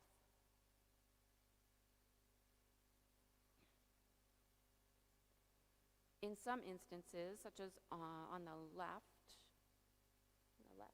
right, she painted in foreground features to frame the scene, giving viewers a sense of visual proximity. Keane favored carbon printing, a photomechanical process where a photographic image is transferred to a paper support from carbon tissue, a piece of paper coated with light-sensitive pigmented gelatin. Carbon prints were suitable for reproduction because the results are predictable and stable, although the process is labor-intensive. Because of her affinity for pictorialism, it's likely that Keane chose this process primarily for the subtle tonalities and painterly effects that emulate the atmosphere of tonalist and impressionist painting. Throughout her career, Keane sold reproductions of her photographs as postcards and for publication, and her CPR photographs may have circulated in a similar way. The collection of her work in the archives at the Image Center includes numerous pairs of landscapes, such as these on the slide, labeled as stock folio, suggesting they were available for purchase as reproductions. Another photograph in that collection has the title The Lakes in the Clouds, Mounts Lefroy and Castle Craigs, 1914, embossed along the lower edge of the frame, indicating that it too was likely reproduced for sale. Most notable in Keane's work for the CPR is the way she merged her artistic and commercial concerns to market the splendors of nature. The cruel irony is that Keane's photographs of Banff National Park were produced on the traditional lands of the Stoney Nakoda First Nation, who were stewards of that land for over 10,000 years prior to 1885, when the Canadian government established Banff National Park and restricted their access. Keene's work continues the tradition of photographing captivating landscapes to promote Canada to potential settlers, but it differs from the images produced for government agencies from the 1890 onwards due to its pictorialist style. Although Maynard, Moody, and Keene did not participate directly in the state-funded building projects, each one contributed to the settler state in distinct ways. Through portraits of children and babies, police mugshots, studio photographs of Inuit women in traditional clothing, and scenic landscapes, these skilled and determined professional women produced images that avoided grandiose infrastructure projects. By focusing instead on subjects deemed appropriate for white women of their class, they helped shape the idea of the nation through alternate visual means. Thank you.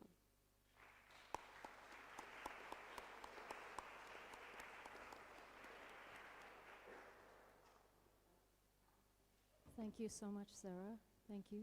And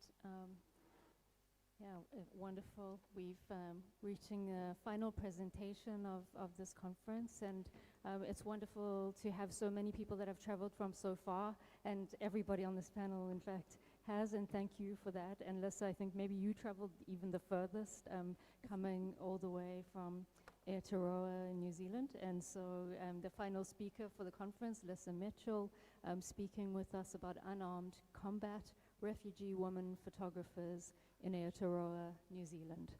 Thank you, Lissa.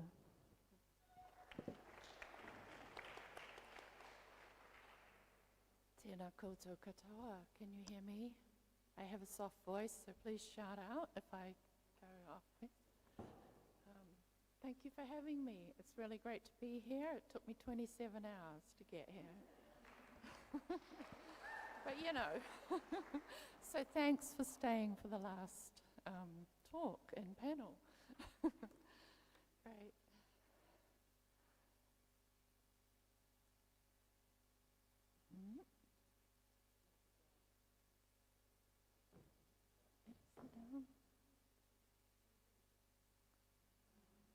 Oops, not working.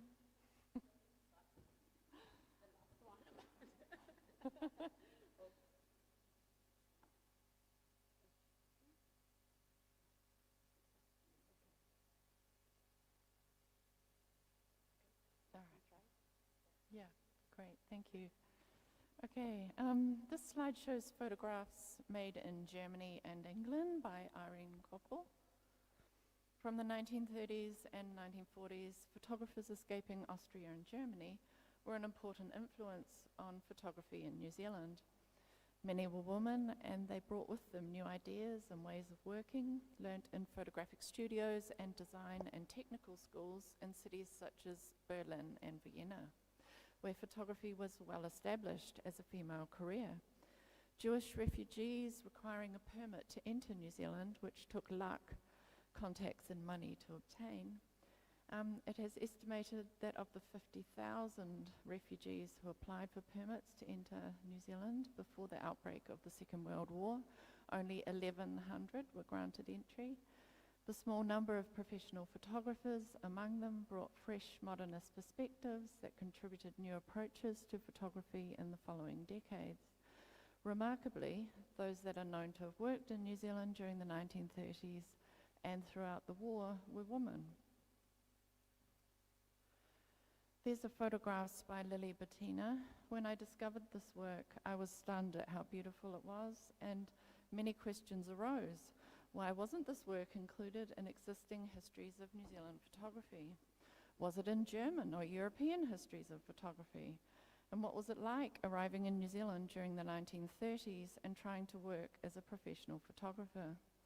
No one here will be surprised to know that neglect and nothing appeared to be the answer to these questions. The topic of Jewish immigrant and refugee photographers fleeing Nazism was well documented, though only insofar as they had been male photographers and that they had arrived in New Zealand or began working as photographers there from the 1940s.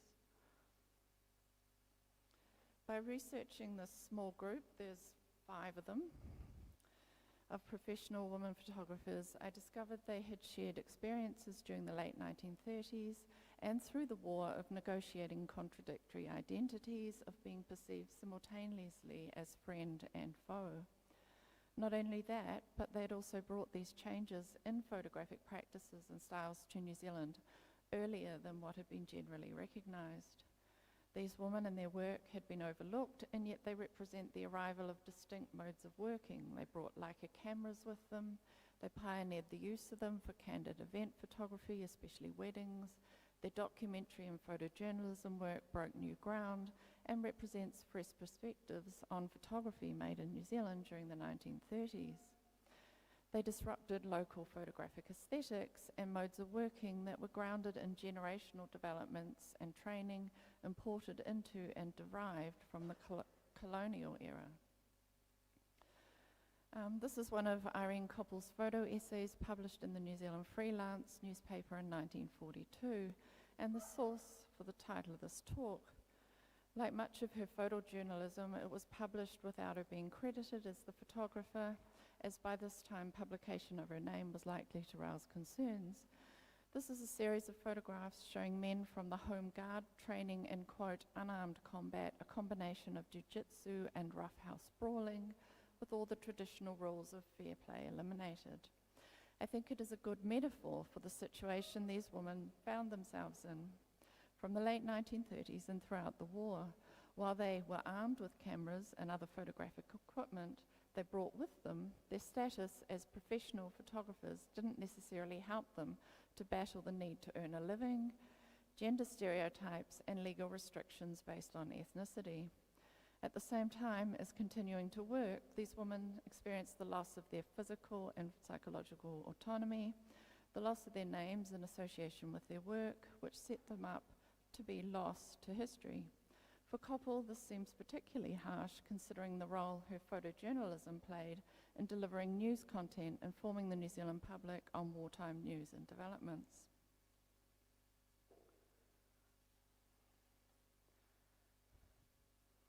Comparing these images Koppel took in Germany, the clear glass bowls on the left, and a portrait of the photographer Otto Fein taken in London in 1934, and with examples of the kind of work she ended up making during the war years in New Zealand, gives a visual sense of how far this young woman, she was 21 when she arrived in New Zealand, had come in just a few years. The New Zealand Freelance newspaper needed her services after their own photographer was called out for military service. This is a letter from editors of the Freelance to the Commissioner of Police, confirming Koppel as, quote, reliable and trustworthy, and that they, quote, could find it probably impossible to replace her. Koppel's potential to rouse concerns by taking photographs had already been proven the previous year during a trip to Te Awamutu, a small town in the North Island. A complaint was made about her that escalated to the New Zealand Prime Minister. Text on the slide reads, letter from Sydney Holland, leader of the opposition, to the Minister of Police and Prime Minister of New Zealand, Peter Fraser, 8th of April 1942. When in Te Awamutu recently, I was informed that there'd been a good deal of adverse comment concerning an alien who had been travelling around with a camera. I asked that details be furnished and am now in receipt of a letter from a reputable citizen. The enemy, goes on, the enemy alien who was loose, quote, loose here with a camera is Miss Irene Koppel. New Zealanders of the 1930s and 40s were suspicious, anti-intellectual, and misunderstood the complexity of ethnicity status. Some say nothing's changed. What side, i.e. of a black and white simplistic notion individuals were on? These immigrants and refugees were considered Germans and outsiders who would take jobs and resources from the settler community. This woman arrived in New Zealand from the mid-1930s, had already been working professionally as photographers when war broke out, and found themselves at the centre of several conflicting factors in New Zealand. One, they were probably aware of what historian Sher Gaynor has described as 1930s German-produced migration manuals for Jewish migrants seeking to leave Germany. From 1933 onwards, these information publications aimed at Jewish people seeking to migrate stressed the duty of every Jewish immigrant to act in a manner that would support the broader interest of Jewish migration. Those who left Germany for new lands had a responsibility for the fate of the entire Jewish community, to behave in a way that the authorities in their new home would regard them as welcome and contributing citizens and not restrict numbers coming in. 2. However, when the New Zealand Alien Control Emergency Regulations passed in September 1939, soon after war was declared, they required all those who were not British subjects, in other words, born in Britain or one of its colonies, to register as aliens. An update to the legislation in October 1940 prohibited aliens from possessing, among other things, quote, any camera or other photographic apparatus without special police permission. Local police were to, quote, investigate the affairs and conduct of every enemy alien, interviewing each one with a long list of set questions, checking on answers, following up leads, and seeking information from other government departments and from anyone associated with the alien. 3, the unwritten New Zealand law that when women married, they should give up paid work. By 1940, though, both women's efforts to be seen as contributing citizens, perhaps per the migrant manual, through their work as portrait, candid event photographers and photojournalists led to their perception that they were sneaky or devious women, possibly German spies, or likely to take actions on Germany's behalf. However, despite their different personal circumstances, Irene, happily married to a New Zealand serviceman, and Lily, a divorcee, conducting an affair and enjoying drinking whiskey with men, both fared badly. Though in the later years of the war, the New Zealand police did acknowledge that Koppel's, quote, zeal for business was probably the most likely reason for her contravening restrictions. In 1935, Irmgard, later known as Irene Koppel, a German of Jewish descent and a professional photographer, left Hamburg for London on a visa to work in domestic service, but she was soon working with photographer Otto Fine at the Warburg Institute, which is also relocated there. Koppel, who had trained in the studio of the Hamburg photographer Elspeth Costa, came to Aotearoa, New Zealand with the assistance of the Zionist Auckland business couple Lawrence and Simone Nathan, whom she met in London via the Jewish Refugees Committee and who organised for a group of German Jewish refugees to come to Aotearoa in 1937. Sorry, Aotearoa is the Maori name for New Zealand. I'll switch between without thinking of it. Koppel arrived with £75 given to her by Jewish friends in London and a Leica 35mm camera and lens and enlarger, tripods and developing accessories. You can see her immediately stepping into the industry here on arrival. Her skills are useful to the Kodak processing unit in Wellington and then into these established professional studios, particularly the Spencer Digby studio as a camera operator. So this was quite unusual for a woman in New Zealand at her age to be a camera operator in a studio. The Digby studio also utilised her candid work with the Leica she brought with her from Germany. This 1939 official portrait of the Governor-General of New Zealand and his family included candids of the children in the Government House grounds and with their horses, and Koppel was documented by someone else from the studio. That's her in the top right, over on the left, crouched with the camera, taking the photo. Taking these, both official and candid shots were published in the press, helping, no doubt, to give a less formal view of the family to the public. From her arrival in New Zealand until all her cameras and photographic equipment were confiscated in 1943 to finally stop her from working. So from 1940, when her permit was issued for only studio work, Koppel photographed just about every kind of event, official visit, parade, wartime work by women and children, hospital ship arrivals with war injured from Europe for the press, such as this one at Parliament for Noel Coward in 1941. So here she is, an official enemy alien operating in an almost invisible manner here, except that the events themselves were presumably, she took on the corporate identity of the newspaper she was working for. This is from her collection of personal clippings held in the Alexandra Turnbull Library in Wellington. Note her handwritten credit on the top right, Irene Koppel Photos, marking it for posterity for her work. This is how I've been able to identify that these were her photo essays. There's her own scrapbook with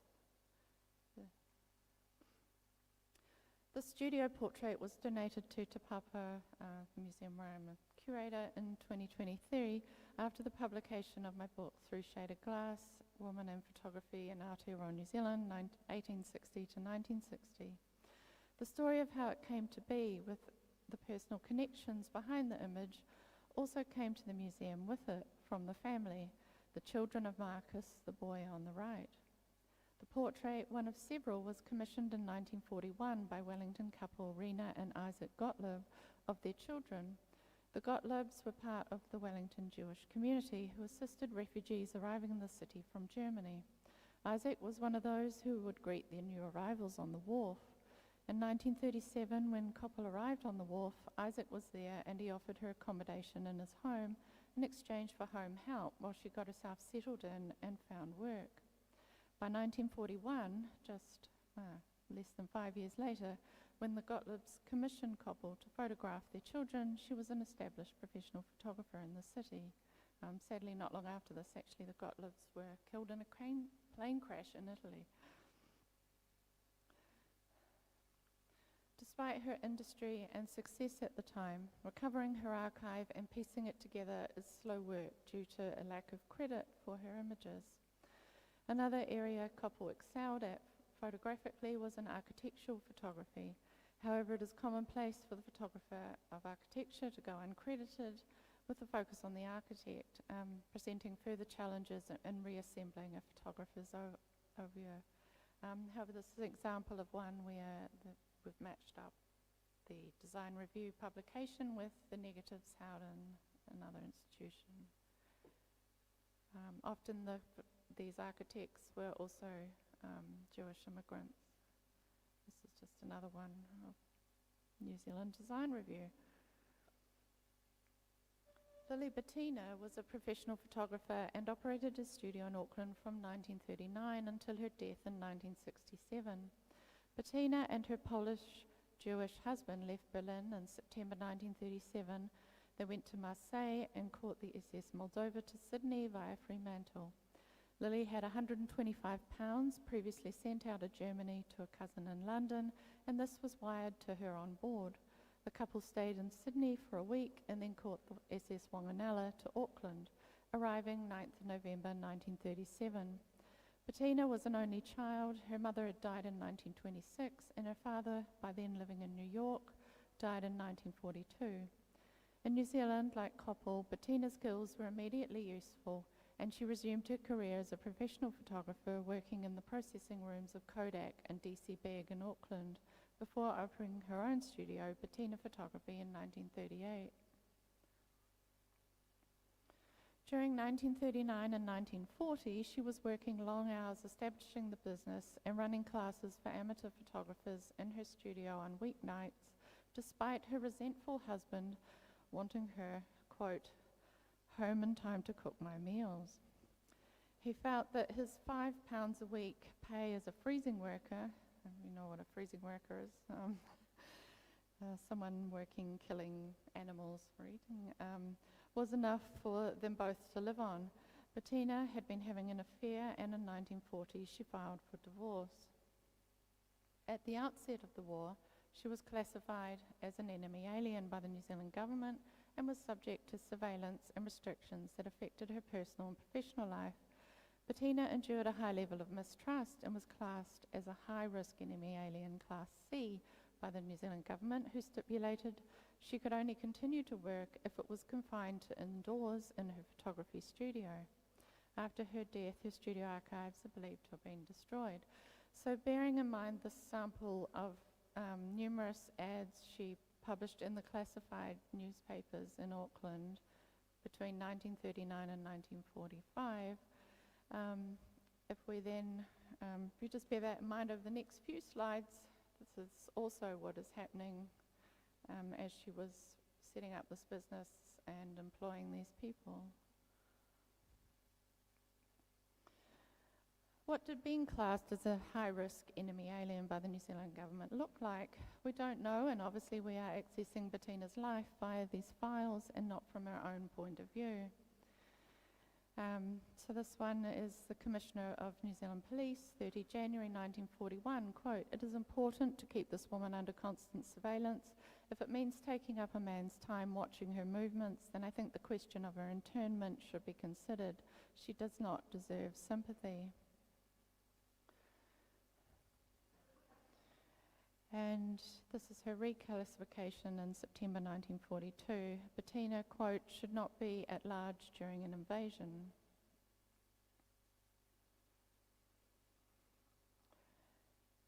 For the duration of the war, Bettina needed to get a permit for any movement, personal or business, a weekend at a friend's house, a candid photo job outside of her studio.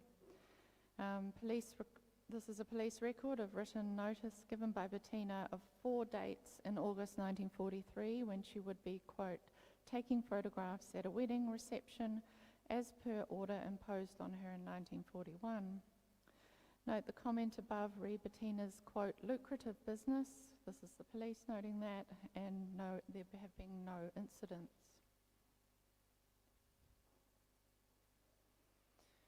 These were photographs of the dancers Jean Raymond and Elaine Kramer, and they were taken after the war in 1947.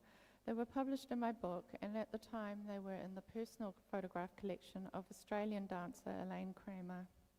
Kramer died last year at 110 years old, and I was able to interview her during lockdown from her nursing home in Sydney. However, I'm yet to find out what has or will become of her personal collection of photographs, including these two, which are the only known copies of these images.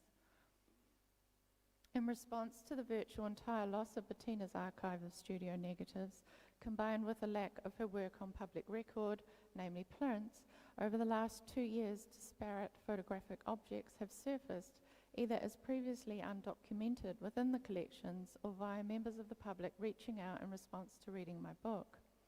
However, with such a small number of photographs available, I estimate about 30 by Bettina in existence, forming a greater sense of Bettina's broader contribution is going to take some time. I recently acquired these portraits by Bettina for the museum. They were donated by the sitter, Christine Sheila Stewart's son. According to him, they were taken during 1939, prior to Sheila's marriage. During this time, both Sheila and Lily were boarders with a couple, the Falkensteins, who were also German Jewish refugees in Auckland. Sheila, not a refugee, was unable to afford a portrait, and Bettina took this one of her for free. Another of these recent finds is a personally revealing album compiled by Lily Bettina and given to a woman called Christine Winholm, who was the organizer of a self-help housing scheme for single women who lived alone to invest together and build a set of self-contained flats. The album consists of candid photographs stamped with Bettina's studio details, documenting the opening event of the housing complex, which took place in Auckland in 1963. The front page consists of a joke image and a portrait of Lily herself. She has written underneath this image of a dilapidated house, quote, "a striking contrast to beautiful Winholm included by Bettina." It's suggestive of an intimacy between the two women beyond a strictly business arrangement for event photography, which gives a portrait of Lily an insight into her sense of humour. The Sheila Stewart portraits in this album are good examples of Bettina's photography leading me to her. With these objects and their custodians coming forward in response to reading my book, not only finding more examples of her work, where it went and why, but also details about her, how her life and personality have also surfaced. So to conclude, in immigrating to New Zealand as refugees, both women have until recently been lost to both the photographic histories of Germany and New Zealand. Yet their stories are moving, complex, and relevant to this contemporary moment. The process of migration, combined with the impact of the enemy aliens law, led to invisibility, The loss of visibility led, despite their strong and active presence, their industry as photographers and will, to the lack of collecting and preserving of their archives beyond a limited number of personal and family photo collections, and therefore their ability to be available to history. It is important that they are included in these histories, not just because they made stunning work, but also because we need stories and histories of inclusion and that represent the diversity of the people who make photography and the problems they encountered doing it. Our willingness to tell their stories by collecting, discussing, and exhibiting their work should reflect this. As curators and historians, it is up to us to do this work and think seriously about whose histories we are telling.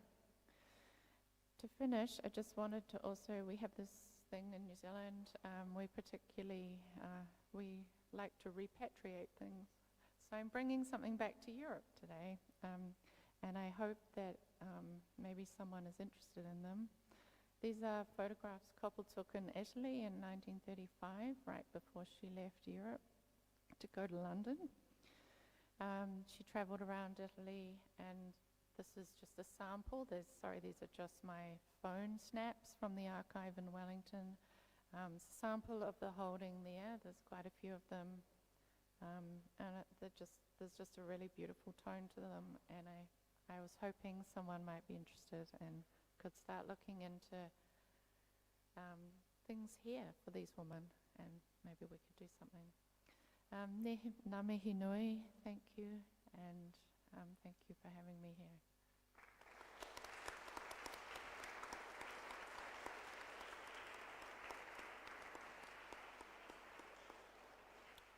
Thank you so much to these wonderful papers, to the presenters who've just shared your work with us, carefully considered papers that you prepared for us today. And thank you, Lisa, for what you said at the end, drawing attention to the connections between all of us here. That's a wonderful note for us to draw the conference to a close on. And I know that we're almost out of time, but it would be great to have questions or perhaps also if there's responses to the papers, because we're at the point of closing, and I think you've brought us so much to think about, the tensions between preservation and destruction that you were speaking about, and the work that we're all engaged in together, trying to preserve something, but we always have to ask, what is that impulse? What is it that's being preserved and shared? What's made invisible and what we make visible? What are the things we've brought to the surface and what remains for us still to do? So thank you for this very thought-provoking panel. I don't know if we have questions from the audience, or Nicolette, if we have some time, do you want to? We can take 10 minutes for questions and discussion, and then we need to start moving on towards Linda Frenginagder's performance, but 10 minutes, I think we're fine. Okay, wonderful. So we do have a few minutes, and I really would like to invite either questions, but also if anybody has something that they'd like to say, because we're in the final moments of our time here together. Costanzo, wonderful, thank you.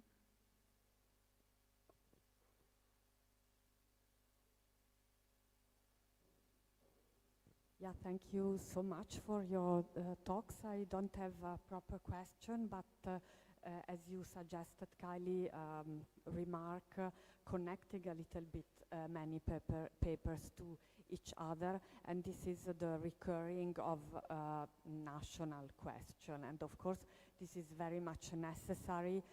It is part of the contextualization of the case studies and biographies, but at the same time we should be aware of this because maybe it is also part of our work to speak about, but also a little bit to disrupt national narratives, not only in a colonial context.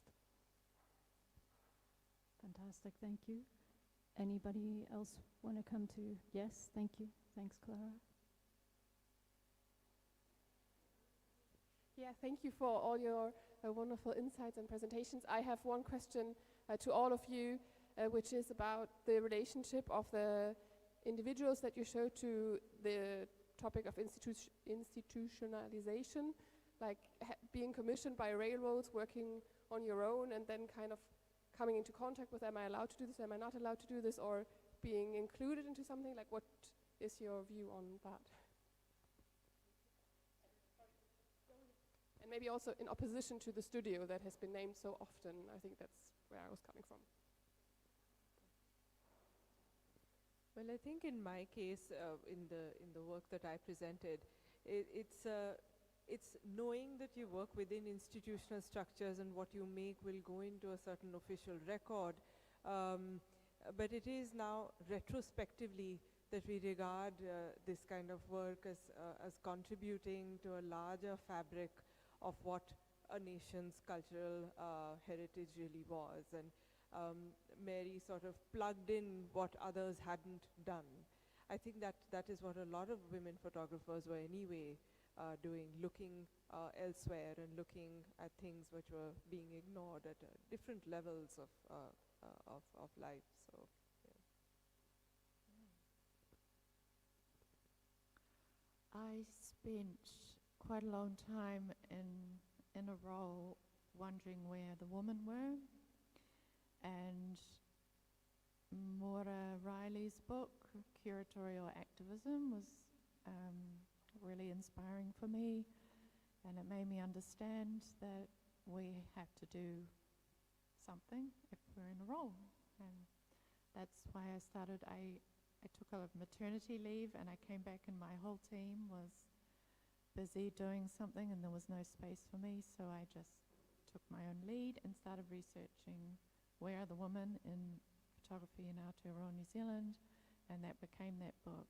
And I didn't know what I was doing at the start, and it kind of felt strange. But I also feel strongly that we need to tell stories. We need to engage people with our photo history, especially for me in New Zealand. People have this sense that I know what that is. It's just an old photograph and I'm not going to look at it. I'm not interested. It's just black and white.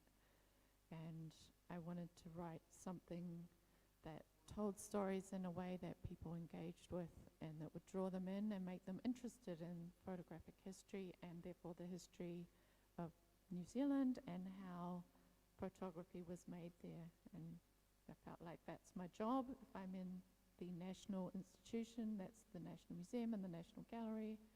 So that's where it came from.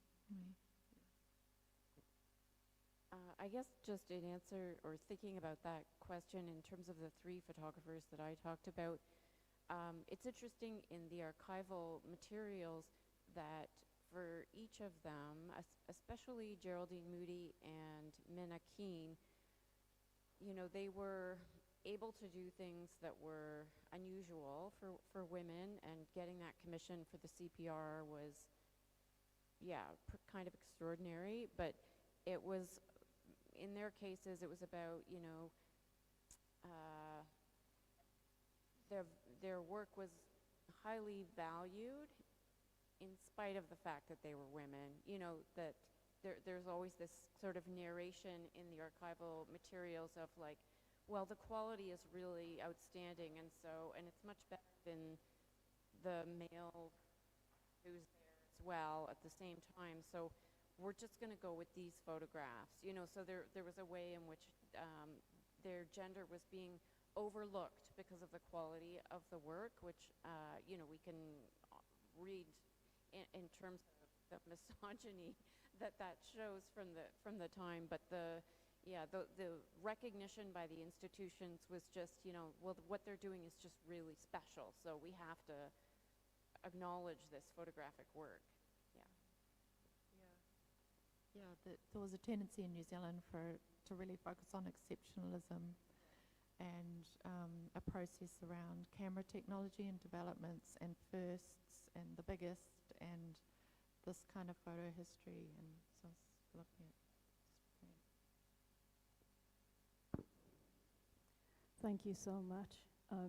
So yeah, we've reached the end of our panel and also the end of the conference, but not quite the end, because there is also still performance coming up. And before I hand over to Linda and Nicoletta, I want to say on behalf of all of us, thank you so much. It's been truly wonderful to be here with you. Thank you, everybody.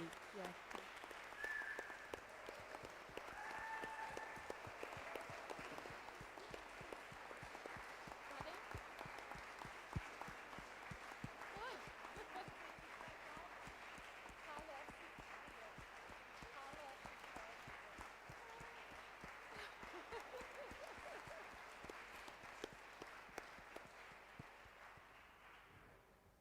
Thank you for this terrific conference. It's summarizing this time together is kind of an hopeless task, and I think that we don't want to do it. Actually, we do not want to summarize this time, because we really want to keep this time at home with us without any, I don't know, framework that in a way limit the energy of this conference. So I will skip the final remarks. We will skip the final remarks, also because we are running a little bit out of time. Just practical information. We really are planning an edited collection, an edited volume from this conference, gathering the contributions. So we will be in touch soon with you. And thank you again, really. It has been marvelous.